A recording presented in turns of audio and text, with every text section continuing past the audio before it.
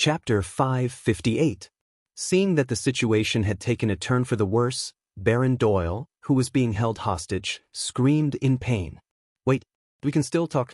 But the enraged anchor was in no mood to listen to pleas. He grabbed the old baron's neck and choked the latter's words. "I've had enough of your family's viciousness and hypocrisy." The hostage-taker bellowed, regardless of gender or age. Behind Thales, the hesitant Doyle's eyes widened and his arms trembled. Praka had no choice but to rush forward and help Glover hold him down. Despite being the captain, Mallows remained silent and only sized up the hostage-taker with a cold gaze. The old baron's breathing became visibly labored and his face quickly flushed red, eliciting a scream from the baroness. "You cold-blooded bastard! You dare touch my man, I swear up!" Seeing that the situation was dire, Count Godwin hurriedly gestured for the ladies to hold the baroness down and pull her back into the crowd to prevent her from further provoking the hostage-taker. Fear and worry spread. The guests began to discuss among themselves again, and it was the guards who managed to maintain order. Doyle's son. Anchor's hair stood on end. He was furious as he pointed his sword at Doyle on the steps. "Don't hide behind a woman anymore. Get down here." Thales looked at the crazed anchor from afar with a heavy heart. "That man. He's desperate," Thales said silently. "Hysterical. All for a duel. But he was just a pawn. His existence was to complete a small step in someone's chess game." Thales felt even more sorrowful at the thought. The guards separating the crowd from the assassin tensed up, but Anchor seemed to retain his last shred of rationality. He did not kill, nor did he draw his sword hastily. He only glared at Doyle. "We'll settle this. Like a man. Son of A.B. **He." Doyle instinctively wanted to charge down but was stopped by the well-prepared Praka and Glover. "Let go of me." At least, she gained some advantage. People's perception has been shaken. Vogel ignored Doyle's loss of composure. He looked at the crowd around him and frowned. "If we kill him now, maybe, no." Mallows stared at Anchor and shook his head. "Our audience is not just in this hall, but the entire kingdom. They are as stupid as ever and only care about the result. This chess game is still unsolved." "The Go game." Thales stared at the situation in the field, which had not only not been alleviated, but had even worsened. He was mentally and physically exhausted, and he felt incredibly bitter. In the distance, Zayn, Koster, Val and the others were still silently watching the situation in the field. They had no intention of intervening. Lady Eleanor, Lozano, Adrian, Patterson, Stone, and the other guests from the 7 Jade Star attendants family seemed to feel the same way. They locked their gazes on the prince and waited for his reaction. Then, Vogel frowned and leaned toward Doyle.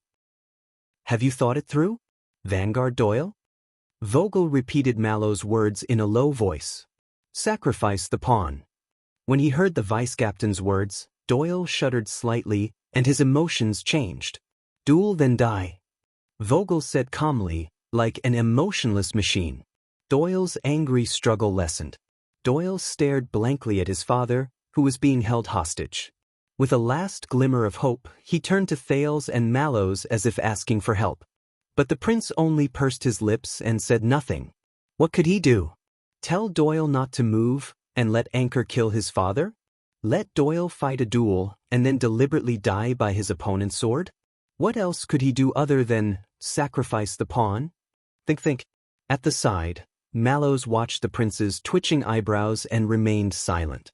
"Now, you are the only one who can save your father and resolve this stalemate," Vogel said coldly in Doyle's ear. "Realize this early." Doyle turned back stiffly, his gaze filled with despair. "Duel, die." He stared in the direction of Anchor and the old baron, but his eyes were dazed. He kept muttering, "Duel, die, duel, die, duel." Thales turned his head away, unable to bear it. He forced himself to focus and think of a way out.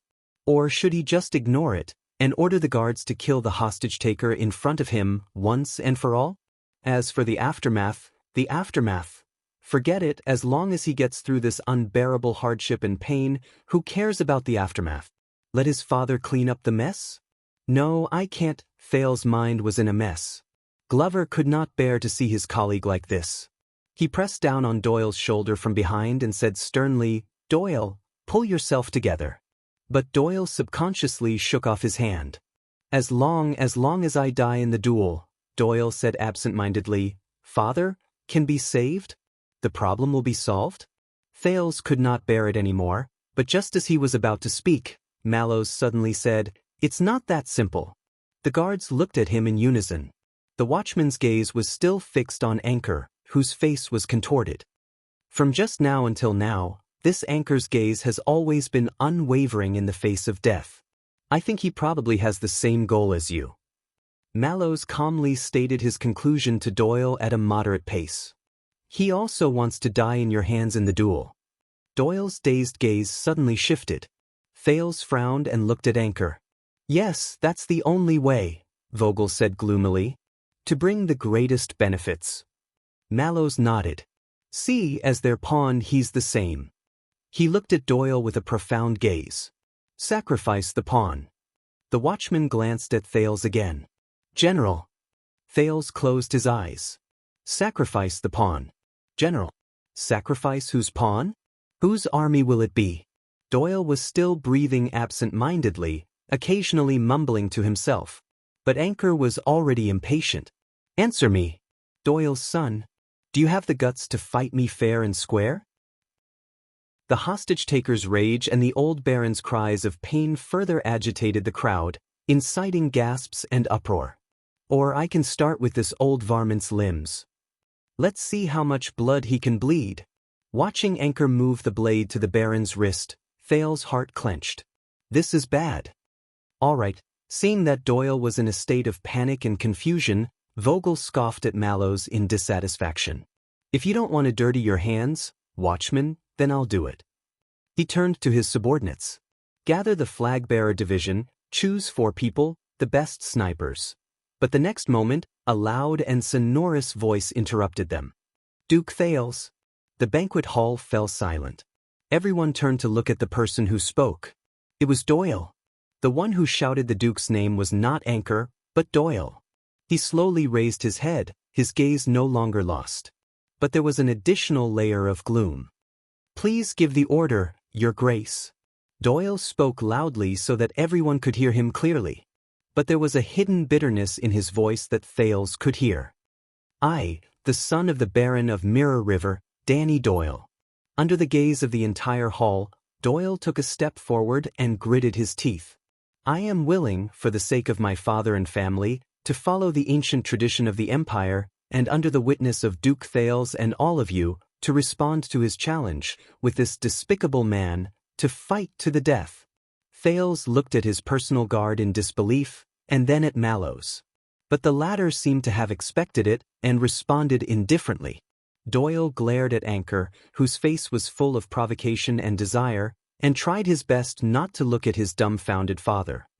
"I am willing to defend our dignity and reputation." Doyle spoke mechanically, as if his mouth did not belong to him. "As long as you let my father go."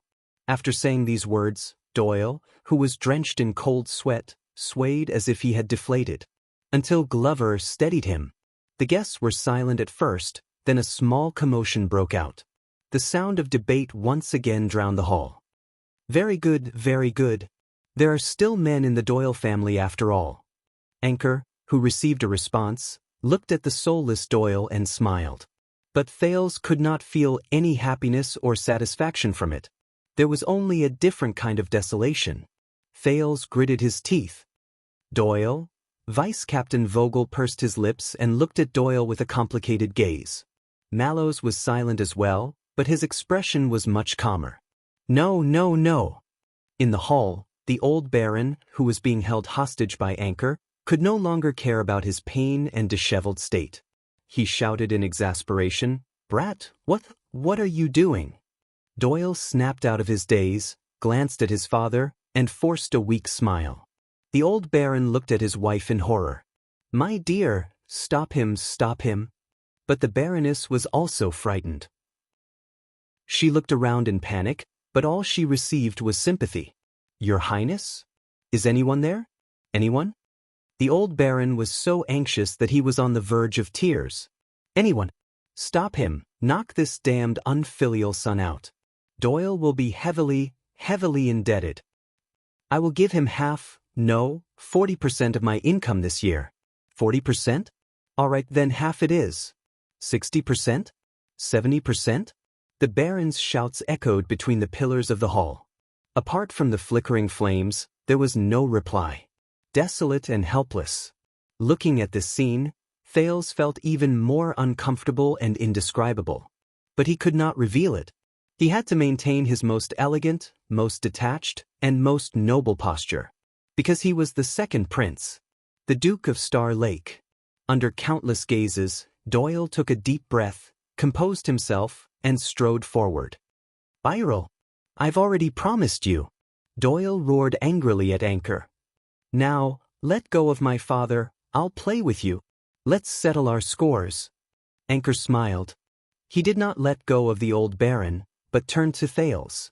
Duke Thales, your highness? The initiator and the receiver of the duel are both present, and only the noble witness remains. Anchor's gaze was a mixture of desire and anticipation, despair and madness. Doyle also turned around and looked at Thales with a rare gloominess in his eyes. The old baron stared at him and shook his head frantically, his eyes pleading. The royal guards looked at him, their expressions subdued and restrained, making no sense of his demands. Your Highness. Vogel quietly stood beside him. This is proper justice, a necessary evil. Mallows sighed as well.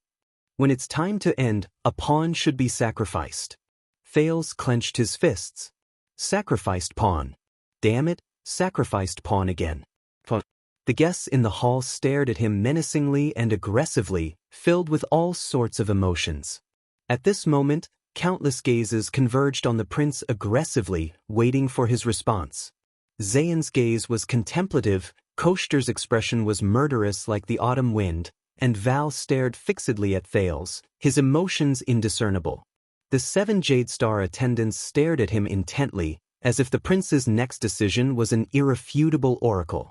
No one knew that at this moment, what the expressionless Thales wanted to do the most was to sit in his chair, bury his head, close his eyes, and ignore all gazes and voices.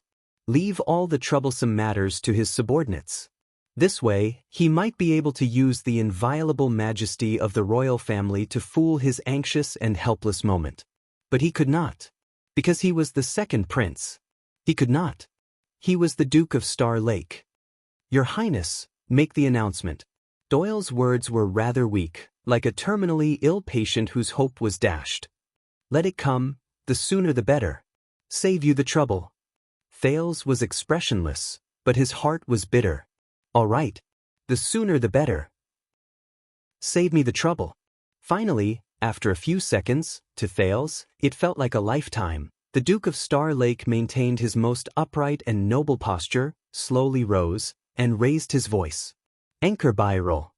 The moment his voice rang, everyone in the hall, from the officials to the bureaucrats, from the nobles to the merchants, carefully listened to the words of the returning prince, displaying, at least on the surface, the uniform deference and obedience. In the name of Constellation's Duke of Star Lake, the second prince, Thales Jadestar. The Duke's voice was incredibly deep, and people could not help but feel respect for him. However, only those who had been with Thales for a long time would notice that at that moment, the prince's voice was much hoarser and gloomier than usual. Much more tired. In accordance with the long-standing tradition of the Empire, I hereby grant you permission to initiate a duel to the death against another noble, against Danny Doyle, in order to avenge your blood kin. Doyle lowered his head and exhaled a long breath. Thales' expression was gloomy as he stared darkly at the long-awaited Anchor. And I will personally witness its outcome. I guarantee its fairness and propriety. Is that enough? The Duke's words were met with silence in the hall. Until a few seconds later, Anchor's equally tired voice rang out. Thank you, Your Highness, thank you. Under everyone's gaze, he seemed to have been freed from his shackles and pushed the old baron away. Baron Doyle fell to the ground, but did not leave. He just lay paralyzed on the spot, sobbing softly and panting in pain. The guards took the opportunity to step forward and help the Baron away. A few people hesitated on whether to take the opportunity to attack the hostage-taker, but Count Godwin sighed and shook his head, indicating that they did not have to. Whether you believe it or not, Your Highness. Anchor smiled bitterly. You and this Doyle brat, out of the hundreds of people I've met over the past few months, the two of you are the only ones who are willing to respond to my request. If it was not shocking, no one would listen. Thales recalled his words and could not help but feel dejected. Whether we live or die, Thales Jadestar, Your Highness, Your Grace. Anchor took a deep breath and knelt down on one knee with sincerity. He placed the hilt of his sword in front of his chest and bowed his head deeply. I will remember it forever, Your Grace. Thales sat down weakly and closed his eyes. I actually updated 80,000 words this month. What's wrong with me? End of this chapter. Chapter 559. The guests in the hall maintained a rare silence, as if everyone had forgotten how to breathe after the order for the duel was issued. Until Doyle suddenly reached out and picked up Thales' wineglass. Under everyone's surprised gazes, he recklessly and willfully downed half of the wine in one gulp. Doyle tossed the wineglass away and took a deep breath amidst the sound of glass shattering. Gradually regaining his senses, he looked at Anchor's ceremonial attire. In the next second, Doyle removed the leather armor and protective gear belonging to the royal guards in an orderly manner with an expressionless face. Old leather, my sword. Praka hesitated for a moment. Under Mallow's gaze, he retrieved the confiscated weapons. This will not be a pure duel. Both sides seek defeat instead of victory, seek death instead of life. Mallows walked to Doyle's side and watched him make his final preparations. He said softly, "Are you ready?" Sitting in his seat, Thales clenched his fists. Both sides seek death. But Doyle took off his armguard and glanced at his superior indifferently. My lord, commanding officer, or Tormund Jr. Perhaps it was because he was tipsy, or perhaps he had no scruples, he casually addressed the other party. Do you know, you're such a bastard. Tormund Jr., Mallows frowned. You look like you don't even give a damn about His Highness. You're asking for a beating, Doyle said and laughed. But no one else in the guards laughed. The watchman sighed. In the Rose Branch, the follow-up thrust is a must-learn technique. It's known for its simplicity, sharpness, craftiness, and difficulty in blocking. It's hard for practitioners to change. If you find the right timing, it'll be less painful. Doyle's smile froze. He straightened his back and looked at Glover, who had been his partner for the longest time, with a desolate expression. Zombie, I'm sorry to bother you with my trash talk, but my father told me to build a good relationship with the Glover family. Glover nodded, his face still expressionless. I know. Doyle took a deep breath. Also, you never go to Red Street Market, that's why I've been meaning to ask. Doyle ignored everyone's gazes and flashed a pale smile. Are you gay? The guards immediately fell silent. Glover furrowed his brows, but he still replied, no. Doyle snorted and shrugged. All right, I want to say that it's okay even if you are. I'm very tolerant. The Doyle family. Anchor interrupted Doyle from the center of the hall. He was at ease, completely disregarding the guards around him who were itching for a fight. What are you waiting for? Doyle laughed and turned around. What's wrong? Can't you wait to die? Just like you. Anchor looked at his opponent and smiled. Same here. They watched the two sides, but their smiles soon disappeared from their faces. He was calm and indifferent. Without any warning, Doyle snatched the sword from Praka's hand. Your Highness. I know I've been exaggerating and overexerting myself in order to please you, but... Doyle hugged the scabbard tightly as if he was drowning. He didn't even turn his head as he let out a heartless laugh as usual. You are a good man. Thales moved. Doyle looked at the dome and curled the corners of his lips. Compared to Renaissance Palace, it's easy here. His smile disappeared. In the future, if my father, please remember this day. Thales subconsciously opened his mouth, but could not utter the word, okay. He could only stare at Doyle in a daze. His Highness is kind. Mallows took over the conversation calmly, dispelling the awkwardness of the moment. You know he won't forget. Doyle forced a smile and nodded in understanding. Kind. At this moment, Thales only felt that this description was extremely ironic.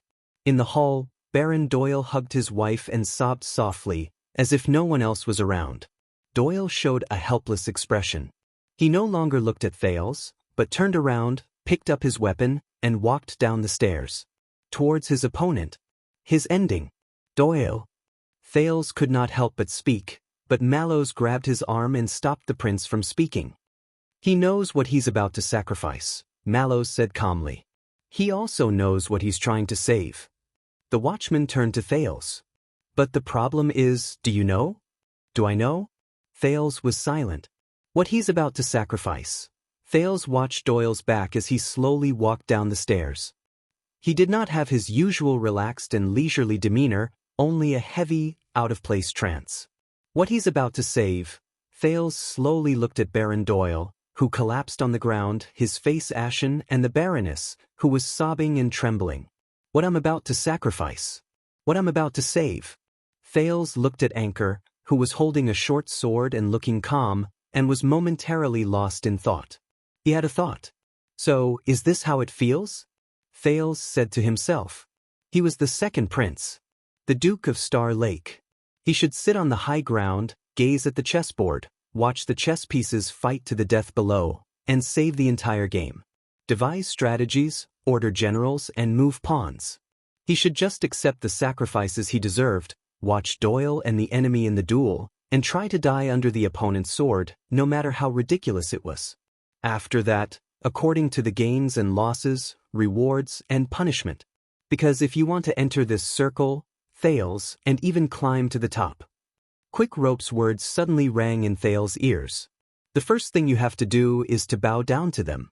Open up your body and mind, and let their world and ideas rule over you. Turn yourself into something that you can't even recognize. Only then can you start playing this game, and only then can you play it well. Thales silently watched Doyle's back as he walked away. Remember. Vice Captain Vogel caught up to Doyle and reminded him softly, if you survive and he dies, then both His Highness and your parents' fates in the future will be terrible. Doyle's back trembled. Just like how Thales stopped breathing. But unlike Thales, Doyle quickly calmed down and walked forward step by step. As if he had accepted his fate. Just like a chess piece. At that moment, Thales suddenly understood. Think carefully. What did you become after you became a prince? Can you still choose your own path? Follow your heart? Thales lowered his head gently. Everyone waited for Doyle's footsteps to converge with Anchor's position. After you become a prince, are you still yourself? Are you still Thales?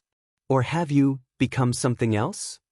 You're right, Mallows, Thales suddenly said faintly. Doyle, he knows what he's sacrificing. And Anchor, he also knows what he's trying to save. What did you gain and what did you lose? Mallows tilted his head in confusion. Your Highness? Thales looked up, his gaze sharpening. But you're also wrong. He sat in his seat and looked at every face in the hall. Worry, anxiety, fear, panic, pride, anticipation, sadness, indifference, schadenfreude. He's not a chess piece. Thales said calmly, none of them are. He clenched his fists. No one is. Maybe someone else could. Move a chess piece without any burden or scruples, or willingly be a chess piece.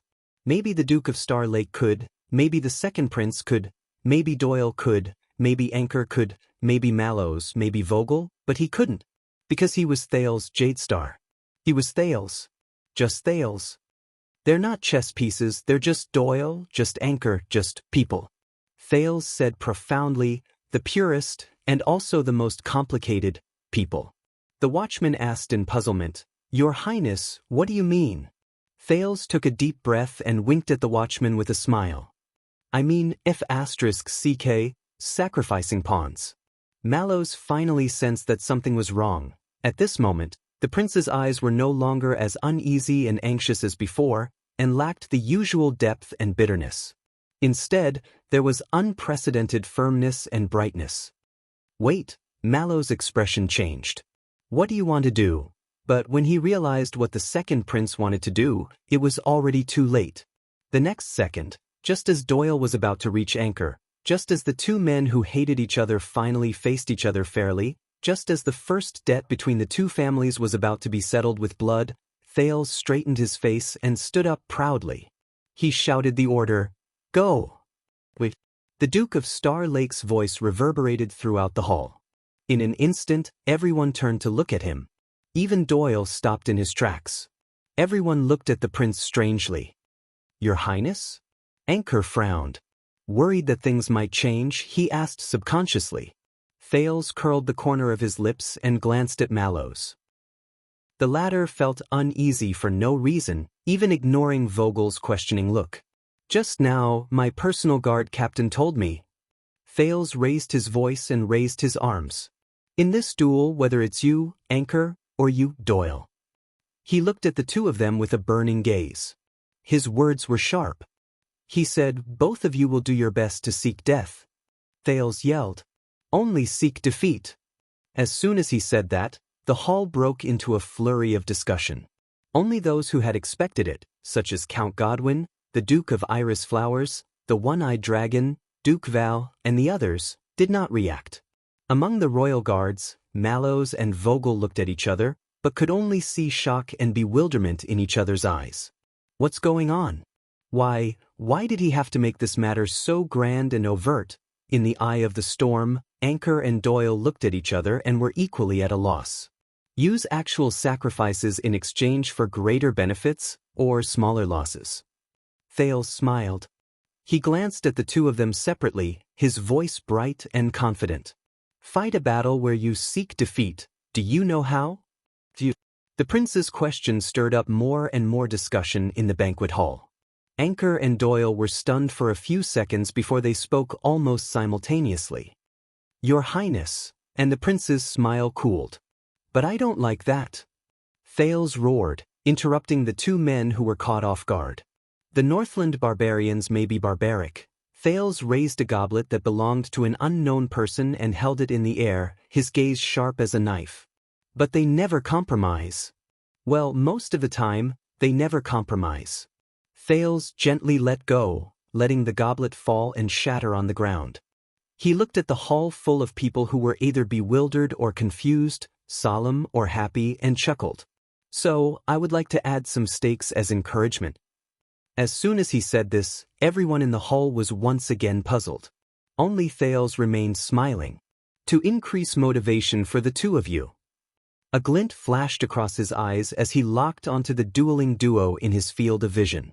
"To ensure that this is a fight where every punch hits the flesh, every stab sees blood, brilliant, and strive for victory, and unforgettable."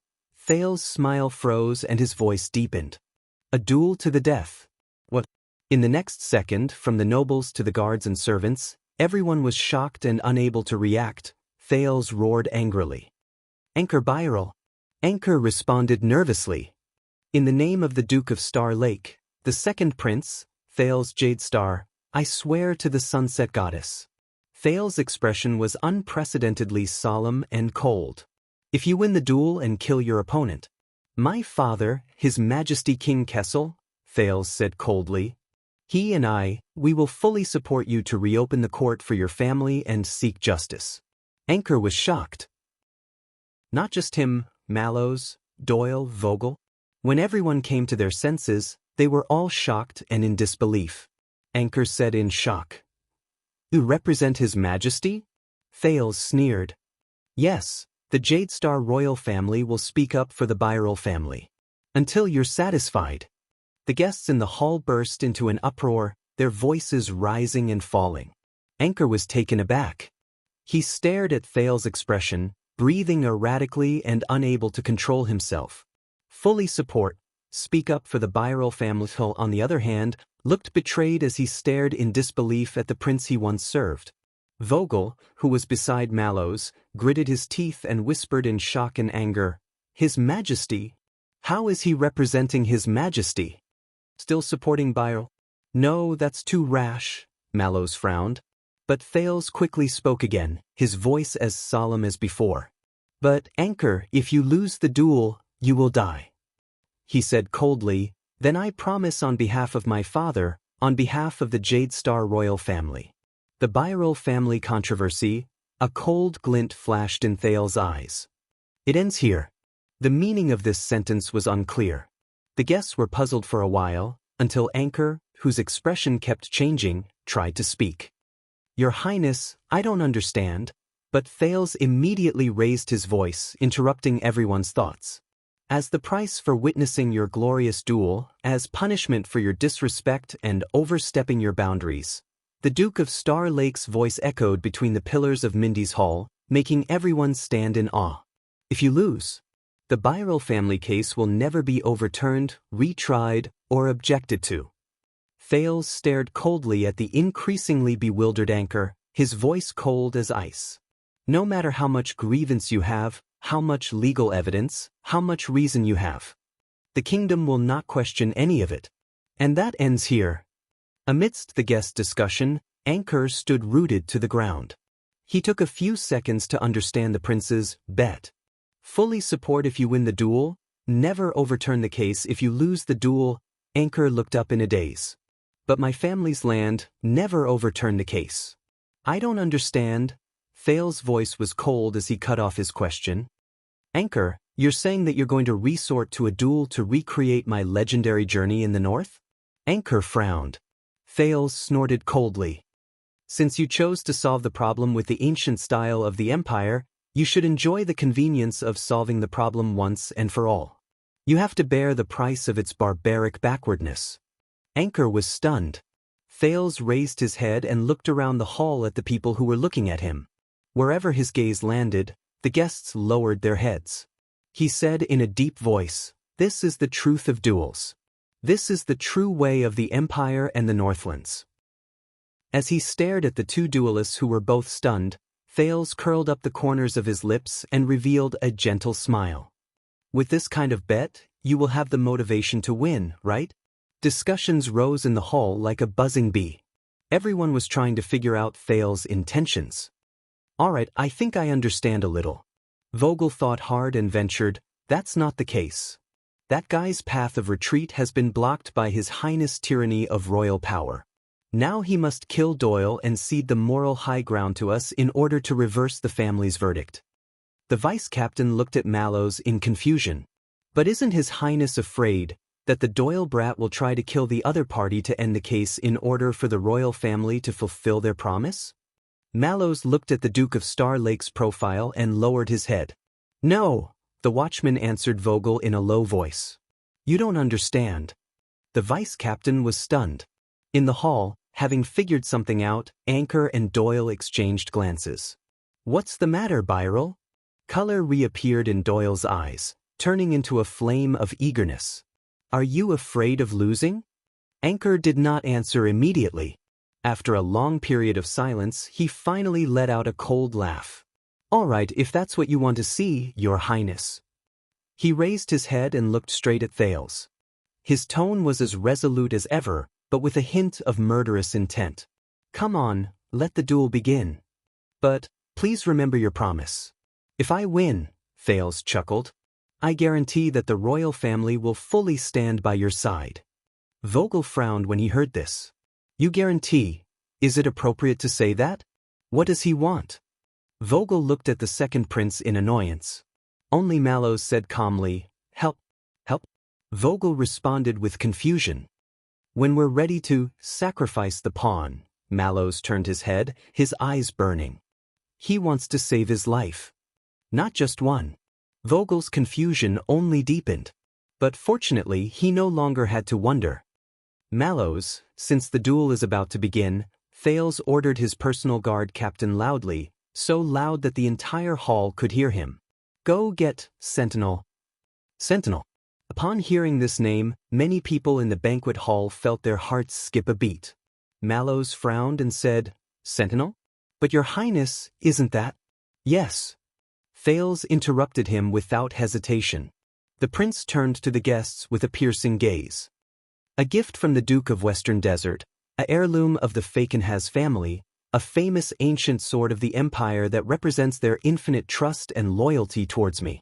It should be worthy of this duel, right?" Everyone was taken aback by these words. "Your Highness?"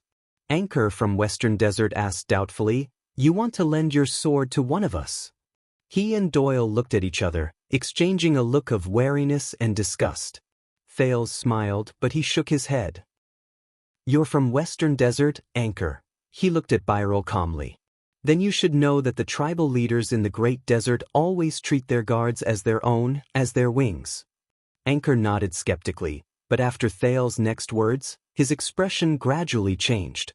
"Challenging them in a duel is no different from challenging the leader himself," Thales said indifferently. At the same time he caused a commotion, he remembered an orc war chief he once met, and the duel rule of, buy 1 + 2 and get 1 free, that left a deep impression on him. And unfortunately, Thales' expression was indifferent as he spoke calmly, drowning out the discussion. "Danny Doyle happens to be my personal guard, the Duke of Star Lake." "You challenged him." "You challenged me." Doyle was stunned on the spot. Anchor's eyes widened. As soon as he said that, many came to a realization. "Your Highness." But Thales ignored them and continued to speak loudly, not hesitating to use the sin of Hell's River to drown out all other voices. "As for Baron Doyle," he roared, "you are also my esteemed guest." Thales' expression was gloomy as he pointed at the stunned old Baron Doyle, who was in his wife's arms. "Today, at my banquet in my Mindy's hall, he shall not be threatened, harmed, or challenged. It is an affront to me personally." The dueling duo was no longer the focus of attention. All eyes were focused on the prince, whether in surprise or fear, uneasiness or apprehension, admiration or disdain. Until Thales looked around with a murderous look, forcing away all the strange gazes.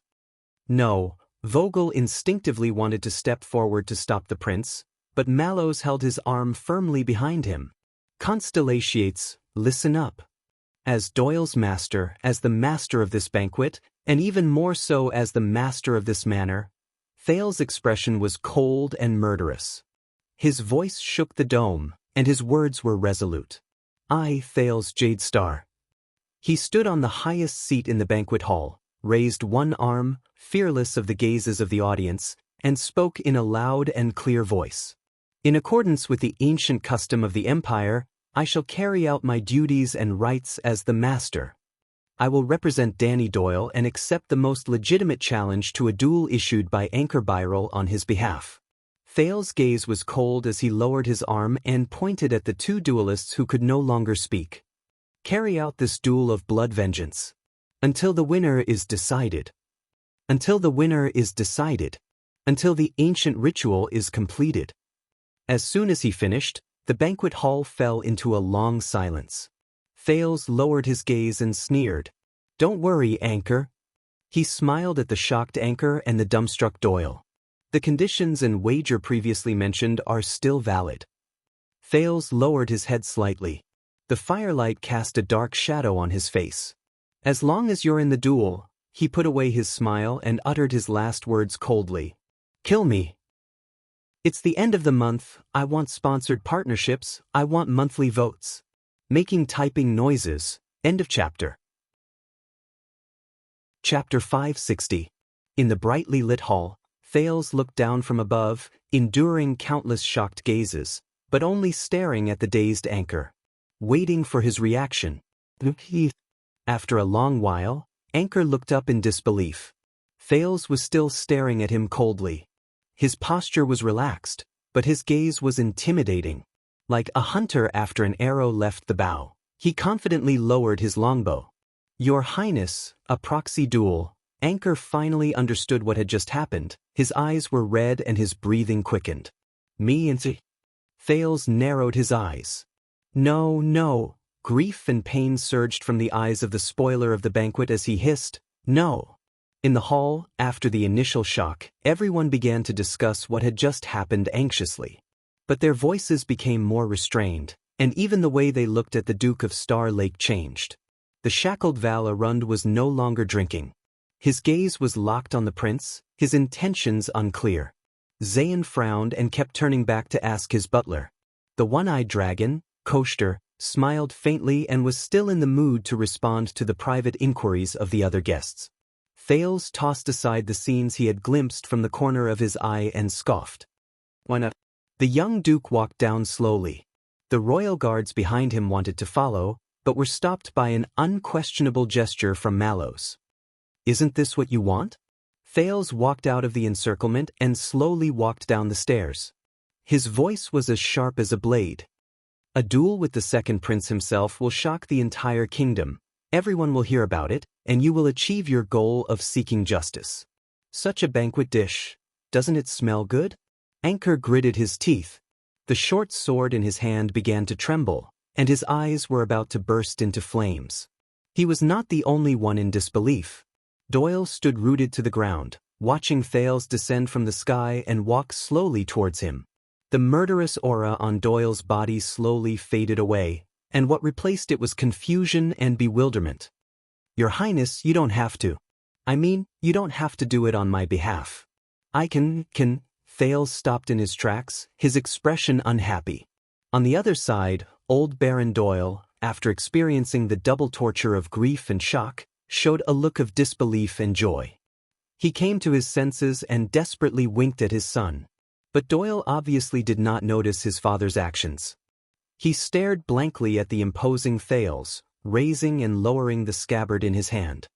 He stuttered as if he had not fully reacted to the situation. You don't need to, I'm the guard to protect you. Then, Thales cast Doyle a sideways glance, and a cold glare swept past him, causing Doyle's words to die in his mouth. I did not ask for your opinion, Danny Doyle. Thales mercilessly called out his personal guard's full name. I command you, I will fight for you. Thales looked at the crowd with a cold scowl. As a Jade Star, ordering one of the 7 Jade Star attendants. Do you have any objections? Doyle was stunned. As soon as he said that, the guests standing in front of him were stunned. They instantly became the focus of everyone's attention. The young and promising Viscount Adrian let go of his wife and looked back at Thales sternly. The old Viscount Patterson opened his blurry eyes and pushed away his 2 nephews who were supporting him. The graceful Lady Elainer held Luther Barney, who was playing with his head lowered, in a tight grip. She was silent. Baron Stone lowered his head slightly and glanced at the prince. His expression seemed to be sneering. Lozano Glover crossed his arms tightly, as if he was rooted to the ground, and did not move. Thales' gaze was as sharp as a blade. A second later, the 5 nobles moved one after another. They either lowered their heads and pressed their chests, or bent their knees and lifted their skirts. They were submissive and willing. But no one reacted as quickly as Baron Doyle. No, Your Highness, no objections, no objections. Thales' eyebrows twitched. Old Doyle was seen rolling and crawling with a sobbing tone, which shocked everyone. With you here, as the 7 Jade Star attendants, the Doyle family of Mirror River, we pledge our lives to you. The battered and sniveling old Baron was about to say something when his shrewd wife quickly covered the Baron's mouth and dragged him back into the crowd with Doyle. Thales exhaled. He turned back and continued to pace. The crowd below, whether it was guards, servants, or guests, instinctively made way for the prince. Until Thales stepped into the hall, onto the lowest ground, and stood at the same height as the tensed Anchor. As for you, but Thales did not stop. He walked forward steadily towards the center of the hall. Anchor looked up in a daze, slightly surprised. He realized that the blade in his hand could reach the prince if he took 2 steps. Doyle, who was closest to him, was the first to react. He put down his father and rushed forward, exclaiming at the same time, Your Highness! The guards who followed Thales down the hall also sensed that something was wrong. Mallows frowned and raised his voice. Your Highness, we're close enough. Count Godwin panicked. Prince Thales, your precious body. Beside Mallows, the exasperated Vogel, who had been dealt a series of unexpected blows, ordered, Surround them. Protect His Highness. In the hall, the startled guards and nervous royal guards moved at the same time. Their footsteps were chaotic, causing the guests to cry out in alarm, until Thales roared angrily, shocking everyone who had lost their composure. Stop. He turned around and raised his arm, pointing at Doyle, who was charging forward. All of you, step back. The footsteps of the royal guards stopped in unison. Under everyone's watchful eyes, Thales ignored Mallow's frown and Vogel's anxiety, and turned his head back. He looked at Anchor, who had subconsciously raised his sword to defend himself. Since my guest has the guts to come to the meeting alone and armed with a sword, Thales shifted his gaze away from Anchor's short sword and focused on Anchor's eyes. His footsteps did not stop. Then I naturally have the guts to stand before him and look him in the eye. Anchor trembled. Calm down. In the chaos, Mallows ignored Vogel. Hurry and get him back. And protested angrily. His Highness has spoken. He raised his fist and stood his ground, gesturing for the royal guards to calm down. Seeing that Mallows had openly set the tone, Vogel could only grit his teeth and shut up, glaring at the watchman's impudent actions. Finally, Thales stood in front of Anchor, facing the other man's anger and misery. Duke Thales. Anchor lowered his short sword and glared at the Duke with resentment. Why? Thales' expression was calm and composed. But he snorted coldly. Anchor Byral. Do you think you can openly come to my territory and do whatever you want? Do you think you have my weakness and can use it to hurt and threaten me? Anchor tightened his grip on his sword. His gaze lingered on Thales' chest and abdomen. This made Vogel even more nervous, and he kept urging Mallows to take action, but the latter remained unmoved. As for Thales, he was equally unconcerned. I don't know who gave you this rotten idea, but a duel? Thales chuckled and glanced at the crowd, intentionally or otherwise. Just because I came back from the north? Thales turned around slowly, indifferently facing the sword-wielding, emotionally unstable Anchor. You, and the people behind you, you don't know that I've been facing such predicaments and problems my entire life, struggling to survive between the last and most desperate choices. Thales swept his gaze over the guests around him before he turned his head around. He looked at Anchor, who was stunned and speechless, seemingly hesitant to take the opportunity to attack and kill the prince with his sword. Now, Anchor, no matter who you are, or whose people you work for, Thales said coldly. Ignoring Anchor's blade, he continued to approach Anchor amidst the gasps of the crowd, until the distance between them was less than half an arm's length. No matter if it's for yourself or for others. Thales said solemnly, make your choice. At such a close distance, Thales noticed that Anchor was trembling uncontrollably, his breathing erratic, and his expression uncertain. He was out of sorts. With his hell senses, Thales understood with a glance. In Anchor's current condition, not to mention a duel, he might not even be able to execute a proper sword technique. Choice? Anchor finally lost it and spoke angrily. Either I kill you or... His breath was so heavy that it could almost collide with Thales' face. You didn't give me a choice at all, did you? Anchor's eyes were bloodshot, his expression ferocious, and the short sword in his hand trembled uncontrollably. The onlookers could not help but break into a cold sweat for His Highness. Mallows had no choice but to hold down Vogel, who was gnashing his teeth, and never let go of his fists that restrained everyone. But Thales paused and said softly, no. The prince's tone became serious. I gave it to you. Not only did I give you a choice, I also gave you a chance. Thales looked into Anchor's eyes, which were filled with despair and desolation, and tried his best to speak sincerely. The best chance, the other option. You know. Thales' voice unwittingly took on a hint of anxiety. You know. But Anchor, who was staring back at him, was unmoved. Anchor's gaze went from hot to cold, from bright to dark, from resentment to disappointment, from pain to numbness. Finally, Anchor closed his eyes gently. Your Highness, can you do me a favor? Anchor said faintly, his voice seemingly immersed in a gray hue. Kill me. The onlookers and the vigilant guards were stunned. Thales' gaze dimmed. Of course. But in the next moment, Thales' voice became cold again. But only in a duel, on the terms we agreed upon. Anchor was silent. 1 second, 2 seconds, until the third second, Anchor suddenly opened his eyes. At the same time, the blade in his hand moved, slicing through the air and causing the wind to howl. Straight at Thales. In the next second, the attentive crowd erupted into a cacophony of exclamations. No! Damn it! Protect His Highness! He's killing again. The chaotic crowd either retreated or moved forward, momentarily blocking their line of sight and hindering the royal guards who were ready to rescue. Damn it! Mallows! Your lousy idea! Vogel pushed aside a guest who was blocking the way, exasperated. If the prince, you're done for. Mallows did not say a word. He merely clenched his fists and gestured for his subordinates to maintain order. Until a loud roar came from the center of the hall, from the center of the chaos. In the name of Thales Jadestar, I said it. Sepet. Motherf asterisk king everyone. Thales' voice had never been so enraged. It even shook the dome. I can handle it. The chaotic scene fell silent. The guards took a few seconds to restrain the crowd. The royal guards rushed to the front, led by Mallows and Vogel, and surrounded the center of the hall. Only the two people in the center were left. When they saw the scene in front of them clearly, quite a number of customers sucked in a sharp breath. Anchor's blade stopped between their necks, neither moving forward nor backward. His sword-wielding wrist was firmly gripped by Thales, unable to advance or retreat.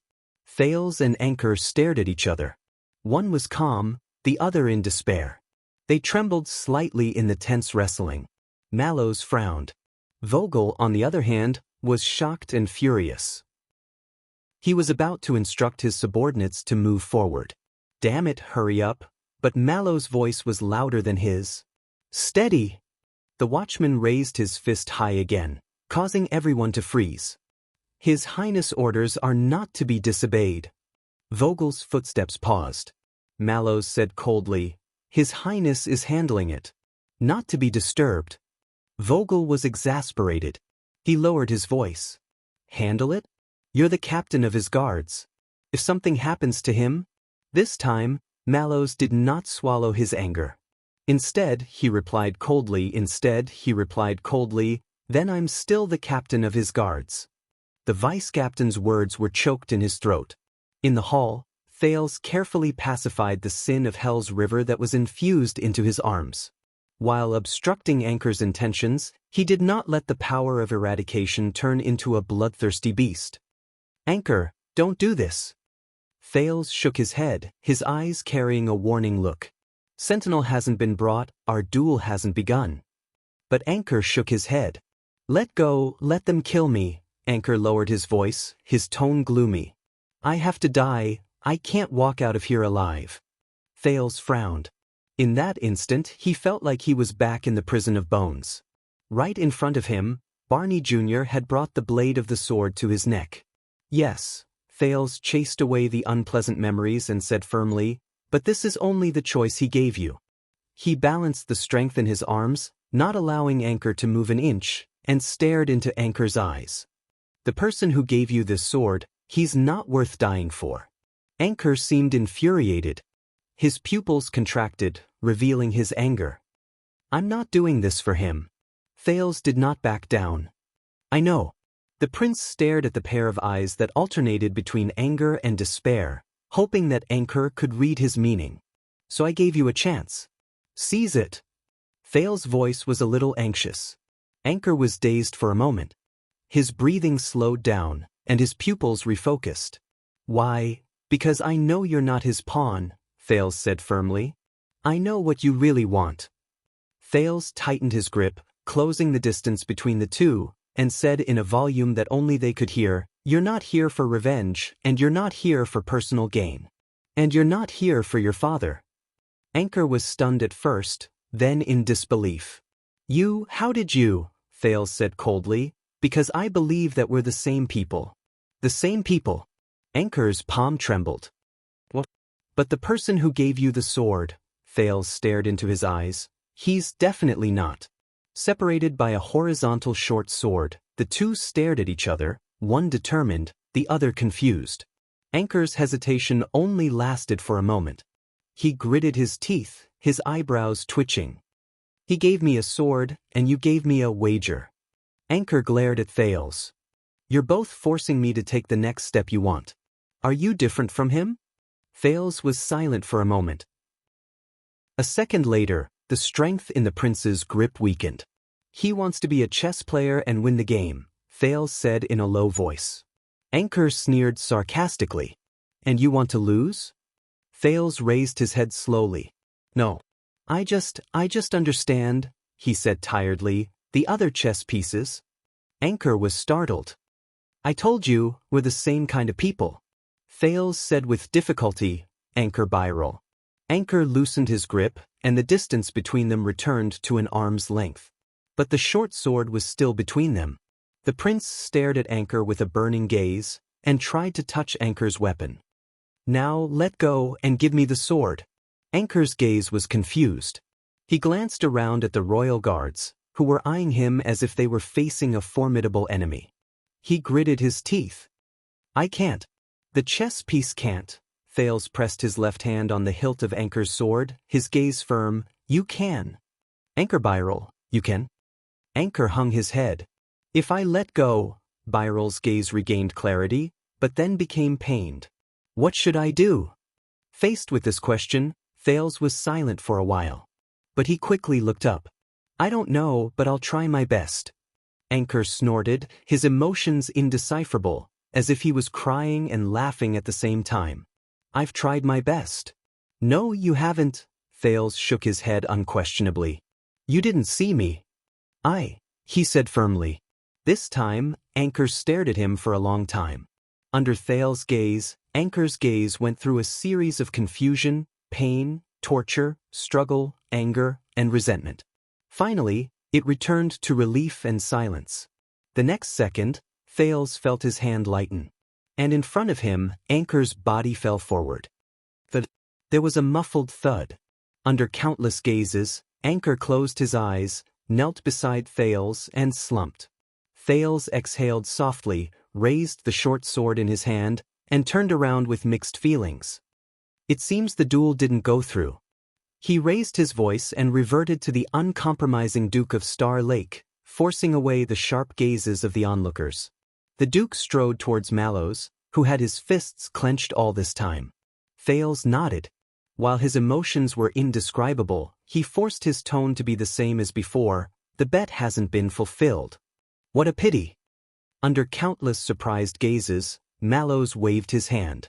The well-prepared royal guards swarmed forward and roughly pinned Anchor, who had long since given up resisting and had a numb expression on his face, to the ground and tied him up.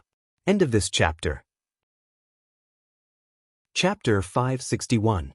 Amidst the hustle and bustle, Thales stared expressionlessly at the short sword in his hand.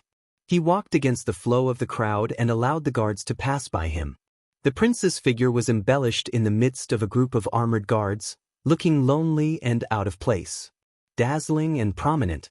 In the next second, as if the ban had been lifted, the long silent crowd of guests burst into an uproar. Waves of cheers, discussions, applause, and whispers rang out incessantly. Oh my God, I swear, this banquet is the coolest thing I've seen this year, as expected of Jade Star, right?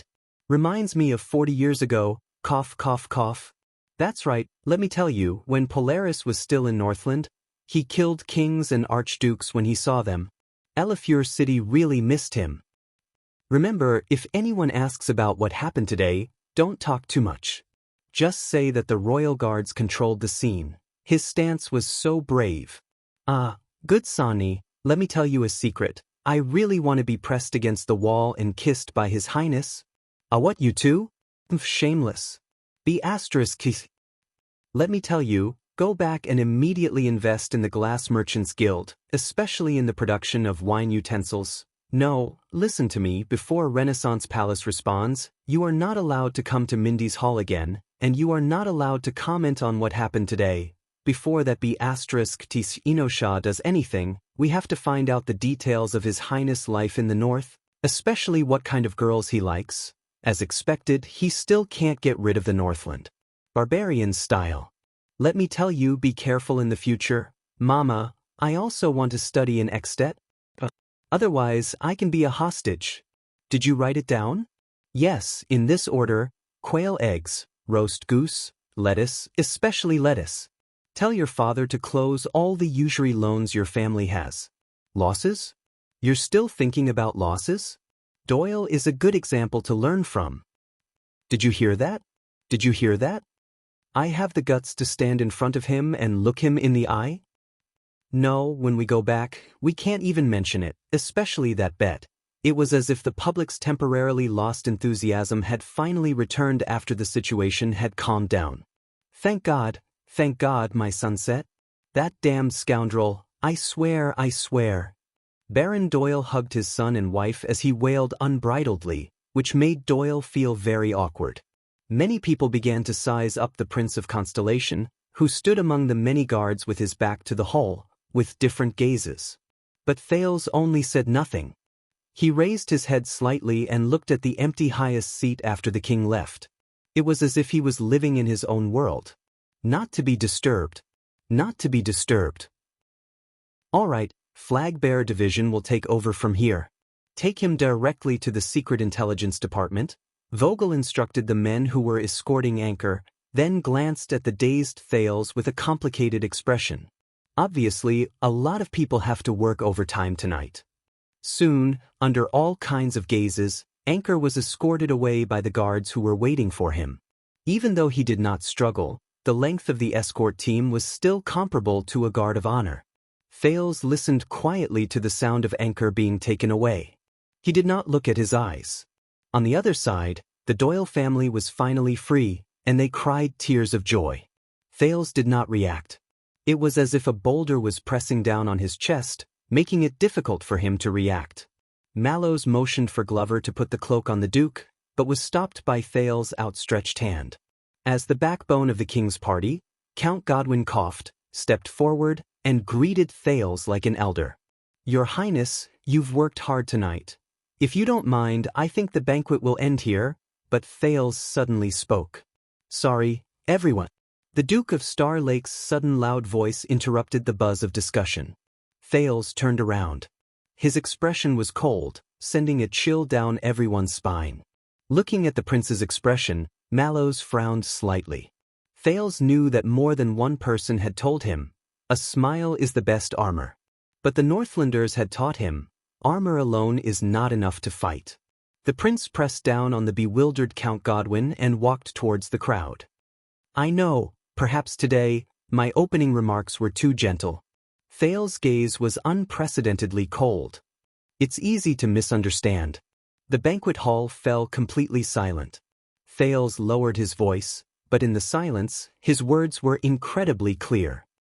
But for those who don't know me or don't like me or even don't want to see me, Thales' expression was dark. I don't mind repeating my welcome speech. He paced lightly, and his sharp gaze swept past every guest. It made people want to retreat. Everyone. Thales suddenly raised his voice and said through gritted teeth, using the toughness and deterrence that he had once forgotten out of habit. I am Thales. He looked around the crowd, and his gaze was sullen. A name that you can't find even if you flip through the 700 years of the Jadestar family's genealogy. The guests whispered again, but they soon disappeared under Thales' gaze. Thales lowered his head and caressed the short sword in his hand, feeling its expensive material and good feel. He said in a low voice, So, you may not know, for the past 6 years. I am neither the Prince of Constellation nor the Duke of Star Lake. The guests looked at each other. Thales played with the short sword and did not raise his head, but every word he said was deep, and the guests subconsciously pricked up their ears. I saw the vassals kill each other, and Nuven's death. I saw the great dragon descend from the sky, and the calamity burn the city. I saw the war turn chaotic, and Chapman rise to power. Thales' pupils narrowed, and he looked up abruptly. Black Sand region hates me like a mortal enemy, and Dragon Cloud City sees me as a jinx. His sudden cold voice made many of the listeners quiver. Thales strode forward, and his gaze was resolute as he stared at everyone who met his gaze. As he approached, the crowd subconsciously retreated. And in all of Extet, the millions of living beings call me. While he was still speaking, Thales suddenly flashed his short sword and stabbed it into a long table in front of him. Asterisk thud. Asterisk Thales roared furiously in the midst of the throbbing sound. Polaris! With the help of the sin of Hell's River, his voice echoed in the banquet hall, causing the lights to flicker and the figures to flicker. The entire hall was silent. Hundreds of people, including many important figures of high status, did not even dare to breathe loudly. Thales stared at the blade on the table, his breathing erratic. 1 second. 2 seconds. 3 seconds. Thales finally let go of the short sword. Only the hilt trembled slightly. But the silence lingered, and the guests remained silent. Until Thales spoke coldly. "Everyone, welcome to my Mindy's hall." He turned around, expressionless, and concluded with a cold voice. "May you enjoy yourselves. The banquet is over." No one moved, until Mallows sighed, stepped forward, and instructed the royal guards and the guards of Mindy's hall to restore order and persuade the guests to leave. Vogel and Count Godwin also stepped forward and arranged for everyone to leave. Only then did the banquet hall gradually regain its liveliness. The sounds of discussion and footsteps rang out again, but in a much more orderly and low-key manner, as if deliberately avoiding the Duke of Star Lake, who was in a bad mood. Thales was still standing in the hall, and behind him was the short sword that had disrupted his banquet. "I remember telling you to retrieve Sentinel," Thales asked Mallows, who had come up behind him and seemed to have something to say, without turning his head. "Why hasn't it been retrieved yet?" Mallows gestured to the guests passing by, apologizing to them on the Duke's behalf, and replied nonchalantly, "That sword is hidden in the lock cabinet in your study." "The sword is hidden in a locked cabinet in your study. I don't have the password." Thales was slightly taken aback. "Why didn't you ask me just now?" "Because," Mallows glanced at the short sword behind him. "From the beginning to the end, you never thought about using that sword." Thales paused for a moment, then smiled in relief. "Then you weren't worried that he would really duel with me?" Mallows chuckled, raised his clenched fist, and looked above his head. Thales followed his gaze and looked up. Soon, he saw 5 or 6 members of the Star Lake Guards emerge from the shadows above the banquet hall. Each of them held a crossbow and looked at them vigilantly. Mallows slowly unclenched his fist that had been clenched for a long time. In the next second, the royal guards in the shadows put away their crossbows. "That's Toledo, Morgan, and Itariano who are beside you." Thales recognized these people and could not help but be surprised.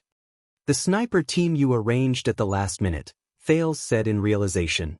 "Why do I remember that Vogel stopped you?" Mallows scoffed and looked at Vogel, who was bidding farewell to a few nobles in the distance. "He thought he stopped me." Thales exhaled. "Previously, did you think about the price of doing this?" Mallows asked softly. Thales shook his head. "No." "And now?" Thales' heart sank and he fell silent. Mallows did not say anything, his expression remained indifferent. The guests in the hall gradually began to move. Many squeezed to bow and bid farewell to Thales, but even more dilly-dallied, as if wanting to linger for a while longer. For example, the 7 Jade Star attendants. "Very clever, Your Highness," as expected of Count Casso's favorite pupil. This was Baron Stone of the 7 Jade Star attendants. His expression was gloomy, and his thoughts were unclear. "Despicable scoundrel, how dare you be so presumptuous?" the elderly Viscount Patterson said indignantly.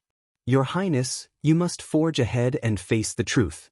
Otherwise, such devious schemes will only become more rampant. This is no trivial matter.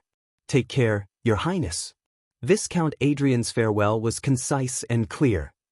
"The Doyle family has no way to repay Your Highness' great kindness, only," this was a weeping old baron.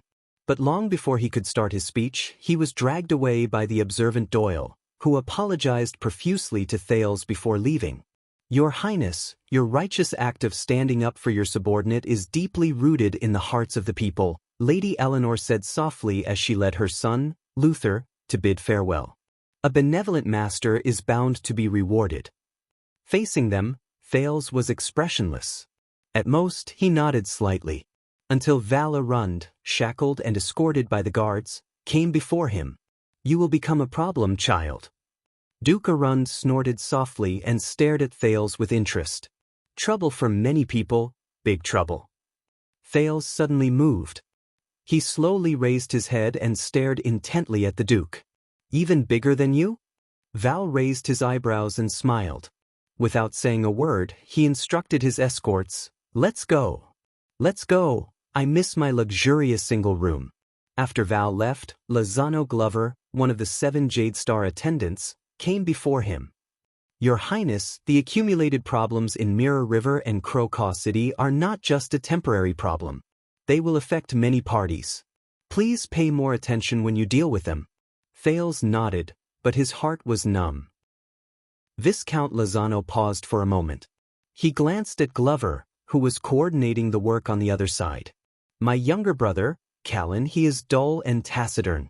He often forgets to eat and sleep when he works. He does not know how to rest and rarely goes home." Lozano looked at his younger brother with a complicated gaze. "Please let him come back for a vacation regularly, so that he can better serve the royal family." Thales' gaze flickered. "I will." Lozano nodded, bowed and left. "That's it." Thales turned around. Coster Nanchester blinked his single eye and looked at the prince disapprovingly. "No," Thales said flatly, trying not to think about the haze in the depths of his heart. "This is just the beginning." Coster snorted. "I will return to Steep Forest City soon." The Duke of the Land of Cliffs curled his lips. "Tonight, I brought you a few special stones from the Land of Cliffs as a gift. Find a few trustworthy people and keep them safe." Thales frowned in confusion. "Why?" "Because they are military messenger raven directional stones," Coster said nonchalantly. "They are connected to a few military intelligence ravens that have not been recorded in the post stations, and not even the secret intelligence department knows about." Thales exhaled. "Why didn't you say so earlier?" Coster snorted and shook his head. "Because your banquet had not started then." He glanced at Mallows, who was arranging matters not far away. "Because you did not need it then." Thales was stunned. But the one-eyed dragon left without any reluctance. The figures hurried away and said their goodbyes. Thales watched the day's unique banquet come to an end with exhaustion and apathy. Until he saw one of the figures. Thales took a deep breath and recalled everything that happened tonight. He smiled. Amid the noise of the guests, Thales raised his head and called out to the figure who was about to leave. "Dear Zayn." The hall fell silent again. Many people stopped and looked over. In the crowd, the amiable Duke of Iris Flowers turned around. "Your Highness." "Proper etiquette and elegant behavior." Thales looked at him and suddenly said, "You forgot something." Zayn was stunned. "Something? I don't understand." But the next moment, his expression changed. Because Thales turned around and, without hesitation, pulled out the short sword from the table. Clang. The metal short sword flew a few meters and hit the stone floor with an incessant clang. It caused the people around to avoid it. "The sword you brought." In front of everyone, Thales said coldly, without hiding anything. "Aren't you going to take it back?" As soon as he said that, everyone's expression changed and they were shocked. The hall fell completely silent. Zayn's eyes widened slightly as he looked at him in surprise. Thales and Zayn, amidst the countless hurrying figures, looked past the crowd without any hindrance and met in the air. Soon, the surprise faded from Zayn's gaze, leaving only coldness. It was tit for tat with Thales. As if they had a tacit understanding, after a period of fearful whispers, the remaining guests scrambled to leave in batches. Even Vogel was no exception. It was as if there was a plague in the banquet hall. Not long after, most of the guests in the hall had left. Mallows frowned and waved his hand to dismiss the equally surprised royal guards and servants. He also stepped back quietly. Zayn pondered for a few seconds before turning around and dismissing his old butler. "You know, in these 6 years," Thales chuckled, "did I learn anything from Dragon Cloud City, from the Northerners?" Duke Zayn frowned slightly. He did not speak, but his expression grew more serious. His earlier elegance and composure were nowhere to be seen. In the empty hall, Thales spoke softly. His tone gradually turned murderous. "UF asterisk ked them." Thales stared at Zayn, his gaze sharpening. "And they F asterisk ked you back." In the messy banquet hall, The Duke of Star Lake's voice echoed in every corner with a chilling coldness. Only harder. More ruthless. More painful. In a split second, the banquet hall fell into a suffocating silence. Only the two men facing each other from afar, their gazes as swords, confronted each other in the air. Until Xian sighed and sneered. How did you find out? Thales did not speak. He frowned, took a step back, and sat down on a chair. He stared at the short sword, his thoughts unclear. You told me, the prince hissed. Is that so? Xian's smile grew wider and wider. When? A few seconds later, Thales raised his head and looked at Xian again. Now. After reading the anti-epidemic news for a day, I feel overloaded. My threshold has reached its limit and is about to be melted. I'm happier writing. What matters of the 6 dynasties have become private schemes. End of this chapter.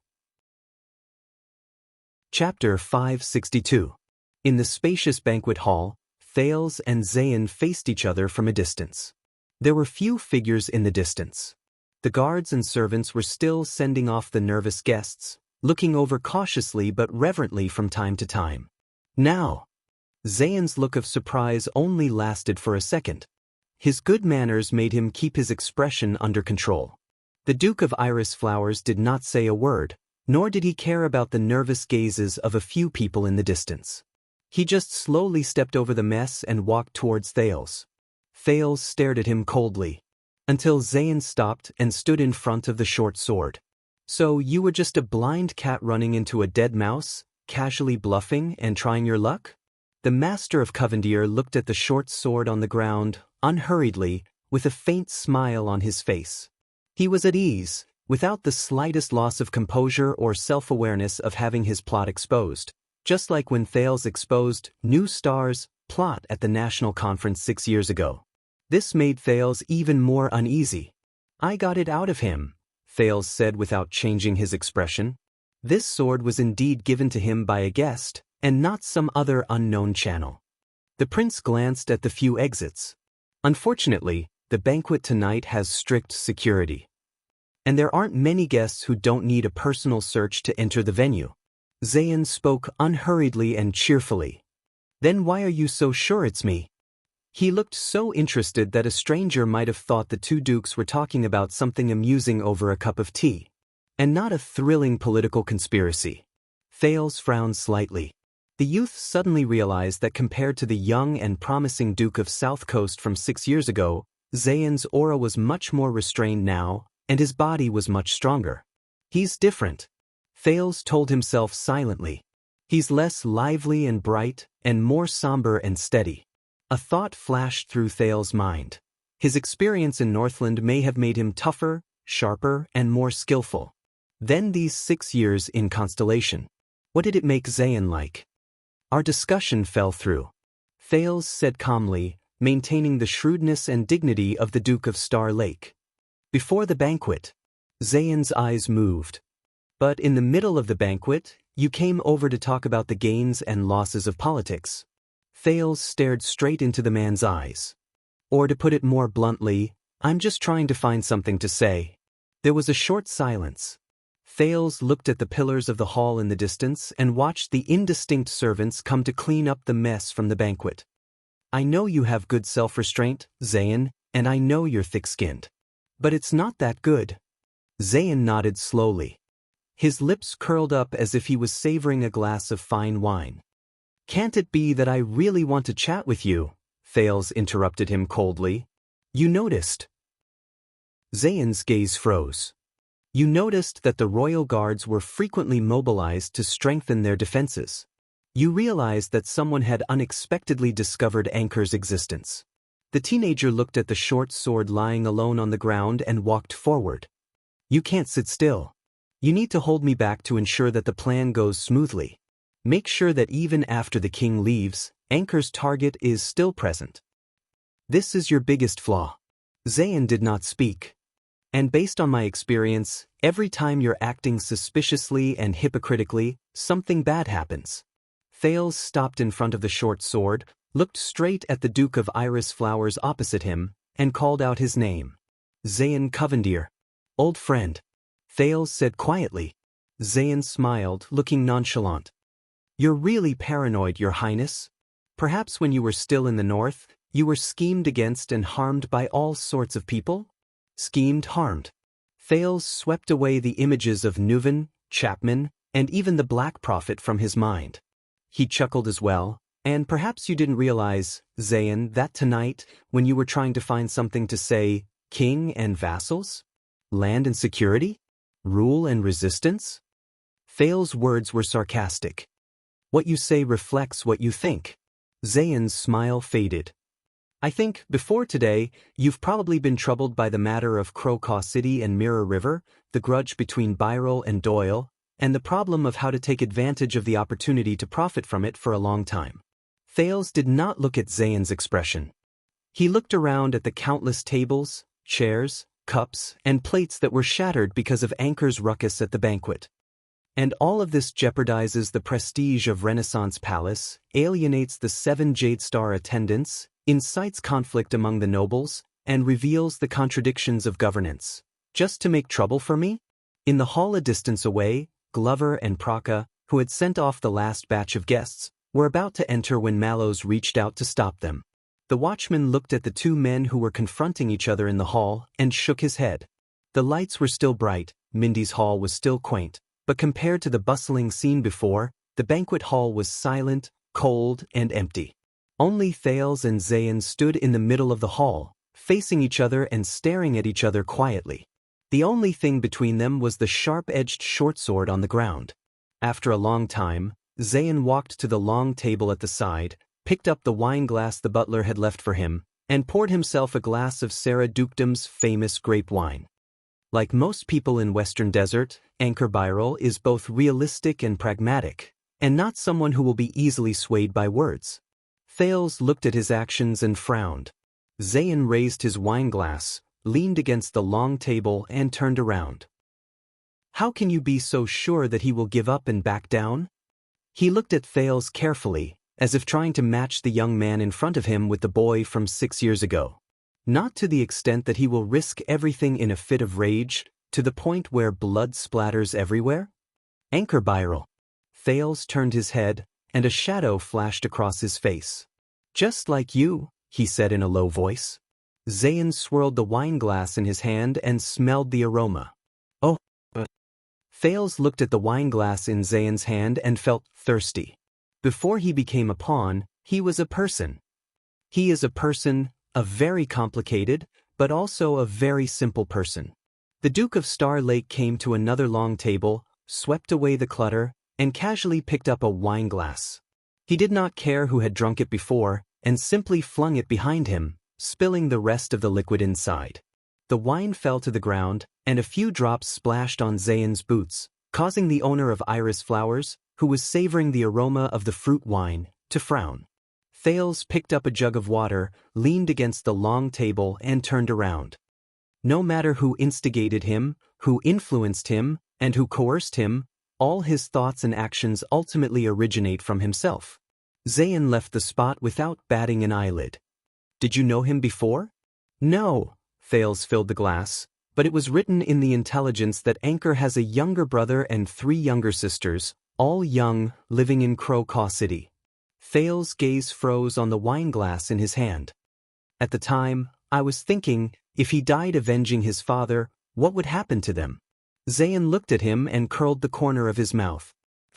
Thales put down the jug. Single-handedly, breaking into the palace, pleading his case, and killing his enemy to avenge his father.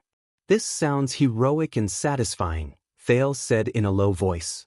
Thales said in a deep voice as he stared at his own reflection in the wine glass. But in reality, this won't solve anything. The royal family won't tolerate assassinations, and his actions will only be seen as a crime against order. As a bad example of destabilization, he will be severely punished as a warning to others. As Byrel's family, they, who are already in dire straits, will only be met with disaster.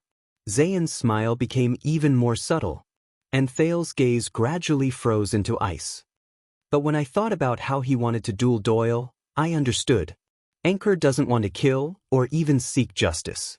Perhaps revenge is just an excuse. Thales looked up suddenly.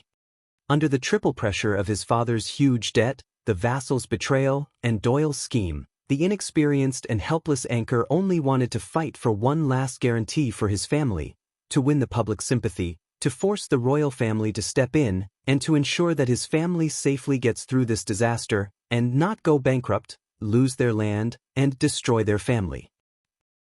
Zayn was still calmly savoring the wine with his nose, but he did not put it in his mouth. The prince's tone became tense. He took the risk, not for revenge, not even for justice, but for a future. And in order to not leave any loose ends, to perfectly complete this goal, Thales clenched his teeth. He must die. Zayn looked up and finished the sentence coldly. Thales' mind was in a daze. He suddenly remembered Doyle's expression when he declared his stance and entered the duel. The voice of the Duke of Iris Flowers floated in the hall, ethereal yet mysterious. He can only use the most legitimate excuse of revenge and justice as an excuse, bear all the responsibility, and use his death to take away all the blame and disgust. It would be best if he died honorably, in all dramatic and legendary fashion. Like a hero. Become a perfect victim who is not subject to harsh criticism, and only leave behind nostalgia and sympathy. Zayn observed Thales' expression and said playfully, "Only in this way can the mean, vicious, selfish, and hypocritical onlookers be at ease and release their pitiful empathy.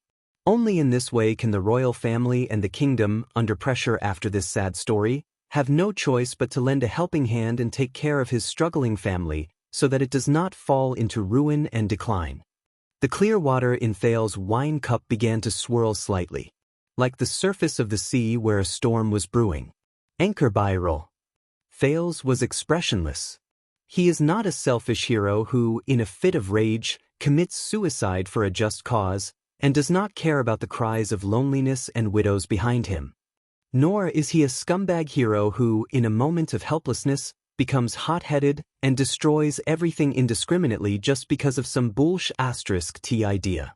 Zayn looked at him silently, the wine cup in his hand calm. The prince slowly raised his head, his eyes still. He is just a run-down squire from a remote place, with a family and siblings. Shouldering responsibility in an unbearably difficult life, bearing burdens and humiliation. A man who, under power, painstakingly plotted, struggled to support his family, and sought a chance of survival for his loved ones. Thales' breathing quickened. An ordinary person. That was why Anchor backed down. Thales thought bitterly. He had to back down. Because he was not alone. Not just living for himself. Thinking of this, Thales could not hold back the indignation in his heart and raised his voice. "And you, Covendier, you took advantage of this, of his humanity, of what he was born as a human being, of what he cared about the most. You turned him into your pawn." Thales' words were chilling. "To deal with me." Zayn looked at him quietly. After a long while, he finally cracked a smile. "Like a spring breeze and rain. Aren't you?" Thales trembled slightly. Zayn swirled the wine cup gently, watching the liquid in the cup swirl orderly and steadily in one direction. "Didn't you also take advantage of this, appearing to persuade him, but actually coerce him?" Zayn's smile turned cold. Thales' wine cup trembled. "Not long ago, when Byril came to me," Zayn's tone was casual, "what I saw was a wounded, desperate, pitiful man who wanted to ask for help from the Iris Flower family, who were famous for their amiability." The eyes of the Duke of Iris Flowers flashed. "He needed hope. So I gave him hope." Zayn paused and raised his eyebrows. "And perhaps relief from a heavy burden. I told him that to reverse his family's fate, he could only rely on one person. A newcomer who returned with a heaven-sent halo and was completely different from the king on the throne and the nobles in the court." Thales clenched his teeth and stared at the water in his cup churning back and forth, creating ripples. Zayn left the long table and walked forward, approaching Thales. His tone could not help but be smug. "Until you took the field for the duel. Until you used your power to cut off this hope, regardless of victory or defeat in the duel, life or death, whether you killed the prince or never overturned the case, His family would be doomed eternally. Thales shuddered and closed his eyes. Covendier's master snorted coldly. You took advantage of his humanity, forced him to give up the duel, and even forced him to live. You were so stingy that you were not even willing to grant him the mercy of death. Only crueler than me. Thales was speechless. The Duke of South Coast leisurely strode over the short sword on the ground. Do you know what kind of future he will face when he walks out of here alive tonight? Thales' breathing stopped.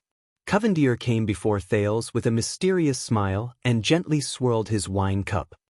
Now, who is the heartless one, your highness? Thales was silent for a very long time. He just stared at his wine cup. He watched the water in the cup go from churning to overturning, and then returned to silence. Just as Zayn's smile faded and he was about to turn around. Aren't you going to drink? Zayn frowned. Thales raised his head, his expression indifferent as he looked at the wine cup in Covendier's hand. Perhaps a little stunned, the Duke of South Coast looked at the wine in his hand and replied cheerfully, in terms of aroma, it's worse than the ones imported from Jade City. Zayn shook his head and swirled his wine cup with a regretful expression. But if you want to drink it, no, it's not my favorite flavor. Thales did not say a word and only snorted softly. But the next moment he suddenly raised his wine cup and poured the water in the cup into his mouth. He downed it in one gulp. The Duke of Star Lake finished drinking and soothed his dry tongue. He did not care about his poor image and inelegant behavior. He wiped the water stain from the corner of his mouth and flung it away. Water droplets splashed. Zayn silently stepped back. But Thales stood up and left the long table. Why? Thales strode forward and questioned coldly, just because I didn't agree to your conditions? To be in cahoots with you and love each other? Zayn stood still, but he frowned as he realized that Thales kept moving forward and was closing in on him. Or have you already made up your mind to shed all pretense of cordiality and fight to the death with me? Thales pressed all the way to Zayn until they were less than a foot apart. All that was left was the gleaming dagger on the ground. Their gazes met and sparks seemed to fly. Zayn stared at Thales, his leisurely expression slowly disappearing. This is a warning. Thales snorted softly. Warning? Zayn curled his lips and called him by name. At the banquet, I purposely came to find you. Thales. To be honest, I'm not afraid of you finding out it's me. No, it's more like I want to be found out by you. Thales furrowed his brows. It's not just to create opportunities for Byril, Zayn sneered. Thales, it's to give you one last chance. Zayn lowered his wine cup and indifferently moved closer to the gloomy Thales. Byril's actions were all spontaneous. All I did was point out the way, give it a gentle push, and make a casual move. But even so, you can't take it anymore and are in a sorry state. He leaned close to Thales' ear and whispered like a lover, but his tone was deep and cold. Can you imagine when the game of chess gets serious? Thales did not answer. He just tightened his grip on his wine cup. I want you to know, Thales, I want to teach you. This is my response. The Duke of South Coast said in a rare fierce tone, as a response to you offending me, rejecting me, and even threatening me 6 years later. Thales stiffened. Zayn's breath left Thales' ear.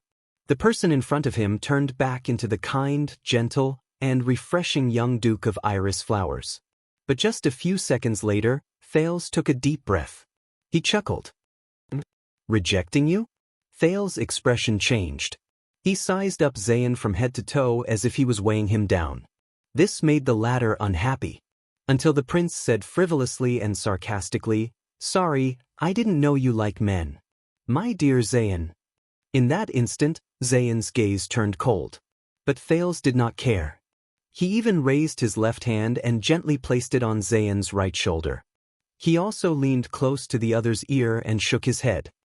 Otherwise, perhaps when I rejected you just now, I could have been more gentle and gentlemanly? Zayn stopped smiling. He did not move, nor did he look at the hand on his shoulder. He only stared coldly at Thales. If you choose war, Thales, you are determined to be my enemy. Then this move is just the beginning. Zayn looked at Thales as if he was looking at a corpse. The Prince of Constellation? The Duke of Star Lake? The protection of royalty? A good reputation? The loyalty of a subject? Experience in Northland? A lofty stance? He asked coldly, his tone flat. The next moment, Zayn suddenly raised his left hand and pressed down on Thales's left hand. I can destroy them. The Duke of Iris Flower's every word was laced with viciousness. One by one. Feeling the other party's grip on his wrist, Thales pursed his lips. Here, on the chessboard that I am familiar with, I can make you wish you were dead. In that moment, Zayn's gaze was so sharp that it could cut through flesh and pierce straight into the heart. When the time comes to shed all pretense of cordiality, even if I have to sacrifice everything, I can and will make you pay the most tragic price. The Duke of South Coast snorted and moved Thales's palm away. But to his surprise, not only did the silent prince not let go, but he quickly grabbed Zayn's wrist. Zayn's gaze froze. But what made him dissatisfied and even disgusted was not the action itself. Is it because of that conversation? Thales's voice rang softly. 6 years ago, when I was about to leave Eternal Star City and head north, our parting conversation. 6 years ago. Leaving Eternal Star City? Conversation. 1 second, 2 seconds. Zayn's gaze was confused at first, then it fell into deep coldness, followed by anger. Because I asked about your family, your family? Thales's voice rang faintly, like poison flowing into blood vessels, flowing into Zayn's ears. And the secret of their misfortune? Any expression disappeared from Zayn's face in an instant. At that moment, the sin of Hell's river in Thales's body erupted with an inexplicable agitation. It almost made him lose his composure. And at that moment, Thales knew that he had made the right choice. That was it. Thales restrained the urge to use the power of eradication, looked at the Duke of South Coast again, and gritted his teeth. See. To a certain extent, you and Anchor aren't that different. Thales felt a counterforce trying to break free from Zayn's grip, but he still held on tightly to Zayn's wrist, refusing to let go. At least, he could not let the elegant man break free gracefully. And you ask, who is the heartless one? Thales stared at Zayn, at his expressionless face, which was as dull as a blood clansman's. That depends on you. Zayn Covendier. Silence. A deathly silence spread as the two stared at each other as if nothing had happened. In the hall, the atmosphere between the two finally dropped to a freezing point. At the periphery, the royal guards waiting for the dukes to negotiate seemed to sense something and wanted to step forward, but were all stopped by Mallows. Finally, Zayn turned his head, avoided Thales's gaze, and stopped trying to break free from the prince. But he smiled. Do you know? From Xianxia, Southern Herman, Thalin, Oathkeeper, Midier, Conqueror of the North Turka? Zayn became relaxed and at ease again, but the coldness in his eyes revealed the truth. In history, there were many kings of Constellation who taught Extet a lesson. And do you know what I've learned about how to deal with Northlanders? Thales furrowed his brows. Zayn no longer pushed Thales away, but pulled him closer and indifferently whispered in his ear. Before they F***ck you, you F***ck them to death. Thales' gaze turned cold. Don't imitate me. But Zayn smiled slightly. Do you think that just because you survived the Born King, you have the right to be complacent and do whatever you want?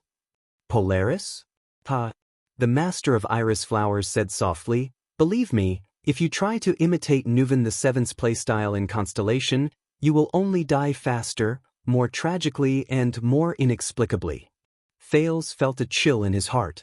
This Zayn was often more unsettling than the gloomy and sullen Duke of South Coast.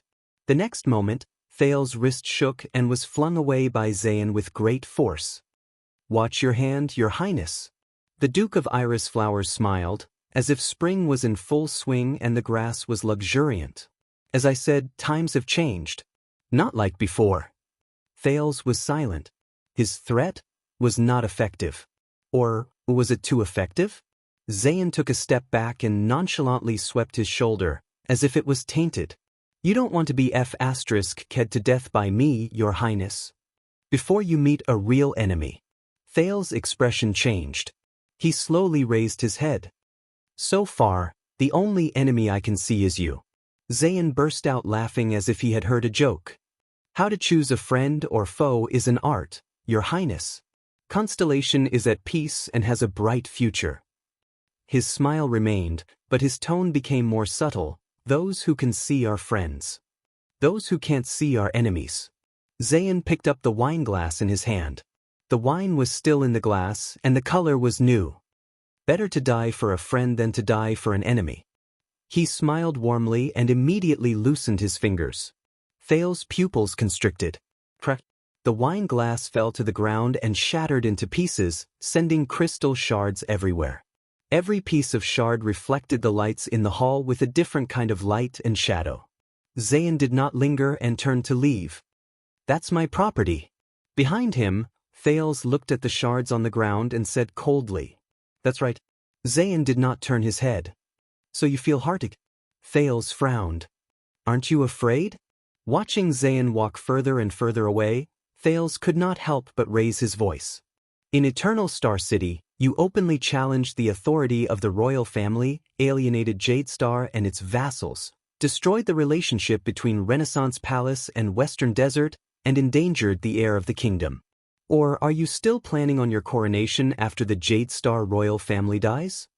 Thales stared at Zayn's back and lowered his voice. My father will not be happy. Zayn let out a cold laugh. After what happened, you might be very busy tomorrow. He still did not turn around and only showed his back to Thales. He replied loudly, but if you have time, you might as well visit Byril in prison. Thales was stunned. Believe me, His Majesty will be very happy. Zayn's voice was getting further and further away, echoing. You might be the only one who will be unhappy. Thales' heart skipped a beat. Why? Because I said, this is just a warning. Zayn's steps were as elegant as ever, his posture calm and noble. So I left you a little surprise. Thales was puzzled. Be smart, Your Highness, and know your place. The Duke of South Coast's voice gradually lost its emotion. I said, if there's a next time, it will be a declaration of war. What? A declaration of war? Thales stared at him in disbelief. Displeasure, anger, and disgust gathered in one place. What the hell is this damn condescending bastard doing? A next time? Does he still think that Thales offended him tonight? Thales was both shocked and angry.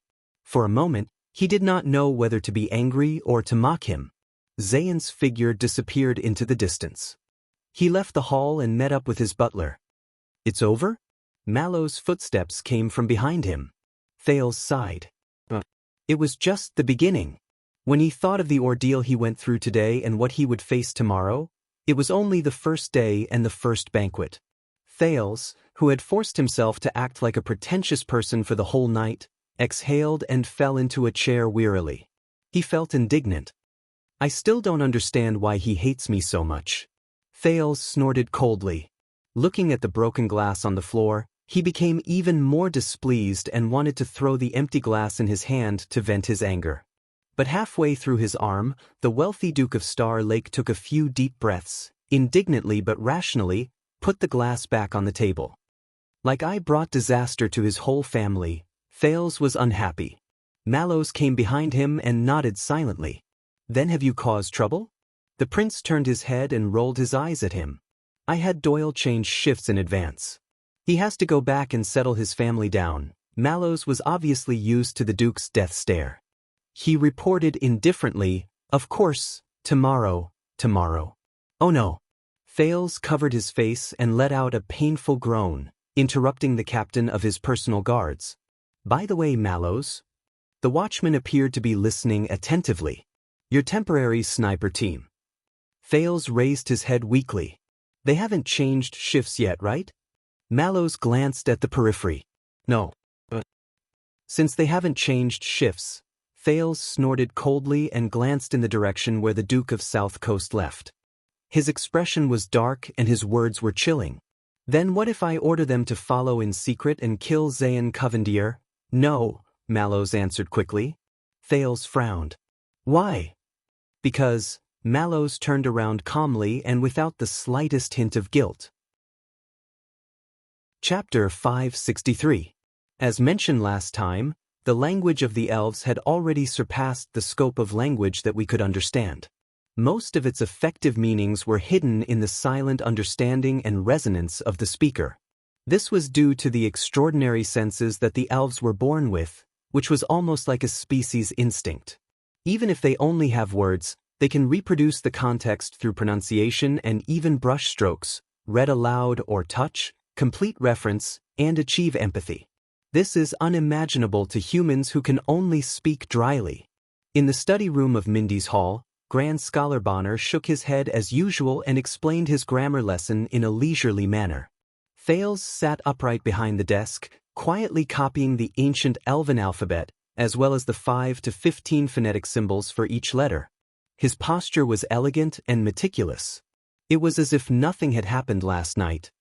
Therefore, in written language, the Elven language is often so concise and capable that it makes one's hair stand on end.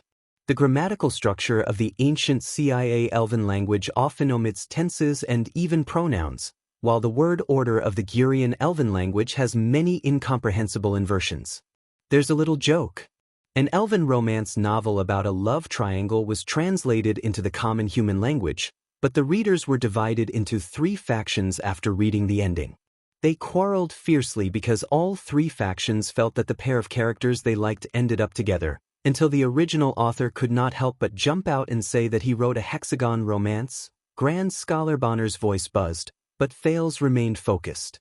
The Star Lake guards who accompanied him closely at the door were still the pairing of a vanguard and a guard, as Mallows preferred, but not Glover and Doyle of the past. Instead, it was the young Ness and the burly Bastia, whom Thales was unfamiliar with.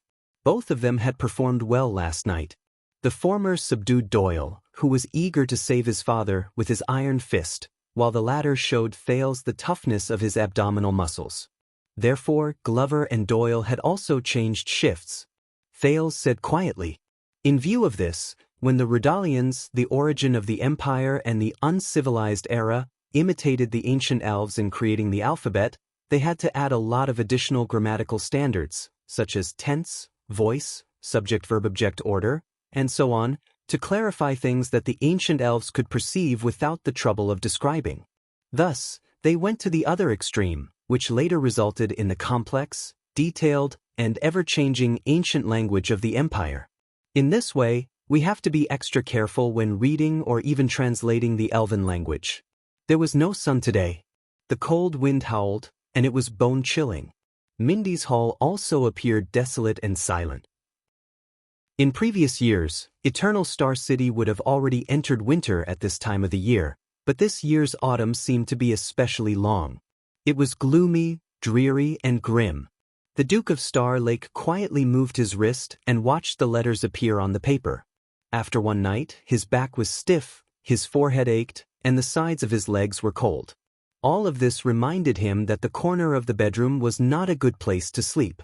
Therefore, it is not difficult to understand why different races have different languages, and how different languages shape different races. Language is a tool, a result, but it is also a master, a cause. It is the best example of turning from guest to host, deeply influencing the user in the midst of change. As he listened to Scholar Bonner's whisper, Thales' eyes focused on the letters in front of him. The tip of the pen moved as delicately as a machine. Every stroke was meticulous and precise. Other than that, there was nothing else. The others, that he hated to face. "It's far away." Scholar Bonner's voice became a little ethereal, his pitch strange, fluctuating between high and low. The young Duke did not respond. He changed the paper expressionlessly and turned to the next page to copy. The next page. And the next page. But Scholar Bonner's volume suddenly rose. "That's far." The tip of Thales' pen trembled, and a drop of ink spread on the paper. He came back to his senses and looked up in surprise. "I'm sorry?" In front of him, the calm and composed Scholar Bonner had his hands clasped together and was watching him with interest. Scholar Bonner smiled and explained patiently, "That was a sentence in ancient Xiu. That was a sentence in the ancient Xianxia Elven language. If you annotate all the information contained in the pronunciation, it can be translated as..." The scholar returned to his seat and said in a playful tone, Your heart is not with me, not in the class, not even in the letters under your pen, Your Highness. Thales was stunned for a second. Although he quickly thought of a few excuses, he finally sighed and apologized sincerely. "I'm sorry, Scholar Bonner." "Oh no, I should be the one apologizing." Scholar Bonner picked up his teacup without a trace of anger. "My explanation is obviously not interesting enough for you to focus your attention and forget your worries." Thales shook his head. "It's not your fault. You're an excellent teacher. It's just that But Bonner interrupted him. "I heard about what happened last night." Thales paused. "Respect and understanding are good things, Your Highness. It's even more valuable not to ignore the value and connotation of a person, even an enemy." "Is that so?" The prince forced a smile and suppressed his chaotic emotions. Scholar Bonner closed his textbook and said faintly, "But don't forget that you're also a person." Hearing this, Thales was stunned for a moment. The old scholar, who was a person of virtue and prestige, smiled. "So I think we might as well end class early." Thales put down his pen. He just realized that the page of Elven language he had copied was full of mistakes. The teenager sighed. "Thank you for your understanding, Scholar Bonner." "I'm grateful." Scholar Bonner smiled slightly. "And the reason why we have to improve our grammar and study language is not to stop at daily conversations and letter writing, Your Highness." He stood up and said meaningfully, "I'm sorry. It's precisely because we, as humans, value each other's values and feelings, and because we want to better communicate and understand each other, and unearth and express what's hidden in our hearts. Instead of superficial behavior and reactions, falling into blind self-awareness and misunderstanding, constrained by malicious conjectures and suspicions, and trapped by indifferent nature and rules. The reason why we're different from animals and beasts, Your Highness, is not because we know how to make fire." The doddering Scholar Bonner carefully put away his teaching materials. "It's because some of us know how to make fire and some don't." There was a profound meaning in these words, and Thales was speechless. He could only stand up and bow respectfully. After Scholar Bonner left, Thales looked at the gloomy weather outside the window and summoned his attendants, Ness and Bastia. "Has there been any news from Renaissance Palace?" "No, Your Highness." As a probationary vanguard, it was obviously the first time Ness had received the task of serving the prince closely. The young man, who was only a few years older than Thales, was very excited. He looked at the prince with eager and expectant eyes. "In fact, I think the palace is very busy because of what happened last night." "Last night?" Thales sighed, his mood gloomy. The older Bastia glanced at Ness, but the young man was oblivious to it and was still in high spirits. "Do you want to send someone to Renaissance Palace to ask?" "I can." "No, there's no need." Thales stood up. "I want to change. Next is martial arts class, before Mallows arrives." The Duke stood up and unbuttoned his cuffs. After last night, he had an urgent desire to wield a weapon. "I want to go to the training field to warm up first." Ness was beaming with joy. "Of course, I'll inform the servants, but Your Highness," the older Bastia said hesitantly. His voice was rough, like the bellows in a blacksmith's shop. About the training field, he wanted to say something but stopped. "What's wrong?" Thales looked at this guard officer who was as strong as a hill and recalled the strength he had when he surrounded him last night. He wondered if every royal guard had a person of such a build. Doyle just came back. Thales' hand that was unbuttoning paused. Bastia observed Thales' expression and quickly said, "I mean Doyle. I mean Doyle and Vanguard Glover are currently on the training field with Officer Mallows." Thales turned around, puzzled. "So?" The two of them looked at each other and did not answer him. Soon he no longer had to wonder. When Thales arrived at the training field, most of the Star Lake Guards were there. They were divided into several teams according to seniority and duty, forming a semicircle, just like the last time Thales was tested. Ness was about to shout a reminder to everyone to salute, but Bastia quickly intercepted him. Thales could feel that the atmosphere was not right. Under the gloomy sky, everyone stood in silence. No one whispered to each other, no one even dared to make any unnecessary movements. Thales's gaze swept past the crowd and saw Mallows standing at the forefront. He had his hands behind his back, his expression calm and his eyes calm, but his entire being exuded an unsettling aura. Penal Officer Patterson, Logistics Officer Stone, Flag-bearer Fubby, these senior guards with special identities stood behind the watchmen with solemn expressions. And right in front of Mallows, in the middle of the training field, two people knelt on one knee, hands on their chests and heads bowed. They were under everyone's gaze. That was Doyle and Glover. Thales was slightly startled. The prince subconsciously stood to the side of the training field and did not continue forward. His instincts told him that he should not go any closer.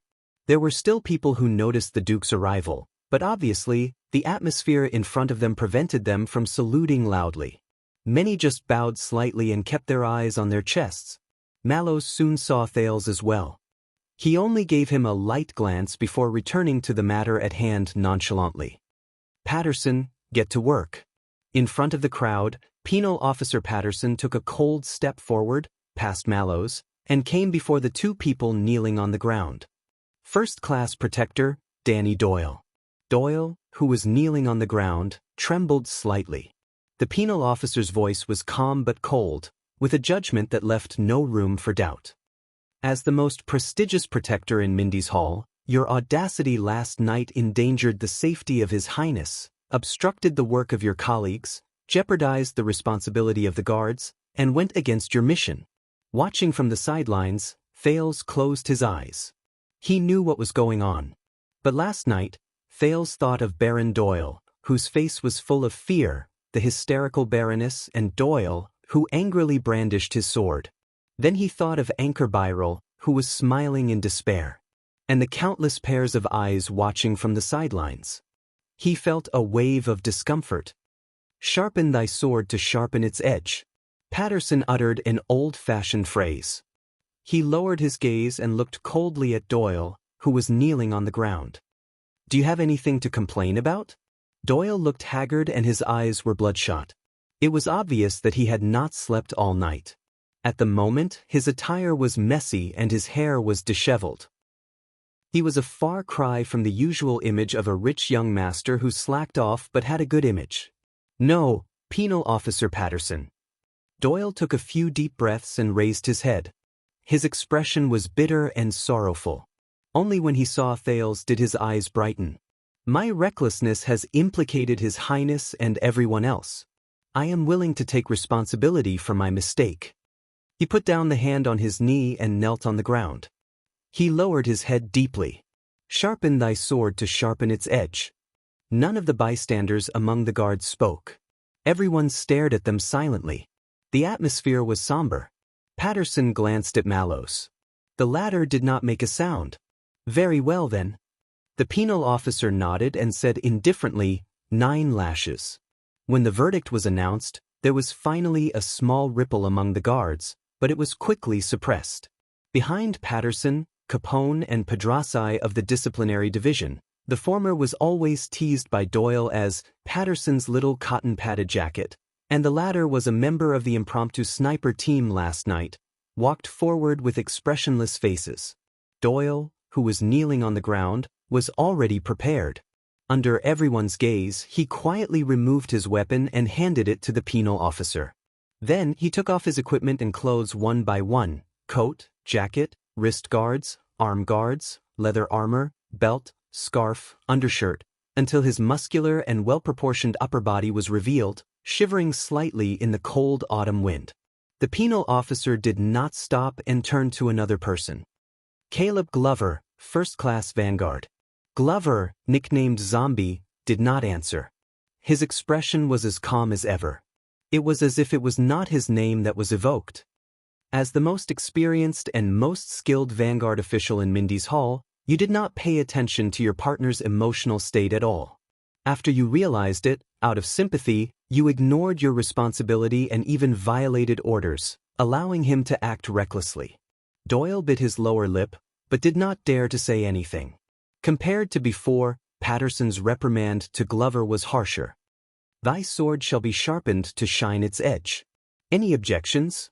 Glover raised his head slowly, like a statue that had been sealed for 1,000 years coming into contact with the air and falling dust. Zombie said hoarsely. His voice was calm and flat. My sword shall be sharpened to shine its edge. Patterson stared at him for a long time before he spoke. 7 lashes. Glover's movements were swift and fierce without needing any reminders. He knelt on both knees and consciously removed his weapon and armor, revealing a body of strong but tanned and rough muscles. His body was full of potholes and old scars, a stark contrast to Doyle. Just like that, the two of them knelt on the training ground with their upper bodies bare, facing the gazes of their peers. Mallows still did not make a sound. He only watched coldly. Thale's emotions grew more and more complicated. Capone of the disciplinary divisions silently opened his equipment bag and took out 2 short sticks the size of a spindle. He handed them to Doyle and Glover and let them bite them in their mouths. You've all had experience. Capone released the wooden stick that Glover held tightly in his mouth and whispered between the two of them. I only have one piece of advice. Bite tight, don't drop it. On the other side, Pezzarassi methodically took out 2 fist-sized brown leather objects that were tied up like bows and slowly untied them until they looked like 2 leather whips. The 2 whips were slender and sturdy. Pezzarassi swung them in the air twice, and they made a whistling sound. Many of the guards frowned. Doyle took a deep breath. Glover looked even more serious. Bear with it, boys, Penal Officer Patterson said coldly. Trust me, I've seen the barbed whips used by the Northlanders. They're thicker than the hemp ropes used to hang the city gates. That's even worse. Doyle looked like he accepted it calmly. He turned his head to look at Thales and nodded deeply at the prince. Thales sighed and nodded silently at him. Mallows frowned when he saw this. The next second, Patterson waved his hand. Capone and Pezzarassi came behind the two of them and skillfully shook off the whips. But at that moment, the penal officer's shoulder was pressed down. It was Mallows. Gray, you'll be in charge of Glover. The watchman looked at the surprised Patterson, walked forward, and gestured for Capone to pass the whip to him. As for Protector Doyle, I'll do it. There was quite a commotion among the guards. Doyle and Glover were also extremely surprised. Patterson frowned. We'll do it ourselves? Actually, we don't have to, but Mallows quickly interrupted him. Since there are nobles in the audience, we have to be more serious, don't we? The watchman glanced sideways at Thales. The guard's commotion was quickly suppressed. The prince felt a chill in his heart and cast an indignant look at Mallows. But although this is the internal affairs of the guards, Your Highness, Mallows did not give Thales a chance to speak. He bowed to the prince and smiled faintly. But you're still welcome to watch and be a witness. Or, are you willing to count out the number of whips for us? Thales was in disbelief. He was rendered speechless by him. Patterson sighed. He walked behind Glover, pushed aside the stunned Pezzarassi, and took the whip from him. Mallows came behind Doyle and flicked the whip in his hand. He smiled at Thales and did not wait for the latter's response. All right then. Since His Highness is unwilling, then Toledo you count out. Among the crowd, Toledo, Mallows' messenger, was stunned for a moment. He looked at his superior, then at the prince, a little at a loss. Until Mallows looked displeased. But Toledo did not dare to hesitate. He took a step forward, raised his head and shouted, 1. As soon as he finished, under Thales' shocked and angry gaze, Mallows and Patterson swung their arms at the same time. Whoosh whoosh, their movements were practiced and smooth. The 2 whips were swung at almost the same angle, and the sound of the whips breaking through the air was almost identical. Thales' breathing stagnated. In the next second, the leather and skin trembled under the high-speed contact, making a sound that tore through the air, smack. It was crisp, piercing, cold, and terrifying. In the field, Doyle shuddered violently. He subconsciously clasped his hands together and bowed forward, but quickly reacted by putting down his hands and straightening his back. On the other side, Glover bit on his short rod. His expression remained the same, and his body was like steel. He only trembled slightly the moment the whip touched him. But both of them were short of breath. Thales soon saw that the upper backs of the 2 tortured, whether rough or smooth, revealed a fine and terrifying red line from the upper right to the lower left. Bright red seeped out from it and spread to other parts of the skin. This strength, Thales heard Bastia sigh in a low voice, intentionally or unintentionally. It's going to leave a scar. The onlookers' breathing was uneven, their gazes complicated. Mallows stretched out his left hand and stopped Toledo from counting out. He slowly said, "Protector Danny Doyle, do you know what your biggest mistake last night was?" Doyle was still immersed in the pain of the first whip. He did not speak, but only bit on his short rod, his face twisted.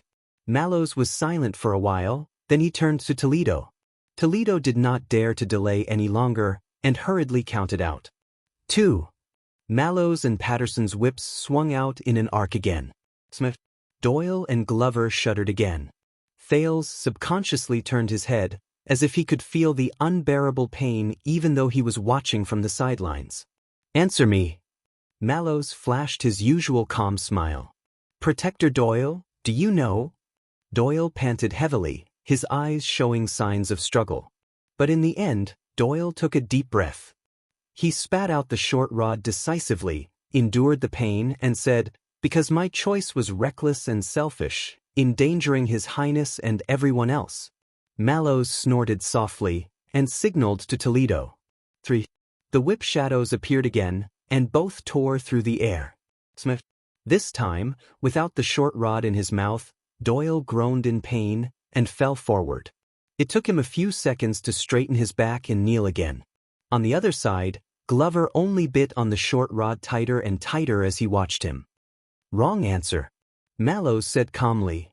"Tell me, Doyle, when the interests of the individual and the collective conflict," the watchman shook his whip, "what will you choose?" As soon as he said this, Thales, Doyle, Glover, and the guards present were all stunned. Or let me put it bluntly, when one day, your family and loved ones conflict with your duty and mission, Mallows glanced at Toledo, who was counting, and said nonchalantly, "What will you choose?" Toledo sighed. For both whips danced in unison. Smith. Doyle groaned in pain through gritted teeth. Glover obviously could not take it anymore, and his body began to sway. They panted rapidly, and blood began to seep from their backs. What if someone threatens you with the lives of your family members and harms His Highness? Mallows' voice grew louder. What if your dearest family members want you to betray His Highness? Thales' heart tensed. He suddenly remembered the prison of bones and the former royal guards. Doyle caught his breath and straightened his back again, but he was already drenched in sweat and looked pathetic. He hissed in pain, "I'm sorry. I failed my mission last night, Your Grace." Mallows furrowed his brows. This time, he did not wait for Toledo to count. He swung his arm and whipped, creating an explosion that was much more terrifying than the previous one. Smith. Doyle screamed and collapsed on the ground, trembling uncontrollably. The guards also trembled. On the other side, Patterson was stunned for a moment, but immediately reacted.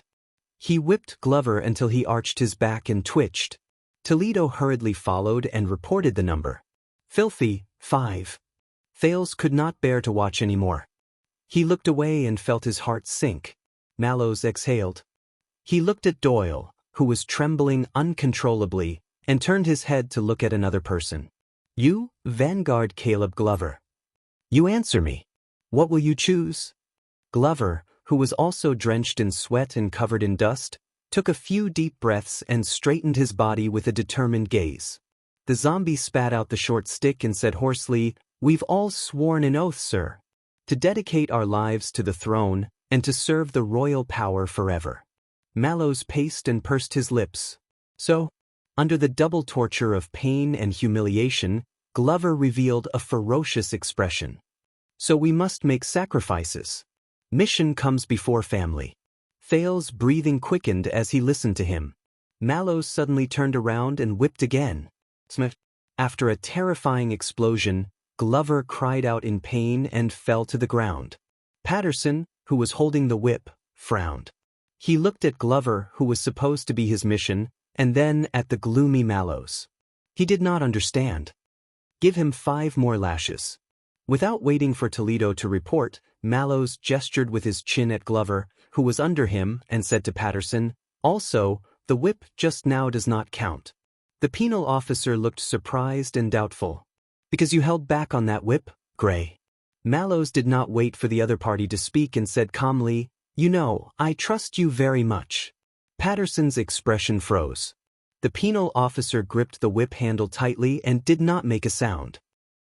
He did not dare to show any mercy.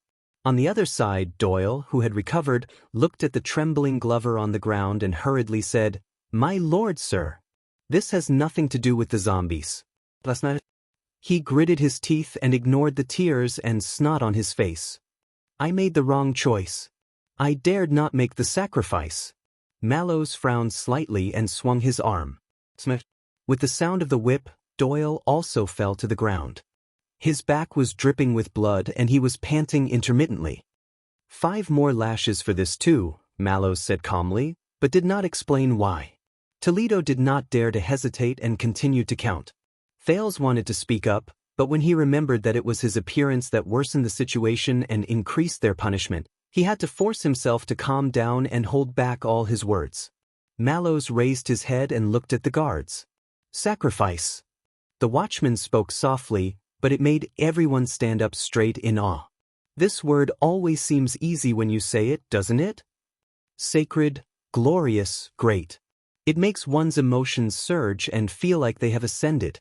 Mallows paced and did not continue the whipping immediately. But many people forget.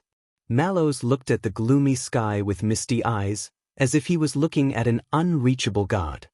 The essence of sacrifice, it's a transaction. Under everyone's shocked gaze, the watchman slowly lowered his head. Doyle and Glover clenched their teeth again and straightened their backs. In ancient times, when the belief in the god of light was still prevalent, mortals would offer sacrifices in front of the altar in exchange for the blessings of the gods. This is the source of sacrifice. As soon as he finished, Toledo began to count again, and the next crack of the whip sounded. The 2 who were being whipped fell again, their elbows on the ground. Thales' pupils constricted violently. "So it's exactly the opposite of what it sounds like. Sacrifice is selfish." Mallows' tone was profound. "It's a transaction that seeks profit." End of this chapter. Chapter 564. Mallows slowly raised his gaze, but it was as if he was looking at everyone present. The air seemed to be pulled taut, leaving no gaps. Only when you believe that through sacrifice you can get something more precious, reputation after death, practical benefits, the safety of others, or pure self-satisfaction, will you choose to sacrifice. Mallows' words became more solemn. In other words, only when you know what you believe, what you cherish more, and what you want to trade, will you have the right to choose, to sacrifice what justifiably, such as your life. Thales was silent. Thales did not make a sound. He seemed to have an illusion that Mallows had been staring at him all along. In the next second, Mallows turned around swiftly, and Patterson raised his arm as well. Both of them lashed out at the same time. This time, Toledo could not even react in time. He could only barely catch up to them after counting down. Otherwise, your so-called glorious sacrifice, Mallows looked expressionlessly at the 2 men panting on the ground, is just a moment of impulsiveness, foolishness caused by manipulation, and even self-abasement caused by blindly believing and following blindly. Another lash. Glover dragged his chest up from the ground, gritted his teeth, and held on. Doyle simply leaned back and sat on his calves. "I punish you, Doyle, not because you made the wrong choice," Mallows said coldly. "When your father was kidnapped and the situation was tense, you appeared so heroic. You threw everything to the back of your mind, pulled out your sword, and went on a rampage. You sacrificed yourself to save your father."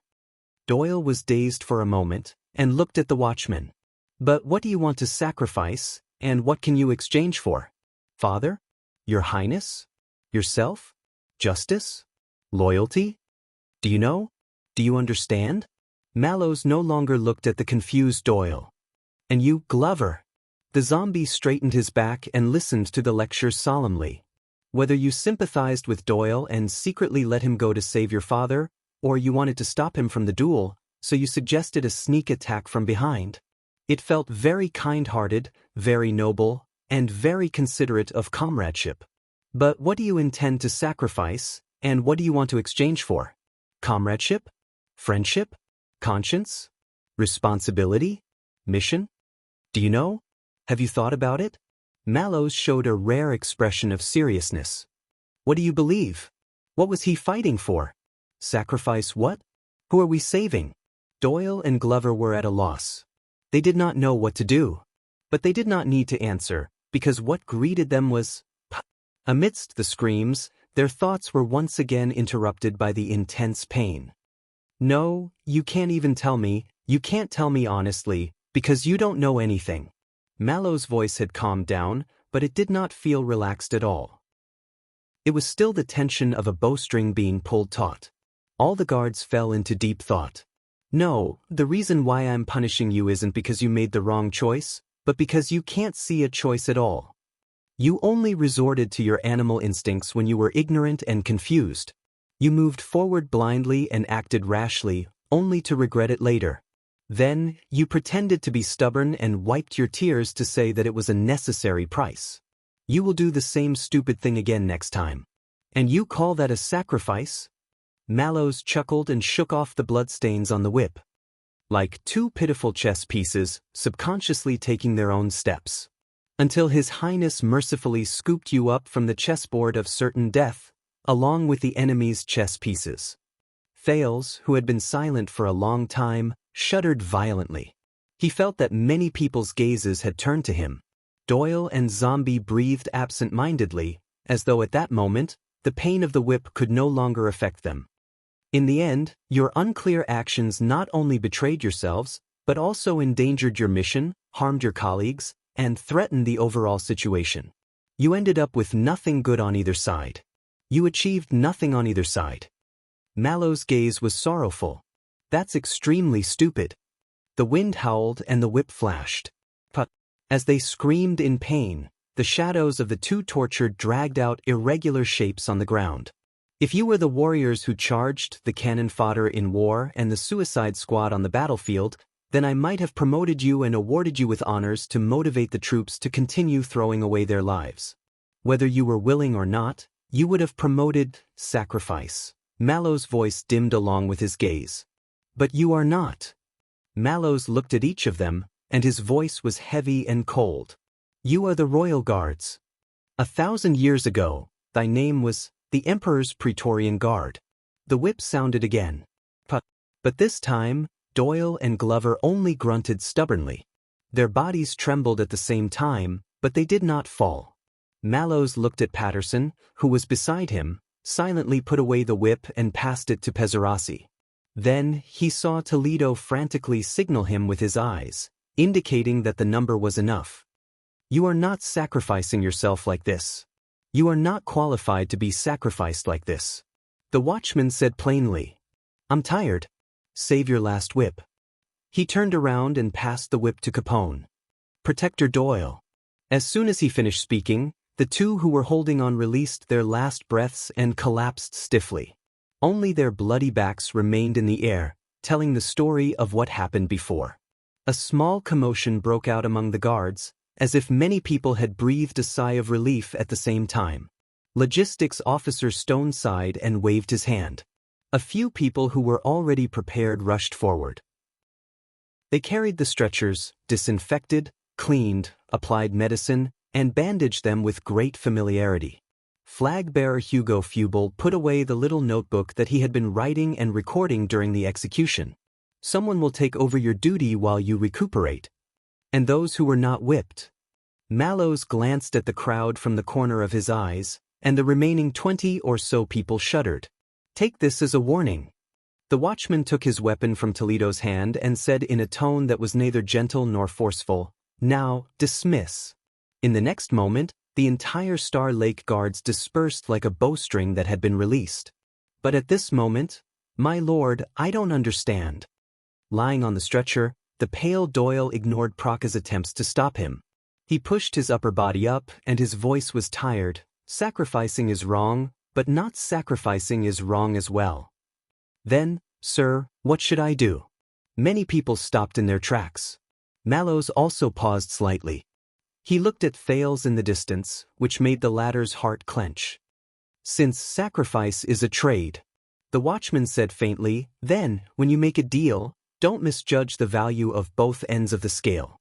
There are too many things in the world, empty promises, sinister schemes, and habits that you don't even realize, that can confuse them and trick you into making unfair deals. Mallows turned his head and looked at each of them. So, when you decided to trade, the watchman's voice was steady, but there was an emotion hidden in his tone that Thales could not identify. Make sure it's your own scale. He said slowly, don't leave weights and scales on them that you can't even understand and blindly believe in. Hearing this, many people fell into deep thought. Thales remained silent. A few seconds later, the guards on the training ground returned to their respective duties and left one after another. Thales snapped out of his daze and walked forward towards the two prisoners. On the stretcher, Doyle, who had sensed something, raised his head laboriously. When he saw that it was Thales, he revealed a dying smile. Your Highness. Thales' heart was heavy. He did not know what to say. He could only say, how is your father? On the stretcher, Doyle revealed a bitter but stubborn smile. You know he's very frightened. He should be well behaved for a while. Thales was silent. A few seconds later, he patted Doyle's arm and nodded at Glover on the other side. Rest well. Doyle and Glover were carried away. Many people in the Star Lake Guards also walked past him and bowed to Thales. The old Praka whom he had sparred with, the left-handed Jonvold, the former police officer Commodore, the high-ranking Franzuk from the Defense Division, the dumbfounded Fairy, the strong man Bastia and the young Ness who had just come with him. Your Highness. Good day. May everything go well for you. After spending a few months together, the unfamiliar but familiar faces flashed before his eyes. He did not know whether it was a figment of his imagination, but after one night, the unfamiliarity and dissonance that the Star Lake Guards initially gave Thales seemed to have dissipated. At the very least, their salutes seemed more respectful and natural. Except for one person. You're early, Your Highness. Mallows walked up to him calmly. There's still some time before the martial arts lesson. Thales sneered. Same to you. Mallows did not seem to hear the anger in the Duke of Star Lake's words. He turned around leisurely. Just in time. Let's warm up. Thales took a deep breath. I say, every time I feel like my impression of you has improved, Mallows. He looked at the two stretchers in the distance and said coldly, you just have to destroy it, don't you? The personal guard captain I hate the most? Behind him, Bastia and Ness looked at each other and retreated into the distance in tacit understanding. Mallows nonchalantly picked out a practice sword and tossed it to Thales. So, how many personal guard captains have you had? Thales snorted coldly and came to the training field. He swung his long sword and began to warm up. Just you. Mallows snorted through his nose. Then I'm relieved. Thales let out a sarcastic laugh. By the way, he looked at the watchman in annoyance, why do I have a feeling that when you said, those who weren't whipped, just now, you were referring to something else? Mallows smiled faintly, relaxed as ever. Maybe you misunderstood? Thales executed a few sword styles, his breathing quickened as he stretched his body. Or not. Mallows shrugged and smiled. Then let's not. His lukewarm demeanor made Thales choke on his words. Speaking of which, Thales said maliciously, why do I feel like you're admonishing them not to sacrifice themselves impulsively? Not to be blindly loyal to the royal family? Mallows gestured for Thales to move more vigorously as he said calmly, I said, you misunderstood. Thales sneered. Or not. Mallows did not respond to this. You might as well take your warm-up more seriously. The watchman seemed to have turned back into a dedicated martial arts teacher. He said seriously, after all, it's your own health. You have to take care of it yourself. Thales snorted coldly. But then he remembered something less pleasant. Has no one from Renaissance Palace arrived yet? After all, last night? Thales did not continue. This topic seemed to have lowered the temperature. Mallows was silent for a while. But I assure you, they will definitely come, sooner or later. With mixed feelings, Thales finished his warm-up. He felt his whole body heating up and sweating slightly. Alright, what's today? Target practice? Sword rack? Or getting beaten up? Mallows smiled and waved to the distance. Ness? In the distance, the probationary vanguard, Ness, pointed at himself in surprise. After receiving confirmation, he walked over in a flattered manner. Thales rolled his eyes and went to look for his shield as if resigned to his fate, ready to receive a fight. But this time, Mallows exceeded his expectations. No, Your Highness, you don't have to go, the watchman said with a smile and pointed to a chair. Come, sit. Today's teaching demonstration, theory class. Teaching demonstration? Theory class? Thales was stunned. He looked at the heavy practice sword in his hand and said foolishly, Then why did you make me warm up just now? Mallows laughed even more heartily. To maintain good habits? Thales looked at him expressionlessly. Toledo. Mallows did not notice the Duke's murderous gaze at all. He happily summoned his messenger. You go up and practice with Ness. Thales threw down the practice sword sullenly and sat down on a chair, crossing his legs inelegantly. In the field, Ness and Toledo looked at each other, then at Thales before walking towards the weapon rack. Wait, Mallows said calmly. Use your own weapons, real swords. I say, we don't want to be caught by Lady Gines again, right? The watchman said, glancing at Thales, intentionally or unintentionally. After spending so much time together, Thales knew that the watchman was taking the opportunity to mock and protest. Thales did not respond but laughed coldly. A few seconds later, Ness and Toledo both stood on the training field. You're more experienced and ranked than me. You go first?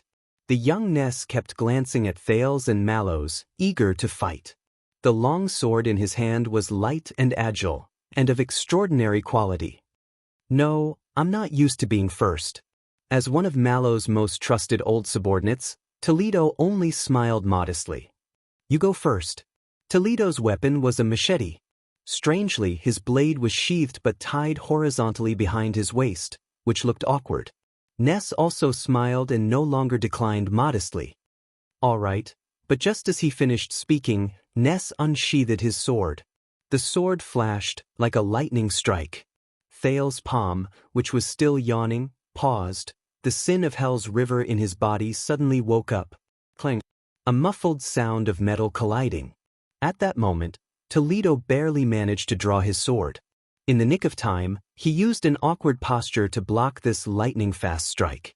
Thales looked at Ness in amazement as he soothed the power of eradication in his body. He recalled the first strike just now. That's too fast. Even at such a distance, the sin of hell's river felt threatened just by looking at it, and was forced to react instinctively. But Ness' offensive was not over. His blade reflected a strange light as he pursued the attack on the shortest route, going straight for the middle. Clang. Toledo was forced into a sorry state and had a hard time defending. Your Highness, remember I told you that there are different martial arts schools in the kingdom. Mallows clasped his hands leisurely behind his back as he watched his two subordinates fight with real swords. Of course, there's the offensive and defensive school in the north, the martial arts school in the southeast, and the trendy school that prioritizes practicality. You didn't just say that. Thales answered while looking at Ness's swift sword attacks in amazement. He realized that it was not only the speed of his sword that was fast, but also his movements and footwork, which allowed him to move like a phantom during the battle, always appearing at the most uncomfortable spot for Toledo.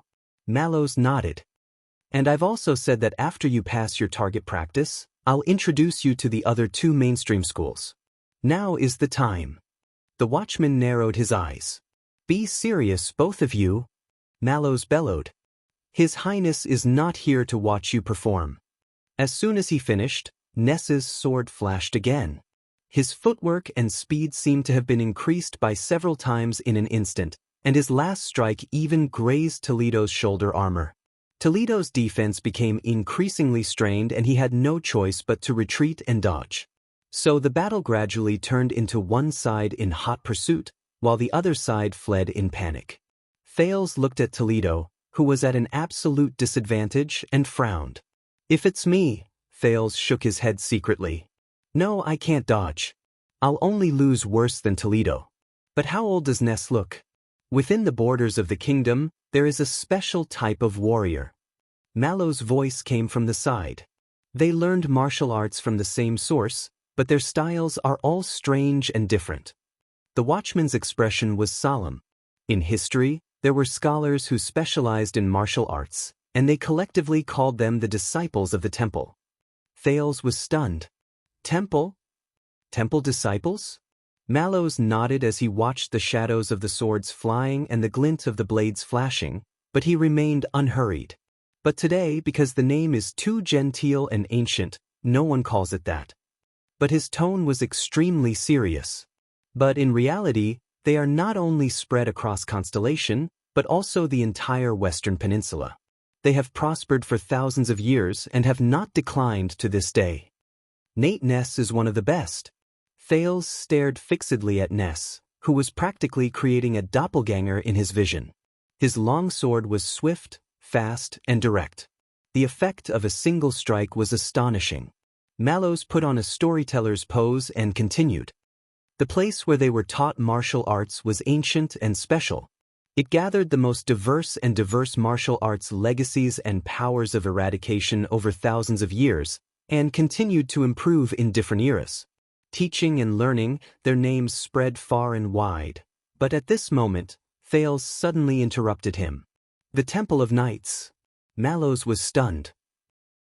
The prince straightened his sitting posture and said seriously, that's why in history, they are called temple disciples, right? Mallows frowned at the youth, a hint of displeasure at having his story interrupted. You know? Thales looked back at him and smiled. A little. Oh? Mallows took a deep breath and looked at Ness, who was attacking relentlessly, and tried to return to his previous tone. All right, then you may not know these people, they were the first to, but Thales' words cut in again. They were the first batch of knights who originated from the north before the age of the Empire, the first to awaken to supernatural powers.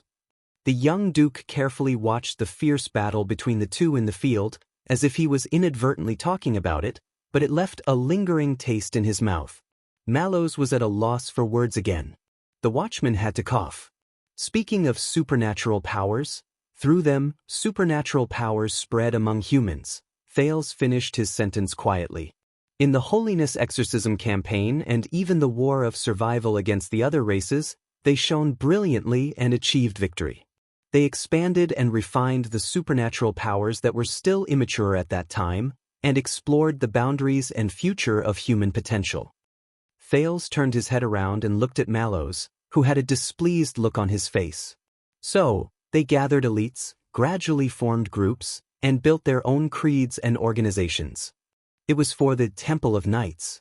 Thales took a deep breath, as if he was inhaling the ink on a book. For thousands of years, it was the holy land of human martial arts, and the holy source of the spirit of chivalry. Mallows was stunned for a few seconds, caught off guard. Where did you hear that? Thales smiled sheepishly. The North, to be precise, the Walton family's book collection in Dragoncloud City, The Light of Mankind, the beginning and end of the Temple of Knights. Mallows pursed his lips.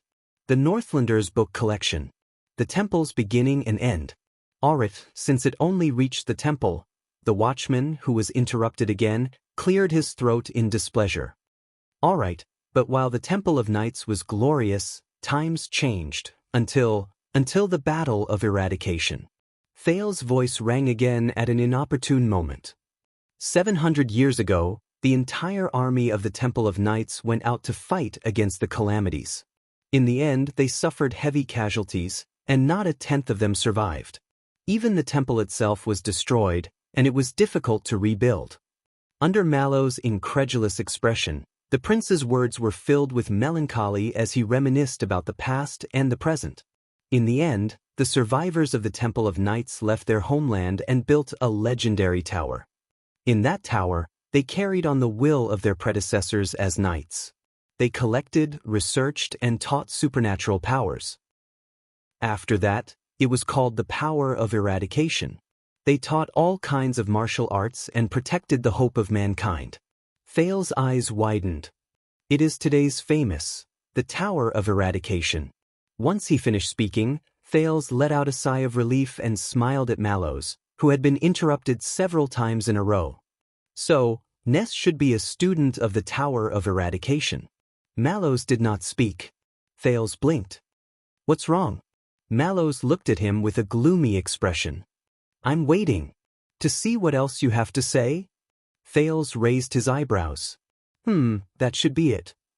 The prince looked happily at Mallows' deflated expression. Please correct me if I'm wrong? Mallows took a deep breath. He seemed to have used up all his strength to control himself to turn towards the center of the field. Did you not eat? The watchman shouted coldly, displaying the dignity of the captain of the guards. Be more serious. The two men in the field were engaged in a fierce battle, but when they heard this, they paused for a moment. Mallows turned around with an expression as if he had eaten a fly. Ahem, you were right. Nate Ness just returned from the Tower of Eradication not long ago. Mallows paused subconsciously and glanced at Thales. Only when he was sure that the prince was obediently listening and had no intention of snatching his words did the watchman cough. In Constellation, the temple faction that worships the Tower of Eradication as the standard is a prominent school in the eyes of many people. It has a long history and a long history. Prominent school. Thales frowned slightly and thought of many acquaintances he knew who learned skills from the Tower of Eradication. Many nobles in the kingdom, if they hope to achieve success in martial arts and military achievements, will choose to send their descendants to the Tower of Eradication. On one hand, they will receive the inheritance and improve their skills, and on the other, they will broaden their horizons and travel the world. They can also accumulate fame, or avoid great disasters. Mallows said in his heart. The watchman pointed at the field. Unlike other martial arts factions that are based on style, the swordsmen who come out of the Tower of Eradication do not have uniform styles and skills. In fact, they are completely different. As the successor of the ancient Temple of Knights, the Tower of Eradication keeps pace with the times. They summarize all kinds of martial arts, organize and categorize the skills passed down, then conduct in-depth research, and finally form 8 major factions. Thales was stunned. He had long heard of the famous Tower of Eradication, but there were actually so many branches? 8. Mallows nodded. He spoke slowly with fear and respect, as if he was reciting a short poem. Pegasus Death Sin, Iron and Blood Flash. Rose Storm, World of Miracles.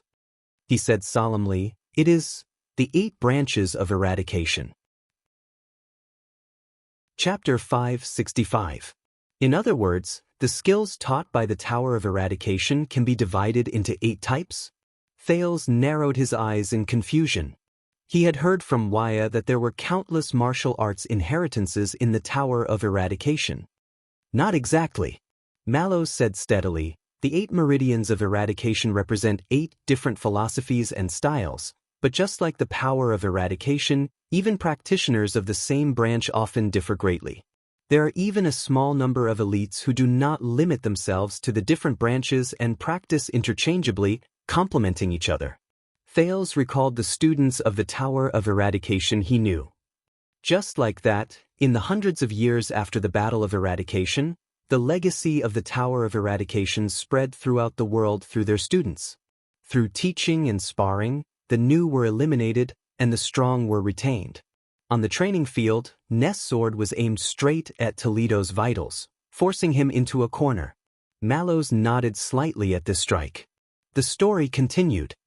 Ness came from a small family in Blade Edge Hill. During the Bloody Year, they moved to Central Territory to avoid war, and sent Ness to the Tower of Eradication for further training a few years later. As you can see, his swordsmanship is the typical style of the Flash branch. This branch believes that speed is the only thing that can't be defeated. They pay particular attention to speed and time, agility and effectiveness.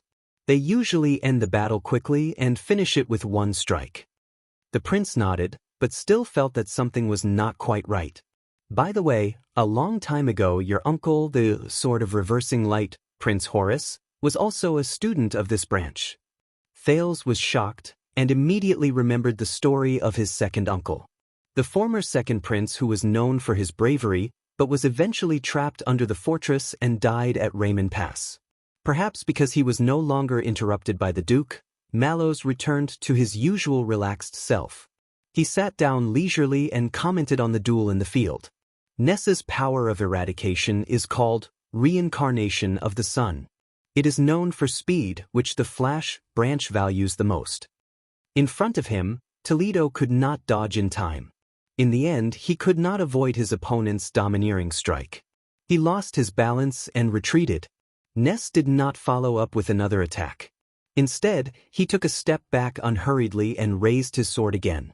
His style changed, as if he was going to display everything he had learned in front of a noble. Mallows gazed at Ness, who was still young and immature but full of vigor. His talent was great and he was full of spirit. Aside from focusing on the flashing sword style, he also cultivated the skills of the Storm and Death of Sin series, gaining strength and lethality. That's how the Vanguard Ness of today came to be. His sword moves as fast as lightning, his moves are executed in one go, his power is like a cold wave descending from the heavens, victory is decided in a single strike. Thales frowned. With Hell's senses, he discovered that Ness' body was shining with a golden light, like the sun. Coupled with his unconstrained style and occasional creativity, Ness' offensive strength is no less than that of the offense and defense faction. His moves are no less exquisite than those of the martial arts faction, and his lethality is no less than that of the martial arts faction. He can be said to be at the pinnacle of the superclass, and is even better than most of the top superclasses. If we only compete in terms of offense, I might be able to put up a fight against some Supreme Realm experts. Thales was slightly taken aback. He finally understood where Ness's youthful arrogance came from. It said that before he dropped out of school and returned to the country, he arrogantly defeated every member of the Flash branch in the same batch, and arrogantly gave up his recommendation for the Battle of Seeds. You know, that's a recognition of strength. And because of this, he was recruited by the Royal Guards, who had always been averse to the Tower of Eradication, as an exception. Mallows sighed. If it's a one-on-one fight, there aren't many in Mindy's Hall who can take him on. The watchman crossed his arms and watched his subordinate fight relentlessly, but his brows were slightly furrowed. What's rarer is that Ness has an ally that many elites can only dream of: time. He's incredibly young and still improving. His future is limitless. One day he'll become a Supreme Realm. At this thought, Mallows shook his head almost imperceptibly. But what a pity! Thales stared at Ness' youthful face, and his superb skills that did not match his age. In his amazement, he clicked his tongue in wonder. Is he even 20 years old? In front of him, Ness' attacks intensified again. Toledo awkwardly dodged another dangerous-looking strike, the blade in his hand wobbling. So, the historical temple disciple, the current swordsman of eradication, watching the battle in front of him, Thales' train of thought suddenly stopped. Finally, he realized that something was wrong. But if the Flash branch's main point is to end the battle quickly and finish it off with one strike. Thales turned his head, his face full of questions. Then why is it only now? Toledo hasn't been defeated yet? Mallows glanced at Thales, the corners of his mouth curling up slightly. There seemed to be a smile. But Thales, who had been with him for a long time, knew the answer just by seeing this detail. That's enough of a demonstration. Mallows turned around and ordered loudly, "Toledo!" The moment his voice trailed off, Toledo's retreating footsteps came to an abrupt halt. Thud. At that moment, Thales felt the sin of Hell's river in his body stirring restlessly. Toledo's figure did not move, but his aura changed. Swoosh. He slashed with his saber. It was an ordinary saber strike. His movements were elegant, his posture solemn. It met head-on with Ness's unstoppable strike. At the same moment, Ness' expression changed. Clang. The sword and the blade clashed, and both of them swayed. Toledo, who had taken the full brunt of the blow, grunted. But this time, although he was at a disadvantage, he did not retreat. Instead, Ness's attack faltered, as if he had hit an iron plate. He needed to withdraw and retract his next strike before he could stab forward. Thales was surprised and began to size up Ness' opponent again. He knew that Toledo used to be in the command division and was Mallow's most trusted person, so it was true? Toledo was born in Eternal Star City and grew up in Central Territory. Mallow said calmly, "They haven't changed their surname 3 generations ago.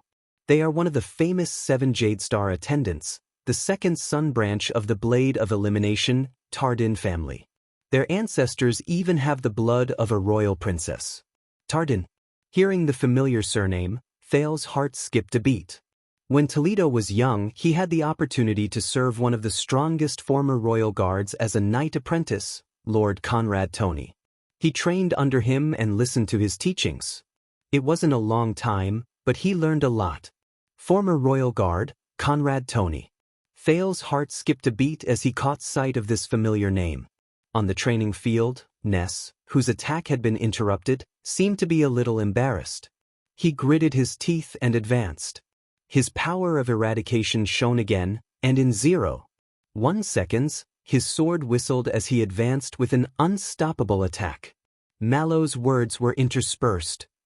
From then on, his foundation is solid, his consciousness is complete, his moves steady, and his defense flawless. But Toledo was like an iron wall.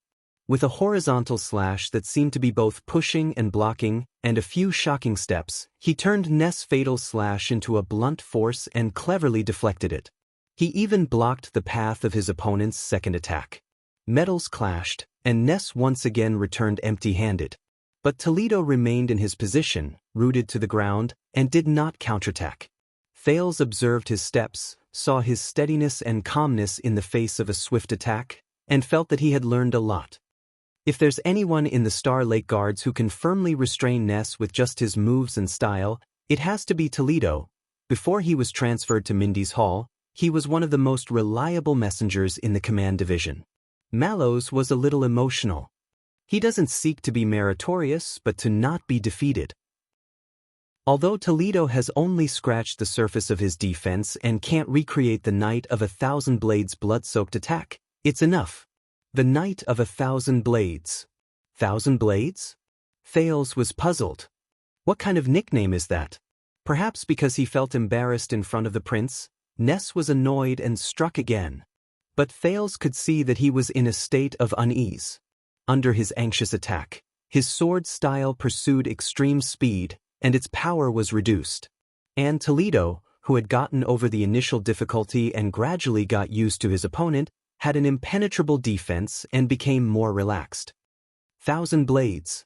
Mallows said slowly, with a hint of nostalgia in his tone. According to Captain Adrian, a long time ago, when Lord Toney escorted Prince Horace to the Tower of Eradication, he once met the Grey Sword Guard, who was also in his prime and later became famous. Tower of Eradication, Grey Sword Guard. Thales' heart skipped a beat. He had heard Wuxia mention this name before. No one knows how they fought and who won or lost. The watchman's gaze sharpened. But after that meeting, the Grey Sword Guard's private lament and comments eventually leaked out of the Tower of Eradication and back to Constellation. Thales saw that Mallow's attitude was respectful and serious, but he uttered a sentence that was unusual in both grammar and wording. Since ancient times, swords cannot escape their scabbards. Sealed with 1,000 blades, what is evil? Mallows fell into deep thought as he spoke. Thales frowned. Cannot escape their scabbards. Sealed with 1,000 blades? Thales tried hard to make use of the grammar knowledge of various languages that he had refined over the past few months. This should be comparing Toney to a scabbard, and then comparing the martial artists of the world to swords? So Toney can be like a scabbard, using an unimaginable method to seal 1,000 blades and subdue countless masters? Thales scratched his head. Then Toney should also be a scabbard knight. Why is he a knight of 1,000 blades? What Grey Sword Guard? Do you have to be so artistic when you praise someone? You made everyone confused and gave Toney a random nickname? Thales shook his head and stopped thinking about other things. So, Toledo's style is known for defense, and specializes in countering the flash sword style? Is it another style of the 8 branches of eradication? At this point, Mallow's gaze shifted. In the field, Ness was getting more and more anxious after failing to take down the opponent. He had to take a few steps back to rest, his face already drenched in sweat. Toledo, on the other hand, was getting more and more indifferent. He even had the time to wave his sword and make an inviting gesture, somewhat like Mallow's sarcasm. "Since you are familiar with the classics, Your Highness."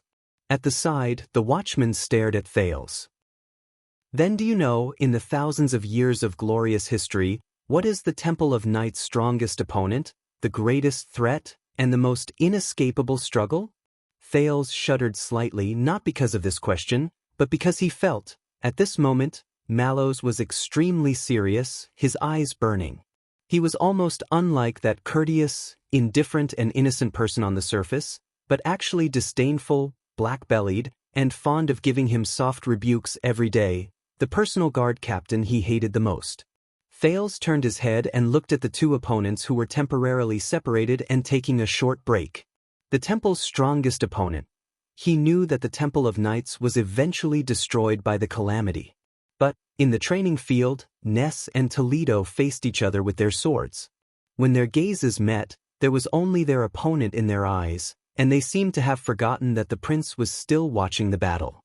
They regained their momentum for the duel, and prepared for the next lesson. In the face of Mallow's solemn gaze, Thales put on a straight face and slowly uttered a word. "The Empire." The watchman's pupils contracted slightly. At that moment, neither of them spoke. The atmosphere quieted down because of this word. Until Ness roared angrily and attacked again.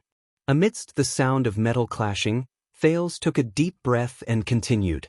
"Indeed, thousands of years ago, in order to end the chaos and seek peace, many ranger knights once gathered under Great Emperor Camelot Carlus, and followed him on expeditions to the north and south to expand the territory. To forge the strong foundation of the ancient empire." Thales suddenly remembered a long time ago, in Caslin's tavern, Putray and Kentvita's argument about the Empire and Northland. Things remained the same, but people changed. The prince returned to reality. But after the chaotic world is unified and peace has arrived, these ranger knights with superb martial arts skills and flamboyant personalities were scattered all over the world, and the noble Temple of Knights that was regarded as the spiritual homeland by millions of people, armed and independent. Thales' voice was slightly cold. They replaced the original enemies and opponents, and became a discordant voice in the boundless and prosperous world. They were seen as a glaring threat by the rulers of the ancient empire's court. Mallow's looked at the battle in the field again. Ness could not take him down, and Toledo did not gain the upper hand either. But his gaze gradually froze. Thales recalled the stories he had read and sighed. Historically, the fate of the Temple of Knights was in sync with the rise and fall of the empire. Under the heavy pressure of imperial power and the army's conquest, they suffered repeated misfortunes and collapsed several times. But they also stubbornly left behind a spark and rebuilt the empire in times of internal strife. Thales sighed. So, the greatest enemy of the ancient Temple of Knights was nothing else. He fixed his gaze on Mallow's. It was the empire itself. Mallow's also looked back at Thales, his gaze unreadable. After looking at him for a long time, the watchman finally nodded. He approved of the prince's answer. Clang. Ness and Toledo collided with each other again. They both swayed, each taking a step back, panting. Ness's eyes were filled with resentment, as if he was really angry. "But what you don't know is," as Mallow's observed the battle again, he muttered to himself, "That's right." At the same time, under the Pegasus throne, the Knights of the Legion directly under the Emperor have experienced continuous expeditions to suppress rebellions. Following the example of the army and guards, they stress unity and discipline. Knights directly under the Emperor. Thales furrowed his brows. The watchman's gaze sharpened. So, under their unwavering loyalty to the Emperor, their reverence for the Empire, and their absolute obedience to the Legion, and under the expectations of the Pegasus throne and the secret struggle with their competitors, they concluded and trained a style of martial arts that was far from the Temple of Knights. Thales was slightly taken aback. Mallows stared at the blade in Toledo's hand. Some were upright and peaceful, dignified and elegant. Some were upright and generous, sonorous and powerful. Some were self-contained, simple and solemn. Some were tenacious and unyielding. The watchman's words carried with them an indescribable power. Even Thales subconsciously sat up straight. With the official recognition and support of the empire, the school of this group of knights quickly flourished. For a time, everyone imitated them and they spread throughout the world. In the end, they became the empire's orthodoxy and stood on equal footing with the famous temple disciples. Stood on equal footing with the temple of knights. Thales pondered the meaning of these words as he sized up the two dueling men again. The look in Ness' eyes changed. He swung his long sword and gathered his power of eradication like never before, just for the next attack. Toledo, on the other hand, held his machete horizontally and retracted his aura. He was as awe-inspiring as a mountain, ready to block all possibilities. The momentum of the two men's standoff grew. So, 1,000 years passed. Mallow's words were very calm, but there were some inexplicable emotions in them. The rise and fall of the temple, a cycle of destruction and reconstruction. The rise and fall of the empire, a cycle of decay and rejuvenation. He raised his head and looked at the gloomy sky. There was a hint of disappointment in his eyes. And the changes in martial arts and supernatural powers were also caused by the rise and fall of these two flourishing schools of thought. In the open and covert battles between countless capable warriors and swordsmen, it was exciting. There were competitions and duels, and there was no lack of war adventures. Sometimes, one could hear the clanging of swords and spears. Mallow said calmly, "That was the legendary, most glorious and dazzling golden age of knights." Golden age. Thales did not speak, as if he was also savoring the weight of these words. For some reason, he remembered when he was still in Bladefang's camp, Tampa, the owner of my home tavern, when he talked about the age of mercenaries. Until the battle of eradication changed everything. Mallows closed his eyes and breathed a sigh of relief. The destruction of the temple, the fall of the empire. In the field, Ness' accumulated offensive finally reached its peak. As he advanced with a flash of afterimages, he slashed out with a flash of his sword. Toledo, on the other hand, let out an angry roar and stepped forward as well, ready to meet force with force. At this moment, "Enough!" Mallows shouted coldly. "That's enough!" Clang! Ness' long sword and Toledo's machete, the two weapons crossed each other in the air. With this command, they lost their momentum and fell weakly to the ground. The two dueling men stopped at an arm's length apart and looked at each other. "Go and rest," the watchman said calmly. A few seconds later, their obedience to the order overcame their aroused fighting spirit. Both of them exhaled in unison, put away their weapons, and bowed to the prince.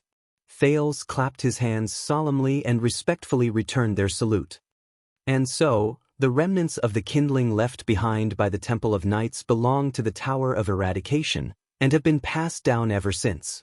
Mallows stared at Ness back in a daze, but his gaze quickly refocused and turned to Thales. And the Empire's iron-blooded swordsmanship, along with the King of Renaissance's banner, along with the descendants of the Empire's lone army, strives to spread again in the new kingdom. The watchman fixed his gaze on Thales.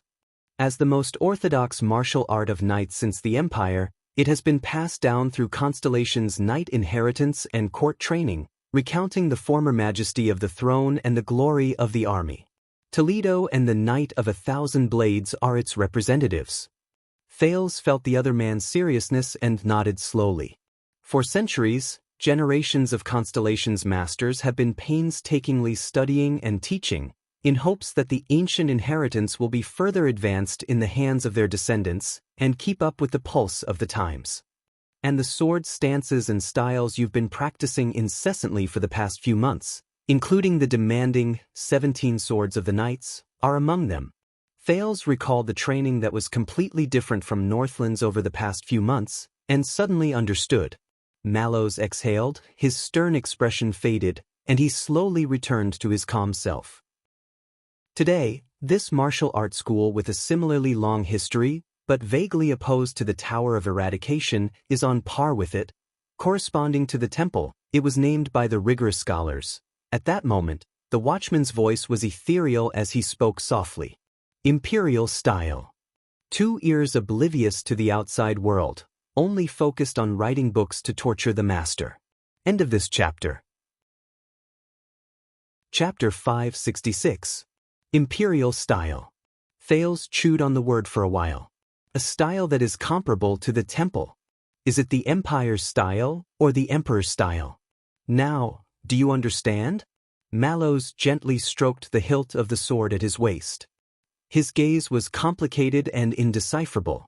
Imperial style is a martial art passed down from the age of the empire, to Constellation, to the Jade Star royal family, and especially to you. What is its significance? There were few people on the training field. The depths of the courtyard were silent. Only the main hall made of stone stood majestically behind him. It remained the same under the dark gray sky. Thales pondered for a long time before he spoke.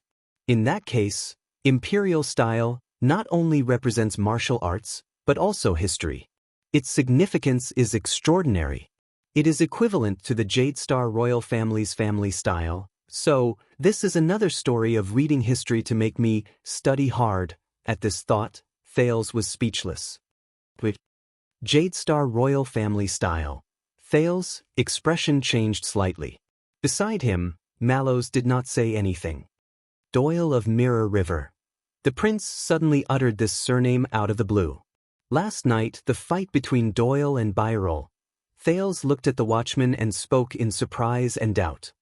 Although their weapons and styles are different, I have an impression that Doyle's swordsmanship style also belongs to the imperial style. Mallows narrowed his eyes slightly. After a few seconds, the watchman nodded. Danny Doyle was the last squire Knight Joaquin took into his service. Before Knight Joaquin passed away, he was the head swordsmanship instructor hired by the Jade Star royal family for the private army in their territory. He can be said to be a master of the imperial-style martial arts. Jade Star private army's swordsmanship instructor. With his doubts confirmed, Thales' gaze shifted and he immediately asked, "What about the others? Apart from Toledo and Doyle? Glover? Bastia? And you?" Thales fixed his gaze on Mallows. The watchman smiled faintly, confirming his guess.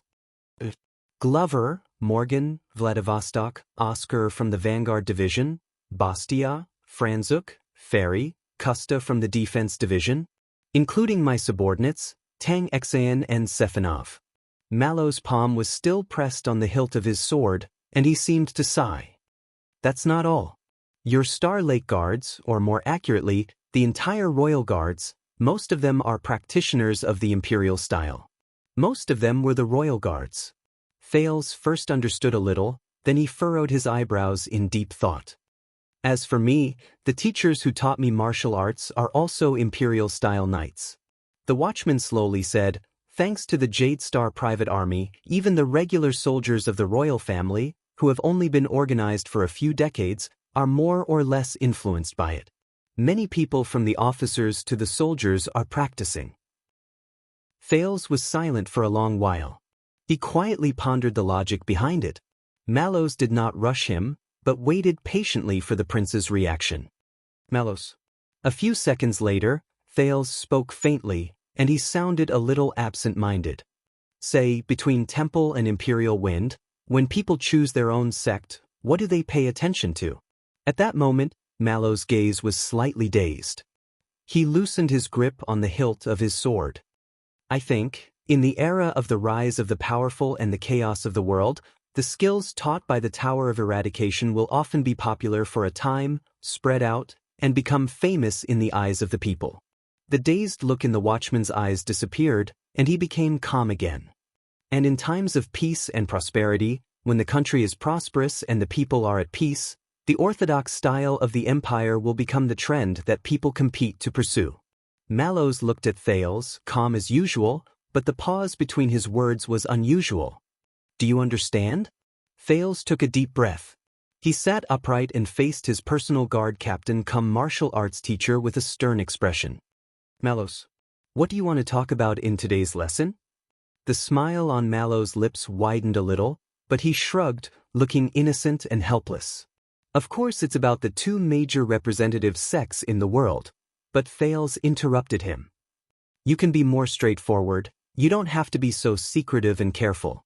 The Duke of Star Lake stared at him sternly. I don't censor keywords. Mallows froze for a moment. He snorted softly. Then, as intelligent as you are, what do you think I want to talk about? The two of them stared at each other quietly for a moment, until Thales took a deep breath, closed his eyes gently, and opened them again. South Coast Hill, that blockhead from the Caribbean family? Ahem, I mean respected young Master Cohen. Thales stared at Mallows, and his tone was solemn. As far as I know, he's a student of the Tower of Eradication. According to you, he's a disciple of the Temple. Mallows raised his eyebrows, but did not comment. Northern Territory, Miss Miranda from the Arund family. And last night, Western Desert, Crow Caw City's anchor Byril. And Ness, as you said, before he moved to Central Territory, he lived in Blade Edge Hill. Thales' tone was certain, and he pushed forward. Oh, and the extensions. Thales recalled what Wuxia had told him.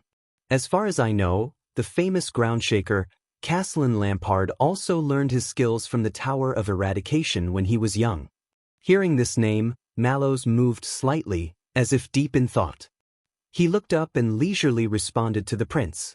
You do know a lot, Your Highness. Thales frowned. And last night, when you said that the assassin's martial arts originated from the Tower of Eradication, your old enemy, I mean Vice Captain Lord Vogel's first reaction was, that's a foreign noble. Thales paused for a moment, but Mallows remained calm. As for imperial style, Thales felt that he had caught hold of that thread and was pulling it tighter and tighter until he reached the crux. In my guards, Doyle and Glover are both from Central Territory. To be precise, they're the 7 Jade Star attendants. And you said that Toledo is a branch descendant of the 7 Jade Star attendants. Even you, Tormund Mallows, are considered a descendant of the 7 Jade Star attendants. Mallows' breathing stagnated. And most of the other royal guards. Thales said seriously, the temple and imperial style. Is it a coincidence that their practitioners are so different? But Mallows still did not respond to his words, and instead asked in return, what do you think? Thales frowned. He thought to himself, this guy's words are as precious as gold. He's definitely taking revenge on the prince for cutting in earlier. I guess. Thales tried to make a deduction. At least in Constellation, the local nobles tend to send their children to the Tower of Eradication to learn the martial arts of the temple. The suzerains in Central Territory, on the other hand, follow the legacy of imperial style more to get closer to the Jade Star royal family's preferences. Is that so? Mallows smiled and did not comment on it. Thales exhaled. Let's go deeper, the prince frowned. The skills of the Tower of Eradication are spread throughout the kingdom, especially to the local aristocratic families that have a long history and are used to dividing their rule. The imperial style is based in the center of Constellation, with Eternal Star City as its foundation, and is highly respected by the knights surrounding the throne. Thales' eyes brightened. The temple and the imperial style martial arts sects. I think I understand now. Thales no longer cared about Mallows' reaction. He started to think on his own. For thousands of years, especially during the Age of the Empire, the temple and the imperial style were in a stalemate, competing with each other. But this was not the difference between different sects and the battle of swords in the Wuxia novels of his previous life. Just like the power of eradication, Thales recalled what Ricky said in the dungeon and subconsciously repeated it. They are not only themselves, but also the warriors themselves. Mallows frowned slightly. Thales spoke faster and faster. The Temple of Knights originated from the ancient Northland. Its martial arts were spread among the rangers and scattered warriors, spreading to all parts of the world. Their opponent, the imperial style, originated from the ancient empire. It benefited from the orthodoxy of imperial power, inherited from the knights of the army, and benefited from the center of the court. From the beginning, these two were born from different people and developed and grew as these people fought against each other. Thales said absent-mindedly. After 1,000 years, they underwent a complete transformation and became the two main martial arts in the heavenly body realm that revolved around the throne and royal authority. The temple. The imperial style. Mallows stared at the prince. Thales ignored him. At this moment, he was immersed in thought. Yes, just like Ricky said before. The power of eradication is closely related to the warrior, reflecting each person's experience and personality. The martial arts sects are intimately linked to the real world, reflecting each person's inclination and choice. Thales said absent-mindedly. Because they are not just two major sections. Their competition is not just about honor and reputation, but also about the naked reality of politics. In ancient times, the people who used them were entangled with the distinction between the center of the empire and the local regions. In the present age, the practitioners of both revolve around the difference between the king of constellation and the vassal's governance. Thales raised his head and looked at Mallows with certainty. This is not just about martial arts. It is also about politics and power, history and change. This is the truth and meaning of the two major sects to this day. This is also what you really want to tell me, right? Mallows smiled. His smile was very gratified. He looked at the sparse and deserted courtyard in the distance due to the intertwining of autumn and winter. To be honest, I am not good at interpreting politics, and I do not want to mislead you, Your Highness. Thales shook his head and interrupted him. Nonsense. Your mind is as clear as a mirror, and very thorough. The prince no longer looked at Mallows. His gaze was distant. Thousands of years ago, the general trend rolled and gathered into a tide. The human race will prosper, and the temple will shine. Whatever is good at the top will be even worse at the bottom. The direction of the imperial power leads to the formation of the imperial style. Mallows looked at the prince who was lost in thought and fell into silence. Thales glanced at Ness and Toledo, who were wiping their sweat and drinking water after the battle. The former seemed to be still brooding over it, while the latter did not care at all. The clash of their swords and sabers seemed to ring in his mind again. Clang. Thales was stunned. Ness's swift sword light, Toledo's tenacious defense. It was not just a duel between two people, or even a clash between two major sections. In that battle, what he glimpsed was a scene from 1,000 years ago. The emperor and the vassals. The empire and the rangers. Unity and chaos. Iron blood and flamboyance. And now, 1,000 years later, Thales' thoughts drifted far away. In troubled times, it is difficult to start a chaotic war. So the Tower of Eradication was erected, and its disciples were everywhere. Constellation was restored, and the royal power was expanded. With knights to inherit it, the imperial style was eternal.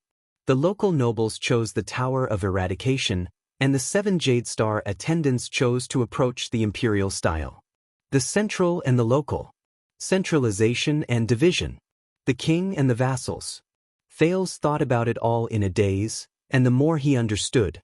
There was nothing in this world that was illusory, a castle in the air that fell from the sky. Even martial arts and swordsmanship, which seemed innocent and independent, external objects or tools that were only related to personal interests and choices, were no exception. The emergence of the temple and the imperial style was closely related to the times.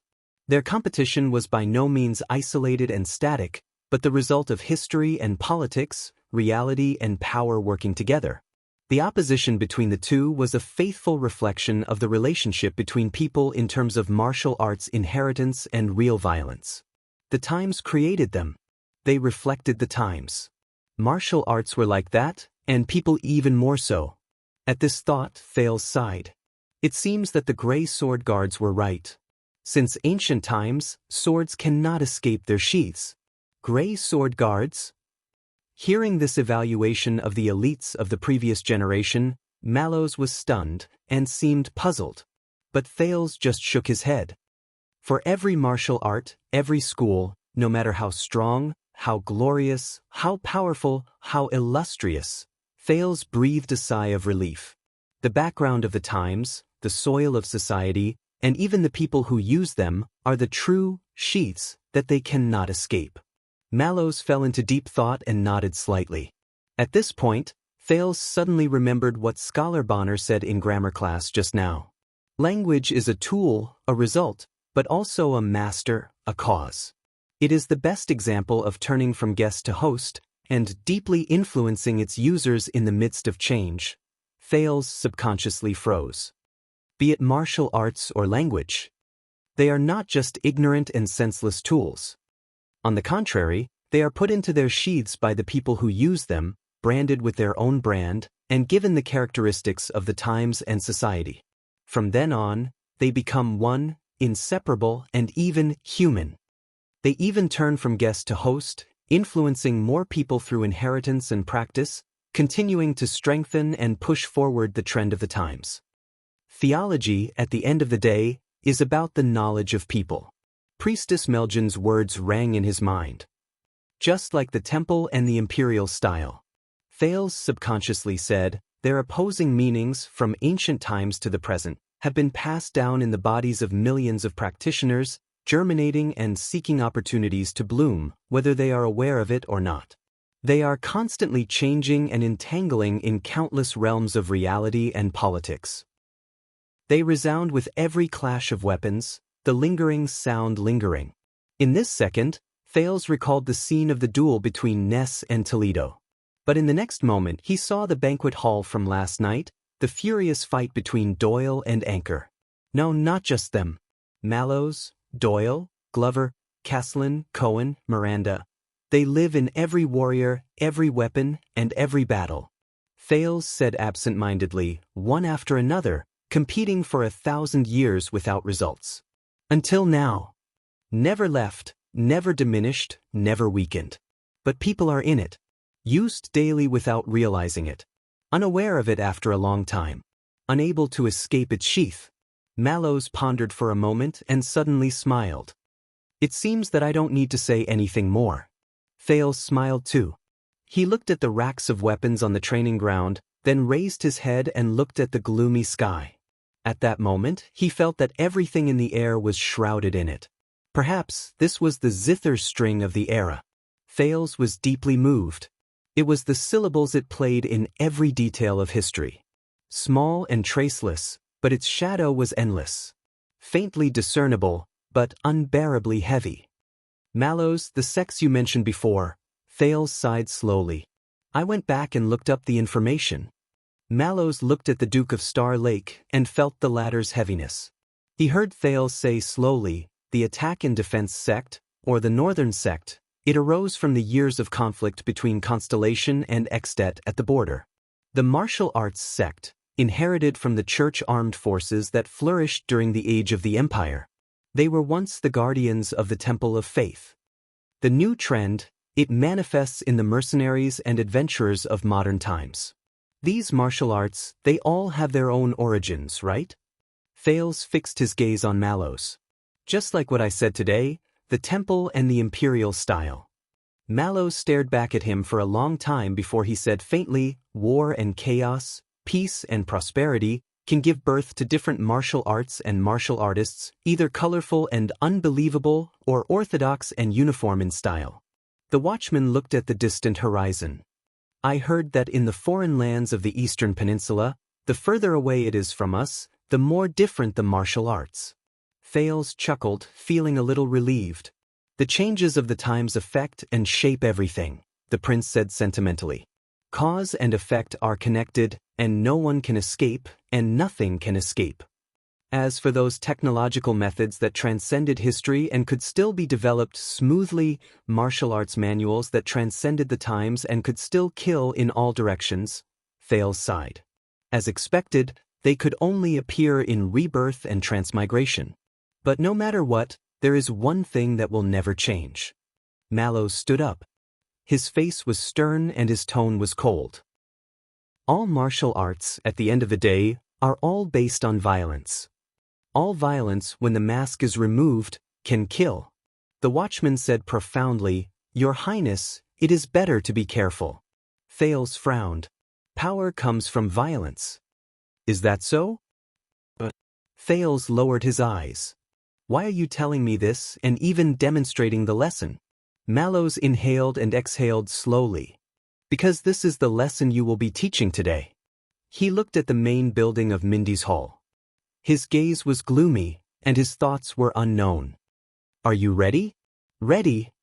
Thales did not answer immediately. He was thinking about something else at the moment. Since the style of martial arts is like that, so is the power of eradication. They all carry the mark of people, the traces of the times, and reflect the changes of power in reality. Then Thales' gaze sharpened. Before the magic tower collapsed, before the wizards went extinct, before knowledge was listed as taboo and was still the supreme knowledge in the world, what is the face of magic? How does it intersect with people, is closely related to the times, and is entangled with reality? Thales was immersed in his thoughts. Sir, Your Highness. In the distance, following the sound of footsteps, Bastia's nervous and deep voice rang through the training field. Renaissance Palace is here. At that moment, Thales and Mallows fell silent. Bastia's muscular body stepped onto the ground of the training field, stirring up endless sand and dust. His Majesty's order. The Duke of Star Lake is urgently summoned to the palace for an audience immediately. Thales was silent for a while. Mallows did not move an inch. They turned a blind eye to the protector's anxiety.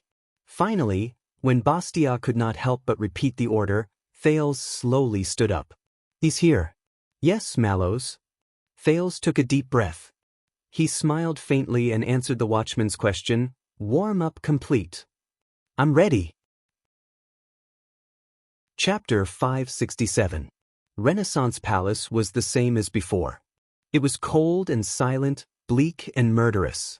Thud, thud, thud, Thales followed behind Chief Palace Administrator Baron Quinton.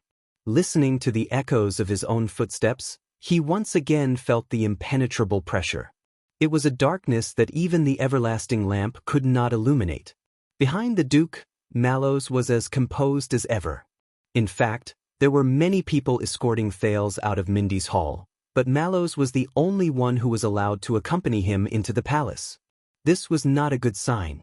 But unlike the last time, when he quietly received attention, everyone along the way, regardless of whether they were guards, servants, nobles, or vassals, all bowed respectfully to him and addressed him as Your Highness. Their expressions were stern and meticulous.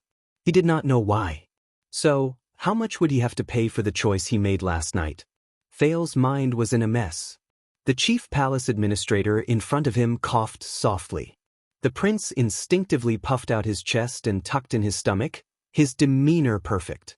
After a few turns, they did not go to the meeting hall from last time. Instead, they went to a higher floor. The two sides of the corridor on this floor were filled with portraits of kings from different periods. It was an eye-opener for Thales. The son of the king of Renaissance, John I, who made the 9-starred crown, was in high spirits.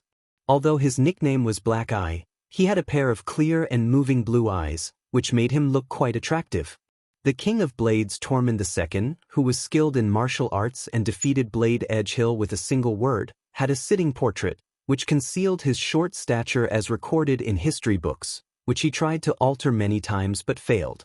The most controversial orthodoxy was Reaper Tormund IV, who had risen to power through the palace coup. He had a cold expression and a sinister gaze. The artist had successfully used light and shadow to make his face appear sinister and strange, making the viewer uncomfortable. Sumer III looked modest and steady. Coupled with his meticulously groomed stubble, he would definitely be a middle-aged handsome uncle sought after by thousands in another world. It was hard to believe that this was Constellation's Jackal, who was famous for his cunning and sinister character. Bancroft II, the King of Regret, passed away on the second day after he became an adult and also the day before his wedding. His expression was gloomy and he looked like he had not woken up yet, which matched his nickname very well. The surviving King Alan IV, who had been a playboy since he was young and had no interest in power struggles, got married 8 times and became a worry-free king, looked terrified and helpless in the portrait of his coronation ceremony. This might have something to do with the fact that he was told to change his surname back to Jadestar, inherit the throne, and return the huge fortune he inherited from his 7 widowed wives to the royal family when he was 55. Queen Erica, the conqueror of the north, was shrouded in a dignified and bloated dress that deformed her appearance. She was dignified, solemn, and imposing. She did not look like a woman at all, much less the extraordinary beauty that was described in unofficial histories as the most beautiful woman in the world. The Sand King, Kessel IV, looked into the distance, mighty and sunny. Unfortunately, this could not hide his mediocre cowardice that became a joke along with his nickname. After his expedition to the Great Desert suffered a crushing defeat, he was so frightened that he abandoned his army and buried himself in the sand at lightning speed to conceal his figure. In the end, he escaped the disaster and left behind the famous phrase, "Invisibility is equal to invincibility." Obviously, the 3 giant portraits in Mindy's Hall, which were combined with the historical background, left a deeper impression. However, the portraits here also had their own characteristics.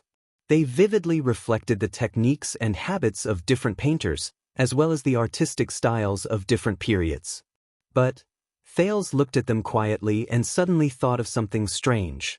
Whether it was these court portraits or the legendary 3 kings in Mindy's Hall, all the people in the paintings looked not sincere. Finally, they stopped in front of a tightly guarded stone room. The chief commander of the royal guards, Lord Adrian, appeared before them. He was gentle but dignified.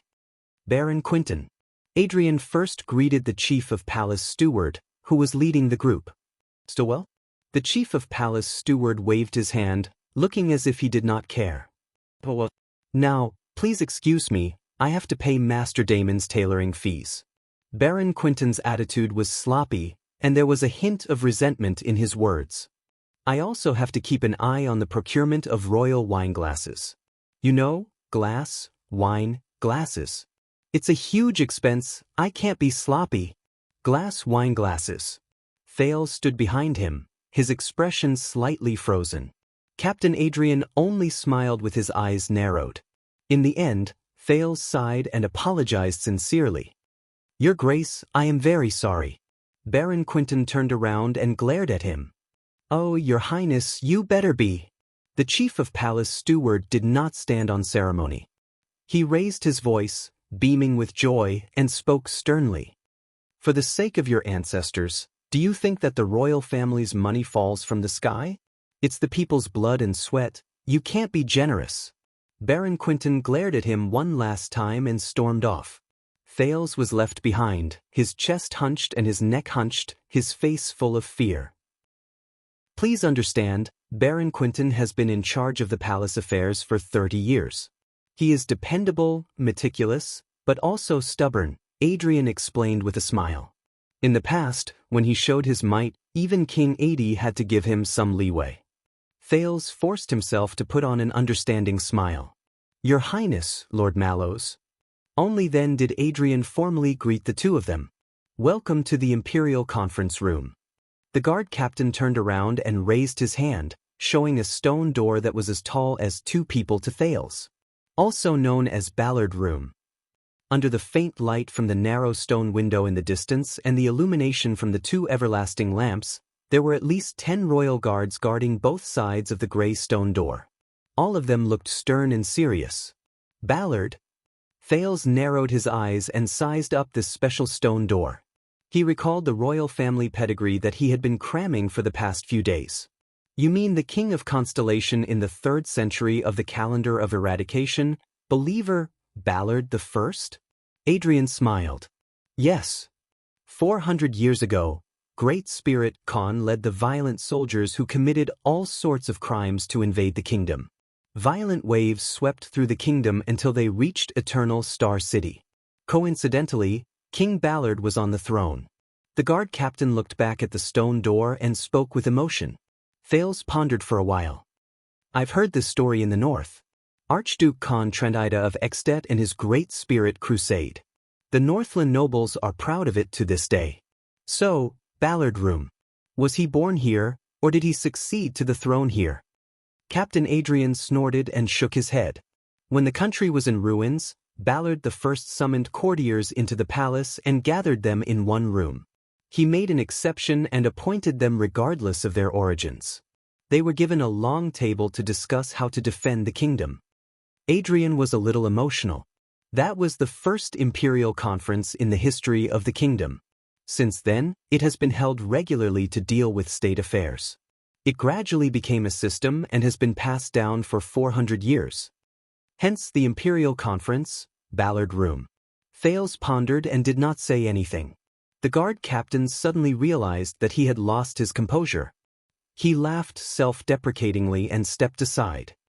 The imperial conference between His Majesty and the other lords is in progress. Your Highness, please come in. Thales frowned. Imperial conference?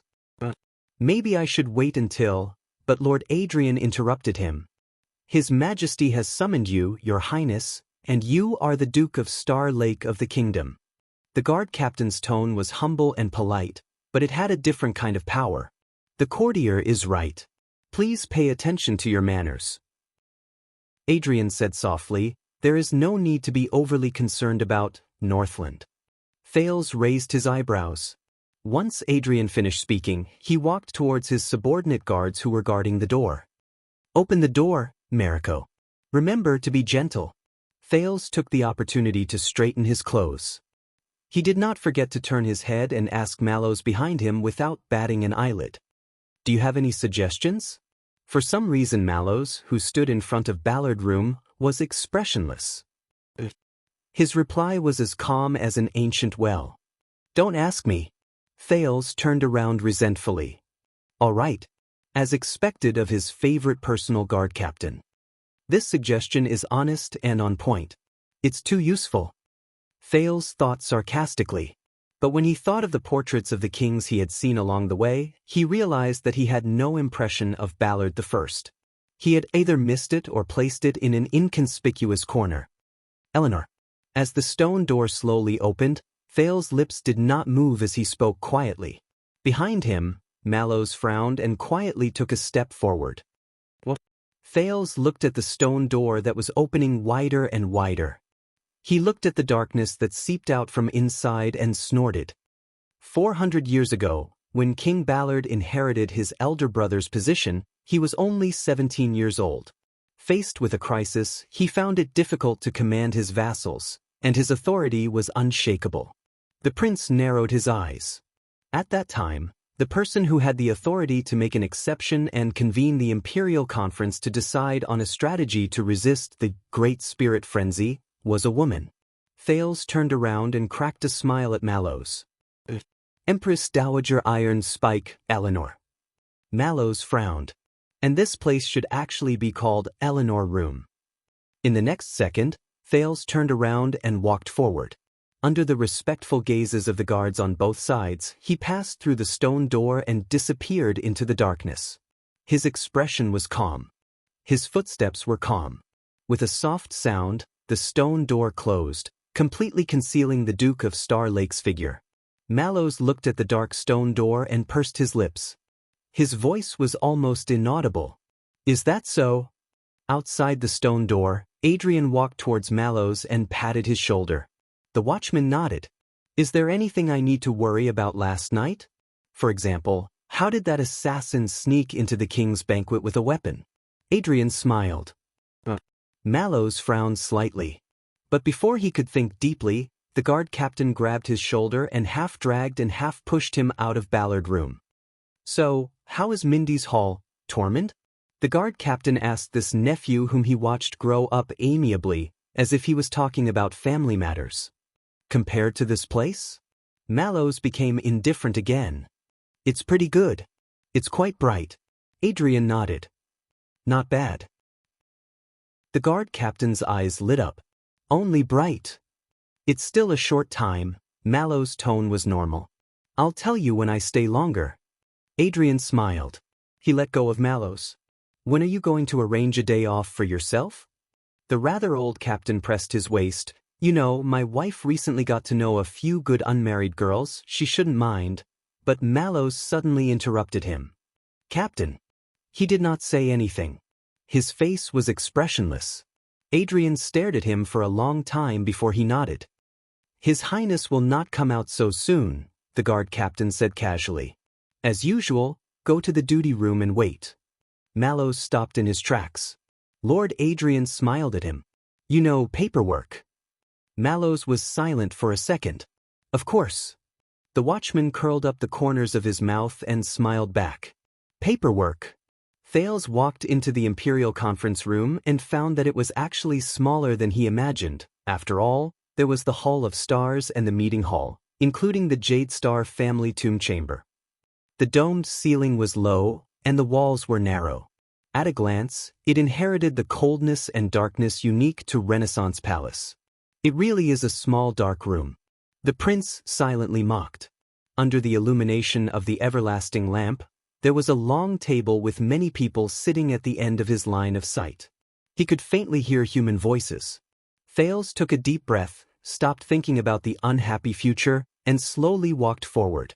As he approached, the voices around the long table became softer. Most people turned around and looked at the newcomer to the Imperial Conference. Thales noticed that the people sitting at the long table were not ordinary people. The pot-bellied Prime Minister of the Kingdom, the Guardian Duke of the Eastern Sea, Bob Cullen, was still smiling, as if everything was as good as before. The Foreign Affairs Minister cum teacher he was familiar with, the cunning fox, Gilbert, was worried and hesitant to speak. There was also the royal family's military advisor, the experienced solder rider, nicknamed Big Soldier, as well as the chief of finance of the kingdom, the moneybag Kirkirk man, who was said to be able to take money out of his pants. The sharp-faced Viscount Kenny, who had once visited the prince in Extet and had just been promoted to Minister of Trade at the beginning of the year, was also present, smiling amiably at him. The one dozing off was the Minister of Agriculture and Husbandry, the miser, Lord Croppen, and the special advisor of faith who almost became Thales' theology teacher, the young and promising deputy bishop of the Sunset Church's central diocese, Stylianides. Thales also noticed that there was another person standing at the end of the long table, a distance away from the nobles. It was a fierce-looking man with a face full of scars. He stared at Thales with a pair of sharp eyes, as if he harbored malicious intentions. The prince was puzzled. Who is that? Why is he the only one standing? And Kessel V, the master who could not be ignored, sat at the head of the long table. His posture was casual as he enjoyed the light from the stone window behind him. His face could not be seen clearly against the light, leaving only a dark silhouette that made people feel depressed. With some apprehension, Thales gulped and stepped forward respectfully. Father! He bowed appropriately. Good day, my lords. Gilbert was the first to stand up and respectfully return the greeting. Good day, Duke Thales. The nobles at the long table moved and stood up to greet the Foreign Affairs Minister. But the king's voice immediately rang out, interrupting this perhaps meaningful greeting. Find yourself a chair. The ministers fell silent. They first looked at Thales, then at the king. In the end, they did not complete their greeting and returned to their seats one after another. Gilbert considerately moved to the seat next to him and took the initiative to make room for Thales. Thales nodded gratefully and sat down. He nodded at Deputy Bishop Stylianides, who was sitting on the other side, and thought that it was all right. At least they had reserved a seat for themselves. At least they did not denounce him directly. At least they did not toss him a sword and ask him to slit your own throat. At the head of the long table, the man with his back against the light changed his supporting arm and knocked on the long table. He said coldly, "Continue, solder." These words were like a sudden drop of frost. The solemn atmosphere that had been slightly thawed by the prince's arrival froze again. On the other side, military advisor Solder Rider cleared his throat and stood up. The Imperial Conference resumed. In any case, the Alliance of Freedom's decision to secretly withdraw their main elite forces from Fort Liberté and set up an ambush in the wilderness was extremely bold. Solder, who was dressed in military attire, knocked on the long table. A huge map was spread out on the table with black and white chess pieces on it. Keep in mind that if Fort Liberté falls due to an empty interior, the war will be over. Saldus' expression was solemn. He reached for the Fort Liber castle sign, pulled out a knight chess piece from the 3 or 4 black chess pieces inside, and threw it out of the map. Thales only then noticed that the subject of this imperial conference was not him, at least not the assassination last night. But Lord Sodder has just returned from Western Desert with the regular army, Gilbert whispered in the prince's ear. We can get first-hand intelligence on the war in Extet earlier. The war in Extet. The prince's heart tightened. This was a feeling he had not felt before when he walked into Ballard Room alone.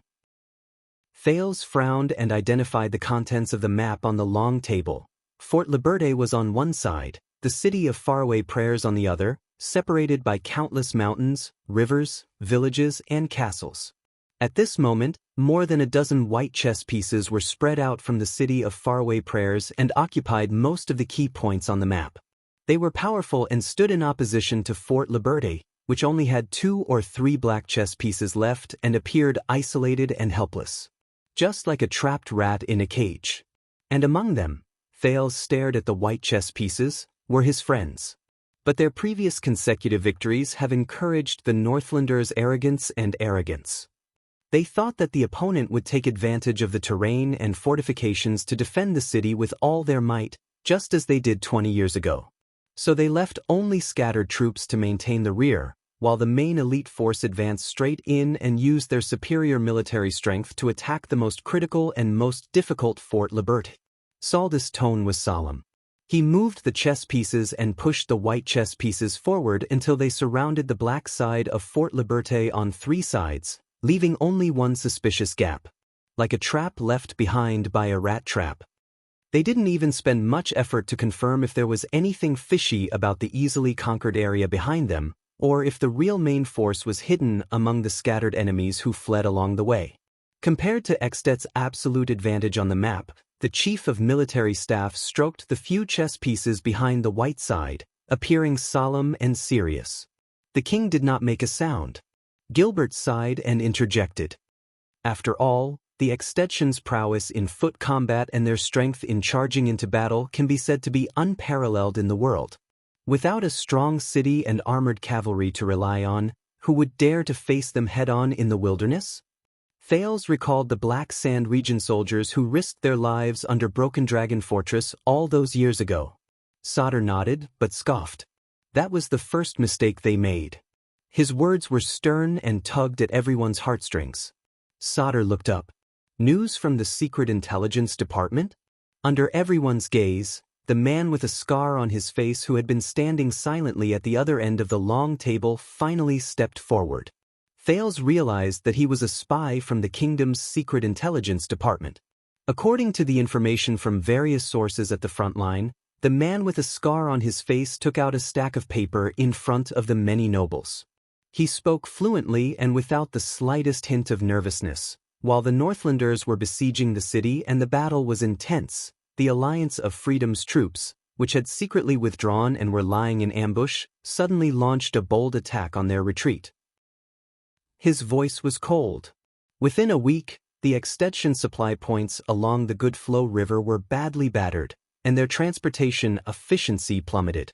Following his words, Sodder Rider calmly moved the Black Knight outside the map back to the battlefield, and placed it firmly behind the white side's battle line. Maybe I'm getting old and I can't remember clearly. Prime Minister Cullen adjusted the position of his stomach and looked charmingly naive. He asked in puzzlement. That's right. He said in puzzlement, but this strategy sounds a little familiar. As soon as he said this, all the nobles present were visibly moved. Sodder nodded but did not answer directly. Instead, he motioned for the Secret Intelligence Department to continue. The man with a scar on his face coughed and switched to another piece of paper. Their supplies cannot be stabilized.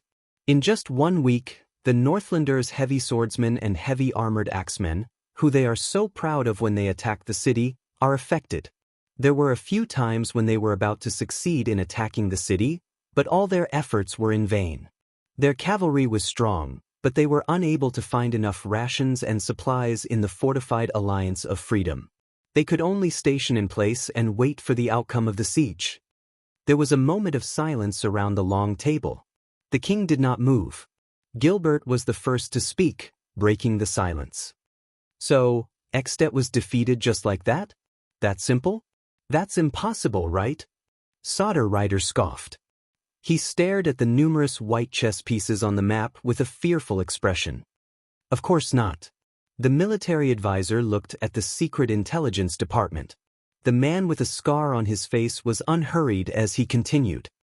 According to our intelligence, in the first few weeks after the attack on the supply chain, Exdet still retained more than 90% of its absolute combat power, enough to complete several decisive field battles or sieges. It was far from what the Alliance of Freedom could withstand. But his tone changed. But at this time, Exdet's commanders had divergent views on their next move. Divergent views, Gilbert muttered to himself. Divergent views. Thales recalled the battle report that Gilbert had told him last night, and his heart sank. Soldier Rider was still solemn. He nodded.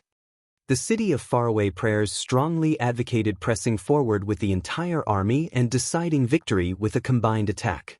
Defense City wanted to regroup and slowly invade. At this point, Saldus' expression slowly turned solemn. Dragon Cloud City's military leader, the one-armed Karkagel, advocated sealing off the main routes, surrounding them but not attacking. At the same time, he mobilized a small number of men to form a small but elite, but equally mobile task force. Using an eye for an eye, they would track down and annihilate the Alliance of Freedom's only remaining trump card in the wild. Once they succeed, they just have to throw the enemy's commander's head into Fort Liberté, and the city will fall without being attacked.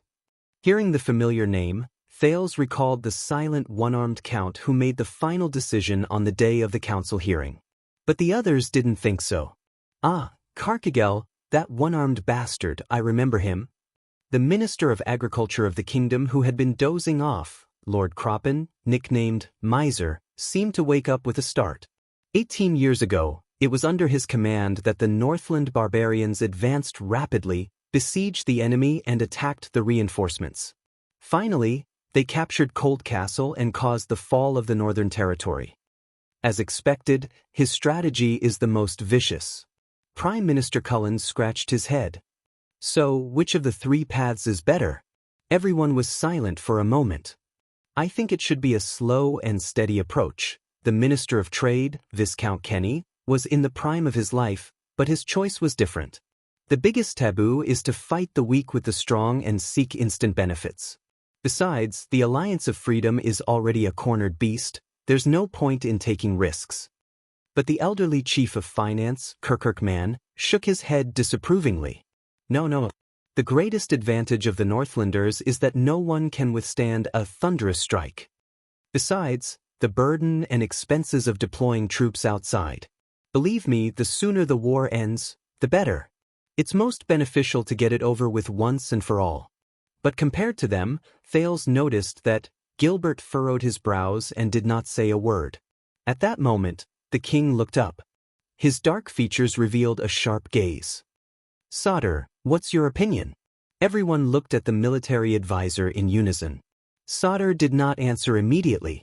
As solemn as ever, he traced his finger from one end of the map to the other, as though he was playing a game of chess with someone on the battlefield. When it comes to war, the Northlanders are never vague. Soldier gazed at the white chess pieces all over the map, the fear in his eyes deepened. Besides, they have the upper hand in every aspect. I think, from the moment they were attacked from the rear, they have already seen through the Alliance of Freedom's plan. They know that the enemy is taking the risk of dispersing their forces, and they know that the enemy is full of openings. The soldier slammed his fist on the table. With a wave of his hand, he first pushed a large number of white chess pieces to Fort Liberté, and then pushed all the black chess pieces in the fort. Disregarding casualties and attacking with all their might. The Alliance of Freedom will not be able to withstand it. Soldier then spread the white chess pieces evenly across every key juncture on the map, until the Black Knight at the rear had nowhere to go and finally collapsed. Consolidate the defensive zone and steadily occupy it. The Alliance of Freedom will not be able to hold on. Finally, the military advisor clenched his fist lightly and slowly restored the state of the battle. He then picked out 2 knights from the white chess pieces, placed them together with the Black Knight, and pushed the latter down. Scheming to attack the enemy's mind and using surprise tactics. The Alliance of Freedom will not be able to withstand it. Sauter took a deep breath and looked up at everyone present. His gaze paused for a moment when it swept past Thales. Whether it's a forceful attack, a slow map, or a surprise attack, all three are good strategies. Thales nodded slowly. He glanced at Viscount Kenny and Kirkirkman out of the corner of his eye and saw that they were nodding in satisfaction. That's not to offend anyone. But the military advisor's tone immediately changed. But when the three excellent options are put together, Saldus' tone changed and became furious. He nodded at the scar-faced man from the kingdom's secret intelligence department. The latter cleared his throat. Our intelligence is limited. We don't know the specific decision in the Extet military camp. But after besieging the city for a long time, the Northlanders, who could not wait any longer, finally chose to divide their forces into three groups and attack from multiple directions. Most of the people in the Imperial Conference were taken aback by these words. Even Thales could not help but frown. Gilbert was the only one among the crowd who sighed. Divide their forces? Or three? Viscount Kenny was puzzled and clearly could not understand. The Alliance of Freedom is small and weak, so it's understandable that they would take the risk and divide their forces. But the Northlanders clearly have a large army and have the upper hand. Are they crazy? Amidst all the questions, Sauter Ryder snorted angrily. The commander's explanation to me is, first, it's to relieve the logistical pressure brought about by the concentration of the army in one place, and to rationally distribute supplies for the general attack. Second, it's to protect the fearful rear supply line. Third, it's to pursue the ghost troop that has circled around to attack from the rear. Finally, it's to expand and consolidate the occupied area to facilitate the local collection of rations. Thales was stunned. All right. Every reason is extremely legitimate, well-founded, and even well-considered and irrefutable. It includes the forceful attack, a slow map, and a surprise attack mentioned earlier. But, Sauter snorted coldly. Even a child knows that there's only one choice in a multiple-choice question. He stared at the white chess pieces on the map, stretched out his hand with difficulty, and divided them into three groups. As an adult, you actually want all of them? At this moment, the military advisor was conflicted. On the one hand, he was contemptuous and disdainful, but on the other hand, his words were filled with heartache for his peers. You're so stupid. Your death is not to be regretted. Amidst the shocked and bewildered crowd, Thales looked at one of the three groups of white chess pieces with mixed feelings. Here, no one had stayed in the north for as long as he had and had such close contact with the Northlanders. Divergence, he vaguely knew the answer behind it. But he was even more apprehensive and fearful. Is that so? Chapter 568. After a long period of repression, Duke Cullen was the first to sigh. I think, dividing their forces, that was their second mistake? Sauter Ryder's expression was tense and he remained silent. At the head of the long table, King Kessel sat up straight and revealed his cold face in the darkness for the first time. Gilbert. The Foreign Affairs Minister, Cunning Fox, Gilbert, who had not spoken for a long time, nodded with a solemn expression. Perhaps in their minds, the Extensions understand the pros and cons of this matter, but in their actions, they cannot do it. Thales' teacher's gaze was sharp as he began to analyze the situation. The city of faraway prayers has the most immediate interests and the most motivation, so they seek to advance. Defense City is not involved in this matter, so they are cautious and of course seeking stability. Gilbert snorted softly. As for Dragoncloud City, firstly, Heroic Spirit Palace has a deep foundation and is feared. Secondly, Lady Walton is on the throne and is looked down upon. Their most awkward position is that they are in a dilemma. Thales' heart sank. It is normal for them to prefer winning by surprise to gain prestige. Gilbert sighed slowly. I think the considerations behind this choice are not military, but political. 100 stubborn wise men are not as good as 100 united fools. Thales looked at the white chess pieces on the map, his emotions in turmoil. No, Saroma, what were you thinking at that time? Speaking of politics, Kirkirk Man broke the small moment of solemnity and heard the controller of finance ask doubtfully, "This war was instigated by the Kinslayer. The war is in full swing, but Lampard didn't do anything behind the scenes? For example, prices and rations, intelligence and public opinion? To provoke the archdukes of the three cities?" Sauter looked at the scar-faced man from the Secret Intelligence Department. The latter put away the intelligence report in his hand and nodded. Since Chapman's coronation, Black Sand region has been making things difficult for the archdukes who do not respect the king's orders. This is the norm. But the scar-faced man's tone changed. But this time, it is very strange. From declaring war to conscription, from setting out to engaging in battle, from spies to officials, Black Sand region has stopped all internal and external means of harassment and obstruction.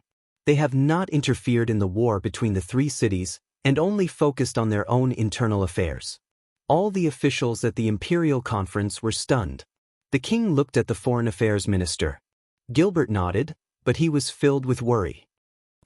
Diplomatically, King Chapman even sent out a notice to show his support, denounce the Alliance of Freedom, and fully support the expedition of the three cities to the west to seek justice. As soon as these words were spoken, everyone was stunned. Thales was the only one who bit his lower lip. So this time, Prime Minister Cullen rubbed his chin thoughtfully. Not only did Lampard not play any tricks, he even behaved more like a generous and selfless king than ever before. Everyone looked at each other in confusion. Until the king's words broke the doubt, as if a block of ice had been thrown into a lake. He moved.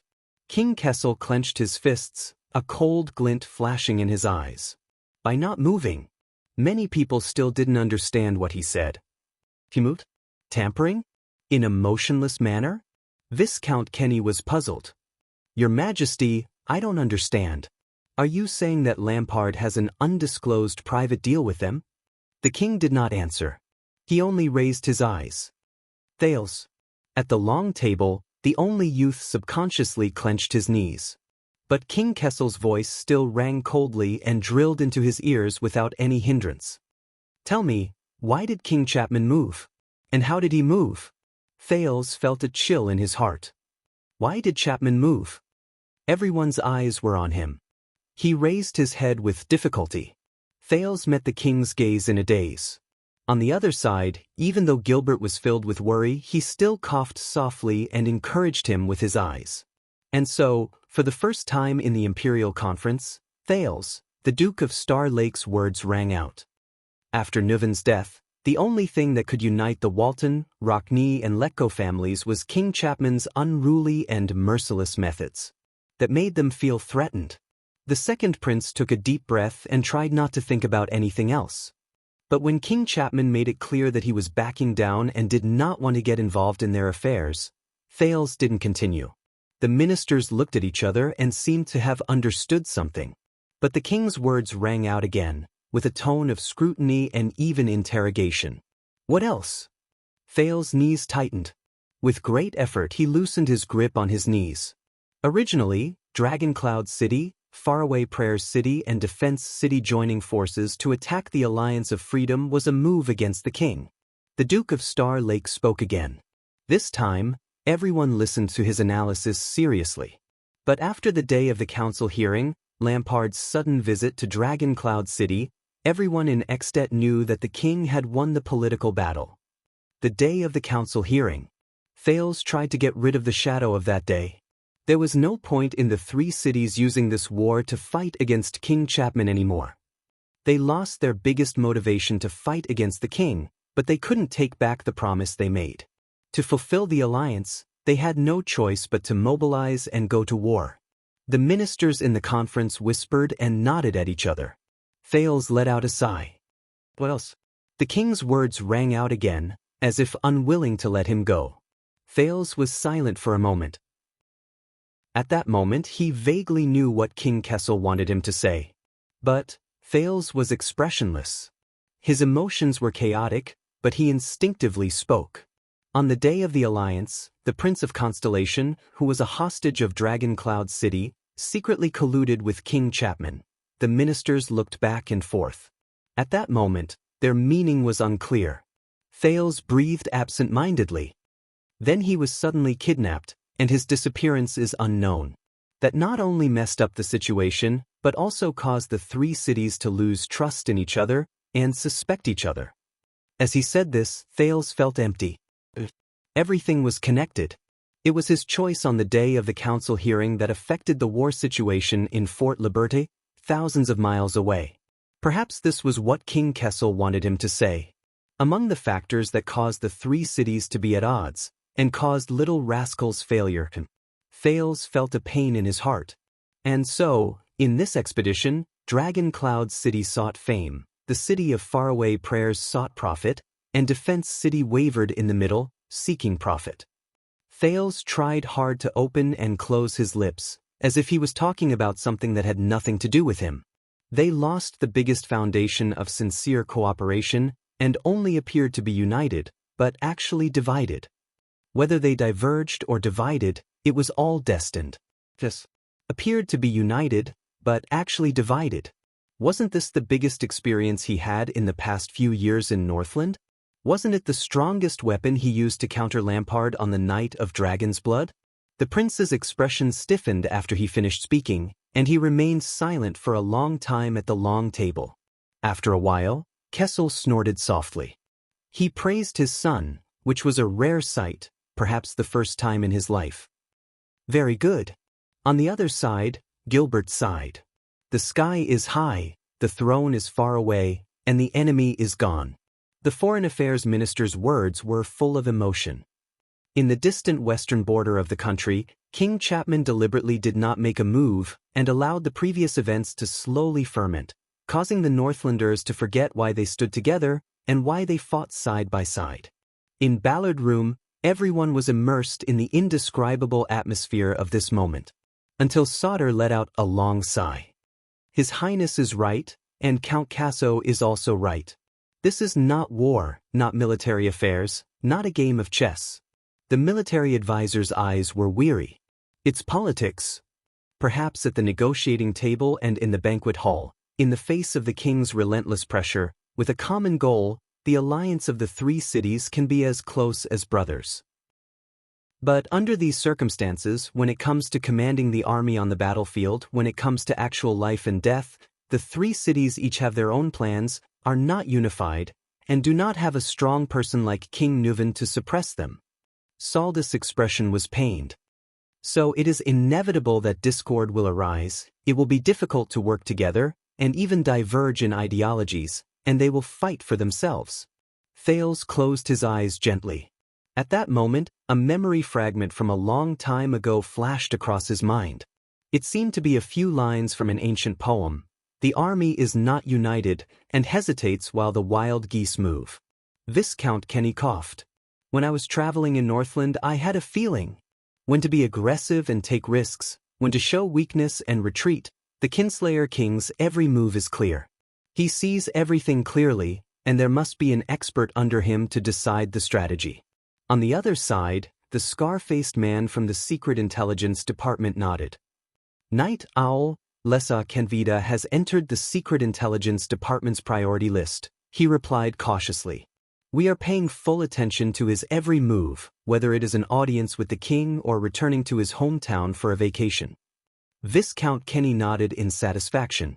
The king knocked on the table. Continue.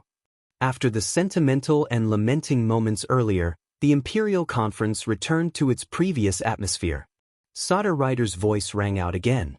After splitting up, Dragon Cloud City's Karkagel personally led the troops and attacked day and night along the Good Flow River, keeping the Alliance of Freedom's only elite force at bay. He picked out a few of the 3 white chess pieces and placed them next to the Black Knight. Thales, who was in a bad mood, looked at the war simulation on the long table and suddenly remembered his first meeting with Asda in Red Street Market many years ago. It was also a chess room. The air mystic was similarly strategizing and moving his chess pieces. But as time passed, things remained the same, but people had changed. It was smooth at first, but as the war progressed, the next moment, Saldus' pupils contracted and the white chess pieces in his hands fell to the ground. One arm was captured. Everyone was stunned for a moment, including Thales. The next second, there was an uproar in the conference room. How did he do it? That's Carcagel we're talking about. The elite soldiers of Dragon Cloud City. Even without the help of the other two cities, they shouldn't have lost to such an opponent, right? Faced with a tidal wave of doubts, Saldus' expression was equally solemn. He shook his head. There's no intelligence. We only know that whether it's coincidence or luck, it just happened. The scar-faced man from the Secret Intelligence Department nodded, agreeing with the military advisor's answer. Thale's expression was uncertain. He recalled that Carcagel, that King Nuven's best fighter. It was hard to believe that he would lose to an unknown lone army from a small country in a head-on confrontation and even get captured. The scar-faced man flipped through the information. We only know that after the commander-in-chief was captured, the morale of the Dragon Cloud City army was disrupted. Under the enemy's nimble assault, they were forced to retreat step by step. At one point, they even lost command and could not look out for each other. Even the Archduchess herself was lost in the chaos, her whereabouts unknown. Without a leader, they were practically walking corpses. Lost in the chaos. Little rascal. The prince took a deep breath and tried to keep his expression unchanged. Thales could feel Gilbert's hand pressing on his palm, signaling him to calm down. Saldus' words rang out again, replaying the battle situation thousands of miles away.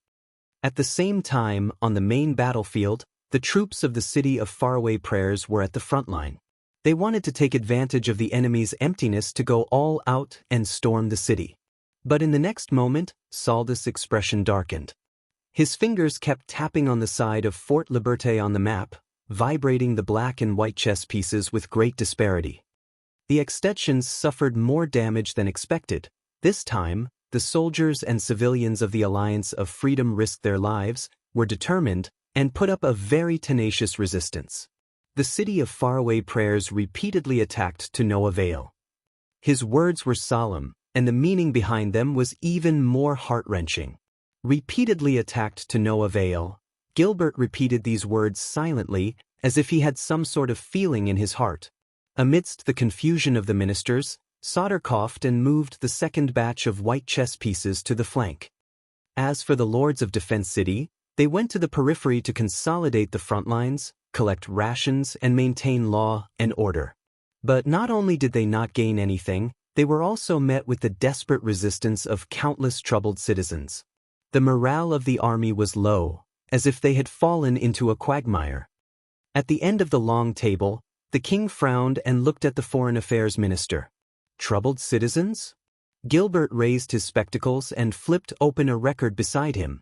Most of the Alliance of Freedom, the eastern part of the Northern Sea Kingdom, and the western part of the city of Faraway Prayers territory. These areas were originally part of the Empire's West Billow province. The natives of these areas are called the troubled citizens of West Billow. Although they are at the end of the Golden Passage, most of them live in poverty and are of low status. Over the past few centuries, whether it was the successions of Extet and Camions, or the Senate of the Alliance of Freedom established by the high officials and nobles in a compromise, they have all been rather harsh on them. Thales recalled the story of the troubled citizens of West Billow that the heir of the city of Faraway Prayers, that annoying Ian had told him. I don't understand. The Minister of Trade, Viscount Kenny, voiced everyone's doubts. When I visited the Golden Passage, the army and citizens of the Alliance of Freedom shouldn't be so tough. Not to mention the Northlanders? Sauter shook his head. No, it's precisely because they are facing the Northlanders. This time, Sauter looked at the cunning fox of Constellation. Gilbert sighed. He flipped open the record again. 20 years ago, Nuven's son, Soria Walton, led an army to attack Fort Libert. After the city was breached, in order to avenge his dead subordinates, he massacred the city for 3 days and looted without limit. 9 out of 10 houses were emptied, and the people starved and ate each other. Thales frowned. This information, in Extet's records, nothing. The chief of finance, Kirkirk Man, nodded gloomily. I remember that incident. It was said that the Northlanders wanted to keep the news under wraps at first. Some busybodies even compared that inhuman beast to Prince Horus. What a joke. Gilbert continued with a frown. The Alliance's Governor-General had all 10 fingers chopped off and was dragged around the city for 20 miles before he died. His corpse was hung in public as a warning to others. It was a tragic sight that intimidated the surrounding areas. The Foreign Affairs Minister put down his spectacles and closed his notebook. And the current Governor-General of the Alliance is the grandson of the previous Governor-General. Thales looked at Gilbert's notebook. The history on paper was understated, but the past in reality was heavy and oppressive. That's why they rebelled. Hearing this, Prime Minister Cullen sighed deeply. In the face of tyranny, no people are born cowardly and wait to be slaughtered. Perhaps this sentence struck a chord. The Imperial Conference fell silent for a moment. No one responded. Only Gilbert nodded and said with emotion, "You reap what you sow. You reap what you sow." The current state of this war was already decided 20 years ago. Now, the Northlanders are only taking revenge for their previous cruelty and violence, just repaying their debts. Chapter 569. Thales exhaled amidst the silence at the long table. No war is an isolated one. Soria's atrocities 20 years ago led to the resistance that Extet faced 20 years later. Victory 20 years ago led to defeat 20 years later. The second prince recalled the old crow's words again. Before you make up your mind to go to war, I think you should first think clearly, will this really achieve your goals? How many unexpected things will happen as a result? What additional consequences will there be? What will it signify in the longer term? How will the impact on both sides be calculated? Sauter scoffed softly and broke the silence. Just like that, the supply is not smooth, the progress of the troops collecting rations is slow. The siege is not successful, the efficiency of the siege is repeatedly delayed. And the Archduchess of Dragoncloud City's fate is unknown. Those who return with the Dragon Spear flag are still only defeated soldiers, and rumors abound. Fate is unknown. Thales tried his best to regulate his breathing. After hearing about the blood feud between Prince Soria and the Alliance of Freedom, he suddenly realized that once Saroma fell into the hands of the Alliance of Freedom, Thales forced himself not to think about the worst possibility. Sauter paused for a moment and motioned for the man from the Secret Intelligence Department to continue. The latter nodded. After that, we made some inquiries and made some guesses. An argument broke out among the higher-ups of the Northlanders. The ministers looked at each other in dismay. The nobles of Defense City wanted to retreat, but the Archduke of the City of Faraway Prayers, the arrogant Kulgan Rockney, was unyielding. He threatened his allies not to retreat, and claimed that he would mobilize troops from the country again to reinforce the front line. If he did not succeed, he would die trying. The generals and commanders were at odds, and the quarrel between the two sides was ugly. Thales' mind jolted. Another line from a distant memory surfaced in his mind. Snobbery makes men fight, and their descendants kill each other. Sauter sighed and interjected. And that was their third mistake. Perhaps because they had already lamented, the ministers were no longer stirred after hearing about Extet's foolish move. The scar-faced man from the Secret Intelligence Department said calmly, until one day, the flag of the Camus Union was raised above the walls of the Alliance of Freedom. As soon as he said that, everyone was puzzled again. Camus? Gilbert asked in surprise, then shook his head decisively. Impossible. Well, it seems impossible now. Sauter nodded and frowned. But the news served its purpose. From then on, the rumor that Camus Union had intervened in the war spread throughout the northern military camp. It was useless no matter how the commander-in-chief tried to suppress it. On the other side, the soldiers and civilians of Fort Liberté who were struggling to hold on were greatly encouraged when they heard that reinforcements were coming. While the enemy is silent, I am strong. Sauter looked up slowly, his eyes gleaming. The Northlanders have completely failed. That was when it started. Thales stared at the stalemate situation on the map, and he felt something in his heart. The next second, Saldus' words became urgent. Due to the spread of rumors, a noble of Defense City who was unwilling to take the risk abandoned his camp and retreated early in the morning. Maybe he's just indignant and wants to change the defensive zone or change the land to collect food. Of course, we can't rule out the possibility that it's a spy's plot. One by one, the white chess pieces moved under the hands of the military advisor, leaving the original area. However, with him as an example, and thanks to the fact that they did not get along well with the city of faraway prayers, a large number of suzerains of Defense City retreated with him without notifying their allies. This caused the entire battle line to change. Thales frowned deeply. With Fort Liberté as the center, the white chess pieces gradually spread out, revealing an increasingly large gap. It was as if an armor that had gone through hundreds of battles finally could not take it anymore and cracked open. Solder Rider slammed his palm on the long table, his face ashen. As a result, the exhausted but stubborn army of the city of faraway prayers, 10 miles away on the front line of the siege, has unwittingly lost the vigilance and protection of their flanks. They have completely exposed their weak spots in the abdomen and back to the enemy. As the battle progressed, the officials listening to the military intelligence were equally solemn and nervous. Perhaps the communication breakdown only lasted for 2 hours, or perhaps the Northlanders' window of vulnerability only lasted for 60 minutes. But remember the trump card of the Alliance of Freedom? Solder reached out and fished the Black Knight out of the field. When he let go, it was already in front of the white chess pieces battle line, like a haunting ghost. After defeating Dragon Cloud City, they reappeared after disappearing for a long time and seized this window. The military advisor gritted his teeth, as if he was experiencing the battle. Before the morning fog dispersed, they coordinated with the remnants of the army in Fort Liberté and successfully launched a surprise attack. Saldus' words were concise, but Thales could only imagine the intensity and cruelty of that day. When the retreating Defense City received orders from the higher-ups, reacted and ordered the entire army to stop retreating, Solder sighed and slowly stretched out his hand to disrupt the initially unstoppable white chess formation.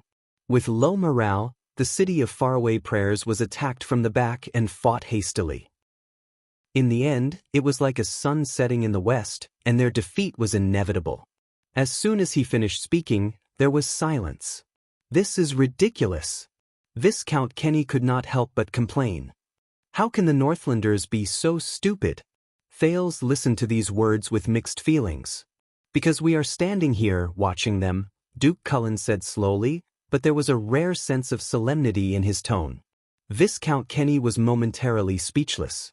And then, the chief of finance, Kirkirk Mann, pondered and asked, "The army of Defense City is still in good shape. Although they are not as powerful as the city of faraway prayers, they are not to be underestimated. The defeat was only in a corner of the battlefield, it should be." But Saldus' next words interrupted him. The commanders of Defense City knew that they had made a huge mistake. Eager to remedy the situation, they made a decision. Not to retreat and fortify, but to stabilize the battle line. The military advisor was no longer pained. He narrated the military situation with a blank expression, pushing the white chess pieces representing Defense City forward one by one. But to return to the battlefield and rescue their comrades. As soon as he said this, some of the people present frowned in deep thought, while others came to a sudden realization. "How loyal," Viscount Kenny muttered. Solder Rider suddenly looked up. His gaze swept across everyone. That was their fourth mistake. Viscount Kenny frowned. Solder lowered his head and gathered the black chess pieces in Fort Liberté and the knights outside the fort together. The Alliance of Freedom strategy is completely different from that of 20 years ago. After a victory, they do not seek to kill as many enemies as possible when pursuing the enemy. Instead, they seek to be flexible, drive away the majority, and attack the elites. So, when the flag of Defense City arrived on the battlefield, the next moment, Thales watched as the fallen white chess pieces were pushed together and swept towards the white chess pieces that were still standing. An ominous feeling welled up in his heart. Most of the tens of thousands of defeated soldiers from the city of faraway prayers still survived, but all of them threw away their helmets and armor and retreated, or rather, fled in a grandiose manner, unable to stop orders. Like a flood after a storm, they unstoppably broke through the formation of Defense City. Saldus' hands no longer moved the chess pieces precisely, but swung them widely, sweeping the chaotic white chess pieces towards the east. What's more frightening is that under hunger and fatigue, the despair and fear of failure spread like a plague to the defense city army, triggering blind obedience and strife. Many of them died from trampling and internal strife before they could even see the enemy. Saldus' voice dimmed. Amidst the chaos, Defense City, the last hope of the Northlanders, was defeated without even fighting a few decent battles. The Northlanders suffered innumerable casualties. The entire army retreated in panic, fleeing day and night. Even after retreating hundreds of miles, they still could not stabilize the battle line. Along the way, there were also unyielding Extet nobles who tried to gather their troops for one last fight. But small acts of bravery were no match for the bigger picture and were of no help. Thales was silent. It was as if he had returned to the night of dragon's blood. He watched as the White Blade Guards, knowing that they were going to die, raised their swords for the last time and launched a counterattack against Black Sand Region's formation, covering his and Little Rascal's retreat. For some reason, even though Extet was an extremely threatening enemy country, watching them suffer such a pathetic defeat made him feel an indescribable sense of suffocation and discomfort. It was as if he had seen a hero in distress. And he sensed that he was not the only one who felt this way. How could this be? Gilbert spoke faintly, as if immersed in the past, feeling sorrowful. The invincible Northlanders actually lost just like that? However, a deep voice quickly interrupted him, causing everyone's hearts to tighten. No. They are far from invincible. At the end of the long table, the Iron Hand King revealed a pair of cold eyes against the light. But, can't win with force. When the king spoke, he exuded authority without being angry. The ministers were momentarily speechless. Can't win with force. Thinking of the truth behind Dragon's Blood, Thales felt dejected. If yesterday's news was still chaotic and unconfirmed, there would still be a glimmer of hope. But today, right now, the detailed battle report in Ballard Room clearly told him, the Northlanders were defeated. Defeated. There was no room for negotiation. Starlight. Duke Cullen's eyes flashed as he broke the silence in thought. I remember now. Their strategy against the Northland barbarians, including avoiding the vanguard and attacking logistics and supplies, was modeled after the Duke of Star Lake, the former Duke of Star Lake's Starlight Brigade. Starlight Brigade. Everyone frowned, including the king. Sauter turned his head and nodded at the spy from the Secret Intelligence Department. The scar-faced man stepped forward again, bowed, and reported his findings. According to the latest intelligence, the general who led the Alliance of Freedom's elite force to capture Dragoncloud City's commander-in-chief is Ivan Poladu. He is a young guest general, not yet 20 years old. Gilbert raised his eyebrows. Guest general? So young? The scar-faced man nodded. His father died in a political struggle in the Northern Sea Kingdom, and he had no choice but to flee to Fort Liberté. And when the Extet army pressed on, and everyone in Fort Liberté fled in panic, and no one dared to lead the army, Ivan Poladu volunteered and was given his current post. Hearing this, Thales recalled the message the Duke of Iris Flowers had given him last night. The desperate Alliance of Freedom is doing everything in its power to survive, disregarding its dignity and the price it has to pay, regardless of origin or past, urgently begging for ambitious people to join the fight for justice. The Northern Sea Kingdom. The king mused. That barren country north of Camus, with internal strife, a tyrannical king, and only an idiot son as his heir? The spy from the Secret Intelligence Department bowed again. Yes, Your Majesty. The king nodded, contemplating something. Northern Sea Kingdom, Ivan Poladu. The country may be small, but it can also nurture talents. Kirkirkman sighed. His defeat of Extet in this battle will surely shake the Western Peninsula, and he will become famous in one battle. Gilbert put away his emotions. He smiled softly and looked at Thales in a seemingly unintentional manner. It is said that the times create heroes, and heroes come from the young. On the other side, military advisor Sauter spoke again to attract everyone's attention. But in my opinion, the most crucial part of this battle is not Poladu and his detachment of troops. Saldus' palm swept past the countless fallen or standing chess pieces and gently covered the city on the map. And in Fort Liberty. It was the empty Fort Liberty. Relying on the old and weak soldiers who had their elites removed, they stubbornly held off Extet's siege army. In the end, they even led their troops out of the city, formed an encirclement, and repelled the Northlanders. Over the course of a few months, they held off the bravest attacks, withstood the fiercest attacks, and attracted most of the enemy's attention, resulting in this classic victory of the weak over the strong. They had not noticed it at first, but after Saldus' words, everyone in the Imperial Conference finally sensed that something was amiss. Sauter looked at the scar-faced man from the Secret Intelligence Department. The latter pulled out a few more pages of information. In Fort Liber, the general commanding the defense of the city is over 40, a constellatiate. Everyone was stunned. Constellatiate? The scar-faced man looked up and reported a name. Xianxia. The Imperial Conference fell silent for a moment. Everyone was puzzled, until the king suddenly spoke. Anvil? King Kessel looked up. This nickname sounds very familiar. The spy from the Secret Intelligence Department nodded calmly. Yes, Kenya was born in the private army of the Jade Star family, and was once one of the combat officers of the Starlight Brigade.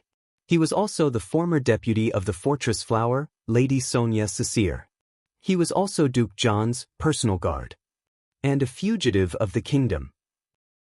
As soon as these words were said, there was a small commotion in Ballard Room. The deputy of the Fortress Flower, Thales, was bewildered. He thought of the veteran Gerard who had once served him. I see. So the commander of the Alliance of Freedom was the former general of the Starlight Brigade. Prime Minister Cullen's doubts were answered. No wonder this war had a familiar smell from beginning to end. But King Kessel furrowed his brows. His focus was clearly different. Fugitive? What crime did he commit? The scar-faced man picked up the information, glanced at it, and hesitated to speak. Until Gilbert coughed and said in a low voice, Your Majesty, have you forgotten? After you were crowned, Josh Kenya committed treason. Not only did he disobey orders, but he also publicly falsely claimed that the real culprit behind Duke John's death was. He did not continue. All the ministers lowered their heads and fell silent. The king looked thoughtful. The scar-faced man from the Secret Intelligence Department coughed and tried to get over the awkwardness. In short, we are investigating Kenya's movements over the past few years, as well as the reason for his sudden appearance in this war. Kessel nodded. So, this is what happened on the battlefield? Sauter exhaled heavily, as if trying to expel all the gloom brought to him by the war. That's right. The military advisor snorted. He casually threw away the last white chess piece in his hand, seemingly mocking their unwisdom and angry at their lack of ambition. The city of faraway prayers was betrayed and humiliated in defeat. Defense City made a tactical mistake and could not turn the situation around. Dragon Cloud City lost its backbone long ago. The morale of the army is slack and useless. Thales lowered his head and pretended to massage his forehead, closing his eyes at an angle where no one could see. Little rascal. Saroma. The Archduchess of Dragon Cloud City. The Lost Army. Life and death unknown.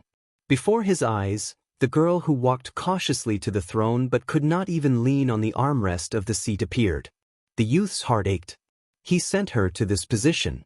But the situation was so rotten, reality was so broken, fate was so cruel. Thales clenched his fists subconsciously, sobbing at the same time as his heart. Who could save her? Who could help her? Who could protect her? Then, on the battlefield, the king's voice rang faintly, cold as ever, causing Thales' already unbearable mood to cool down again. The Northlanders who have lost their momentum and are retreating step by step. Thales rubbed his forehead. As he demonstrated his sadness, all he wanted was for the Imperial Conference to end as soon as possible. It was hard to believe that while he was worrying about something as ridiculous as wine glasses at a banquet, his friend was in trouble and suffering a terrible fate. When he thought of this, he could not help but feel guilty and pained.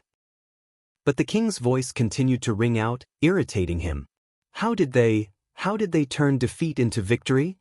Thales suddenly opened his eyes. At that moment, his thoughts even froze. What? The Northlanders turned defeat into victory? How?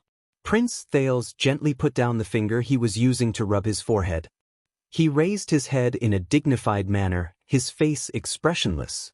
At the Imperial Conference, none of the people present were surprised, but they were equally puzzled by the question. They were not surprised. That means the outcome of the war. Thales controlled his breathing and pressed his left hand against his knee, refusing to look at Gilbert's worried expression. Of course. Sauter Rider nodded solemnly. He stretched out his hand and moved it to the pile of white chess pieces that had fallen into a mess. Thales' gaze was fixed on his hand, as if there was the truth of the world there. The military advisor gently picked up a white chess piece. He placed it back on the chaotic map, in the most conspicuous position. At that moment, Thales suddenly recognized it. That was the White Queen, the Archduchess of Dragon Cloud City, who was lost in the chaos and whose whereabouts are unknown. Thales' breathing froze. Saroma Alex Walton. At the Imperial Conference, everyone present listened attentively to the military advisor's words, listening to the latter's tone of surprise and emotion. We don't know what happened in between. Sauter gritted his teeth, seemingly unable to comprehend what he was about to say. But when she appeared again and miraculously turned the tide of the war, whether it was the army or the people, whether it was the enemy or our own people, everyone called her, in the Ballard Room of Renaissance Palace, the royal family's military advisor, Sauter Rider, looked at the White Queen standing proudly on the map. There was an indescribable fear and solemnity in his voice. The blazing blood true dragon. His voice faded away. At that moment, under everyone's puzzled gazes, time seemed to stand still. The blazing blood. True dragon? Thales stared blankly at the white chess piece, unable to recover for a long time. No, Thales, you ridiculous idiot. You're mistaken. This white chess piece. A small voice rang in the Duke of Star Lake's mind, as if mocking his stupidity and self-righteousness. She's not the queen. No, she's white, the queen. That you're tuning in to the Wandering Hero YouTube channel. Don't forget to subscribe and join us on this journey to catch the most captivating stories.